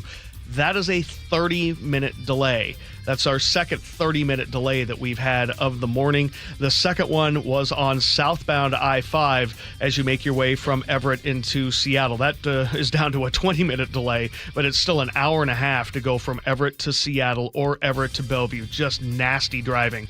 Looking at northbound I-5, Federal Way to Seattle is really heavy up through the SeaTac area, and then again at the north end. Hour and 15-minute trip continues on that corridor. Valley Freeway still struggling trying to tie into 405, plus the stuff in Auburn, over 50 minutes there. The Lake Bridge is definitely now bogging down. It's over 30 minutes on 520 and I-90 to get from Bellevue to Seattle, and we have a lengthy backup on westbound 16 from Sedgwick all the way around Port Orchard and into Gorst because of a traffic stop that the state troopers are still working with there on northbound 3 into Bremerton. This report brought to you by D.R. Horton. With over 20 Puget Sound communities, D.R. Horton is the right home for you. Learn more at drhorton.com. D.R. Horton, America's builder and equal housing opportunity builder. Our forecast, we're going to see some light scattered showers throughout the morning hours and then just mostly cloudy for the afternoon. Maybe a few sun breaks, a high of 59. Pretty much the same for tomorrow, but a little bit cooler. Right now in Seattle, cloudy, some light rain and 51. 8:45 now. Katrina Gishar joins us at the news desk. Right now, Seattle police are searching for a missing 12-year-old girl. Jalea was last seen around 11 yesterday morning on 2nd Avenue South in Seattle's Pioneer Square neighborhood. She's known to frequent the Chinatown International District neighborhood. Her photo is up now on mynorthwest.com. If you see her or know where she is, you're asked to call 911. A suspect and victim are recovering after police chase ended in Puyallup. Police tell KIRO 7 TV it all started in Sumner last night when a driver swerved, nearly hitting a police car head-on. The officer then started the pursuit, following the suspect to westbound 512. There, the suspect hit two other vehicles, then got out of his vehicle, crossed all lanes of traffic, and jumped off the highway overpass. He was taken to the hospital with non-life-threatening injuries. A victim in one of the other vehicles was also hit and taken to the hospital and is expected to be okay. Thank you, Katrina. Coming up, G. Scott is stopping by. The Menendez brothers have a re-sentence, and G has some thoughts next on Seattle's Morning News. Did you know your skin is the largest organ of your body? Huh? That's why you should shower with Old Spice Super Hydration Body Wash instead of plain old bar soap. Love your skin by super hydrating it with vitamin B3 and glorious notes of vanilla and shea. Did you know that my super hydrated skin is the second largest organ of my body? The first is my heart. Old Spice. Men have skin too. Old Spice Super Hydration Body Wash. 24/7 renewing moisture. With daily use. Get ready for Camping World's Red, White, and New Trade event, May 15th through the 18th. Get the highest value for your RV guaranteed during the biggest RV trade event of the year. Shop the best RV deals in America with new RVs starting as low as $92 a month. Get ready for the holiday weekend with up to 45% off grills and 25% off product installation. Plus, we'll have free hats, free propane refills, free food, and fun for the whole family. Don't miss the incredible Red, White, and New Trade event, May 15th through the 18th at your local Camping World. See with the full details and disclaimer. Roof now, pay later. No payments until 2027. Zero down, zero payments, and zero interest for up to 24 months. Hi, Justin Shirley, CEO of State Roofing and Exteriors here. Since 1968, we've helped homeowners just like you get beautiful, durable roofs without breaking the bank. Book today and lock in summer pricing before it's too late. Call 866-ROOF-ROOF or visit stateroofing.com to schedule your free estimate. State Roofing and Exteriors, held to a higher standard since 1968. John Curley here. Smart homeowners are upgrading heat pumps and air conditioners now before the summer heat wave with incredible rebates and discounts that'll save you up to $6,000. Home Comfort Alliance makes paying easy with 18 months, same as cash financing. Call Home Comfort Alliance today for a free quote and save up to $6,000. For your heating, cooling, plumbing, and electrical needs, visit HomeComfortAlliance.com today. That's HomeComfortAlliance.com. If you want a dream bathroom without a humongous price tag, now's the time to call Bathfitter Northwest. Ursula Roytine here. I picked Bathfitter because they are the original one-day bath remodeler. They're a local, family-owned business that's been around for 40 years. They own every step in the process to make sure you get the best quality product and the best value. Right now, get 0% interest for 24 months, and for a limited time, they'll pay your sales tax. Why would you choose anyone else? Call Bathfitter today. When an 18-wheeler ran a red light and took the life of a Tacoma man in 2021, his family trusted Davis Law Group to fight for them. and we recovered a $3.5 million settlement and held the trucking company accountable for his death. Accident victims have trusted Davis Law Group to win their case for the past 30 years, and hundreds of 5-star reviews from real clients are proof that we've earned that trust. Call Davis Law Group today for a free consultation or get my free book on trucking accident law at washingtonaccidentbooks.com. Seattle's morning news. Hear it live, stream it online, watch the show, or catch the podcast anytime on mynorthwest.com. 8:49 and joining us from the G and Ursula Show, G. Scott, 9 to noon here on KIRO News Radio. Good morning, G. Hey, good morning, Hello, hello. y'all. Good morning, good morning. We're going to talk about the Menendez brothers case. Yesterday, a judge re-sentenced them. This is a case that has been in the news since you and I were both teenagers, G. Yeah. And I'm curious what you made of it, because they were initially sentenced to life in prison. Mm-hmm. Now there's a chance they could get out. Yeah, they need to live and stay under the prison forever. I keep hearing about all the judge says, I can't believe all the character references we've gotten. Even prison guards are sending in saying, one prison guard said, I don't normally do this, but they have been exceptional inside of here. What they supposed to do? They in prison. And you know who's exceptional out here in the real world? Us. You know what we don't do when we get upset with our parents? Is kill them, right? And then after you kill them, you go on shopping sprees. You were courtside for the Lakers game. We ain't gonna forget that. I tell you what, you can be resentenced in another life. But this life, you need to stay and live in prison. I want to say again, you killed your mama and your daddy. And then you had the audacity to say you were touched. Well, they didn't blame the mom. You just said that was the dad. So then why you kill your mama?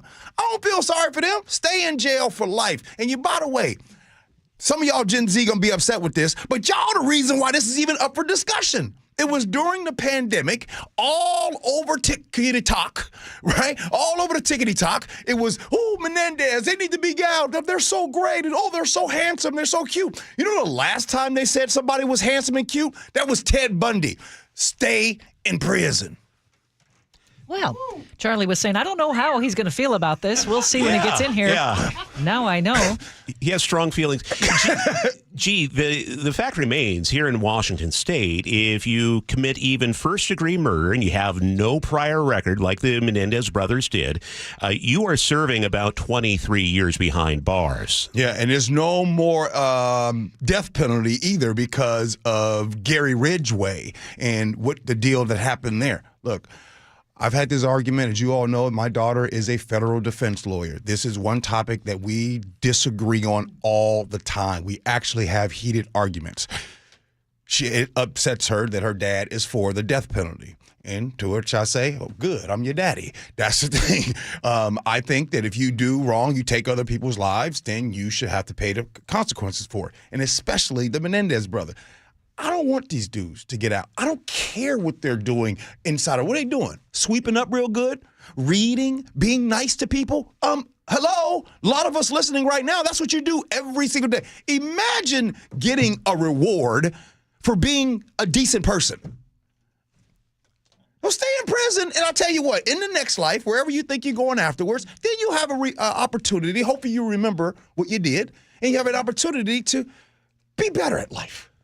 There have been a bunch of documentaries and biopics on this case. What do you think of the way the media has covered it? We love this stuff, right? Society, the country, we love all these crime shows and dockets and ID channels and datelines. And the media is just giving the people what they want. We want to hear and talk about these things. How many times have you seen and heard a documentary or a movie on Ted Bundy? A bunch. Why do we need to, Why we need to keep talking about Ted Bundy? For what? And we don't need to talk about the Menendez brothers. What did Menendez brothers do? They killed their parents. Bye. G. Scott coming up on G and Ursula, 9 to noon here on KIRO News Radio. Whew. Save it for the show, G. It's 8:53. Sully is at the Beacon Plumbing traffic desk. And we've got a mess on 405 northbound, a 10-mile backup. Let me rephrase. A 10-mile backup. Oh, goodness. That wasn't a rephrase. Yeah, northbound 405 from Renton all the way into Bellevue. We have 3 out of the 5 lanes blocked on northbound 405 right there as you get to 520. So it's the right general purpose lane and the 2 exit lanes that you would take to get to 520.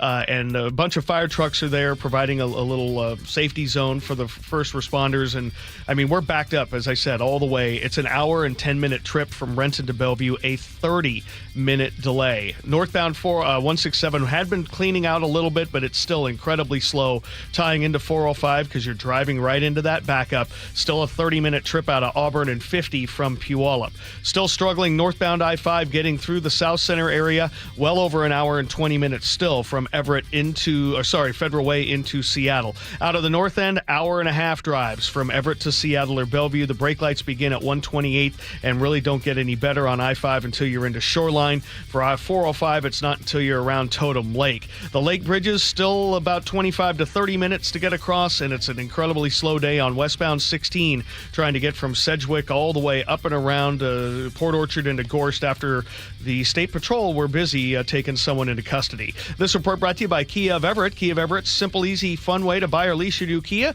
Stop by. You can learn more about the Putt for Savings event going on right now. Ooh, that was a lot. Take a break. Whew, I will. We are seeing some showers in spots this morning. Headed for a high of 59 this afternoon. It'll be just cloudy in the afternoon hours. Showers back tomorrow afternoon. Coming up on the G and Ursula show, a late night door knock, 911 calls. G explains his wild night. That's coming up here on KIRO Newsradio. Winners of 3 2025 Regional Edward R. Murrow Awards, including Overall Excellence, Feature Reporting, and Sports Reporting. Sneakers squeak across the Storm's new practice facility. In Seattle, Heather Bosch, KIRO News Radio. We thank you. We are the Northwest leading news station because of you. Inspiring us every day to deliver the local news and stories you care about. On KIRO News Radio, YouTube, the app, and 97.3 FM. KIRO FM and HD1, Tacoma, Seattle. I can't believe how spotless my floors look after using the Swiffer Power Mop. No more dragging around a heavy mop and messy bucket. Now I get the same deep clean without all the work. Thanks to the powerful solution and scrubbing pad of the Swiffer Power Mop, dirt and grime don't stand a chance, and I don't break a sweat. Mic drop.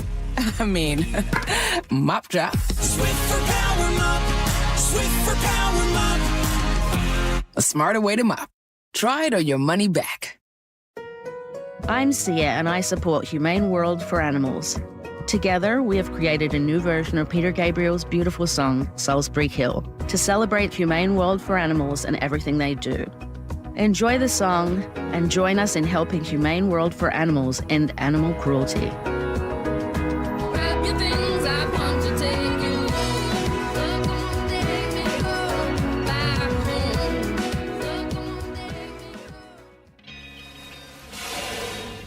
Welcome to this week's Puget Sound Express Whale Report. It may come as a surprise, but the best whale watching in the mainland U.S. can be found right here near Seattle. The Salish Sea, often called the American Serengeti, is home to some of the highest concentrations of whales and sea life anywhere in the world. Biggs orcas live here year-round, and much of the year they are joined by humpback, gray, and minke whales.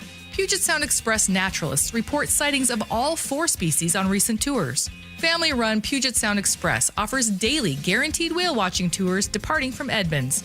These half-day tours are Seattle's most popular and well-reviewed whale tours. Puget Sound Express also offers tours out of beautiful Port Townsend and Port Angeles on the Olympic Peninsula. Don't miss out on your chance to see whales in the wild. Family-run Puget Sound Express guarantees you'll see whales or your next trip is absolutely free.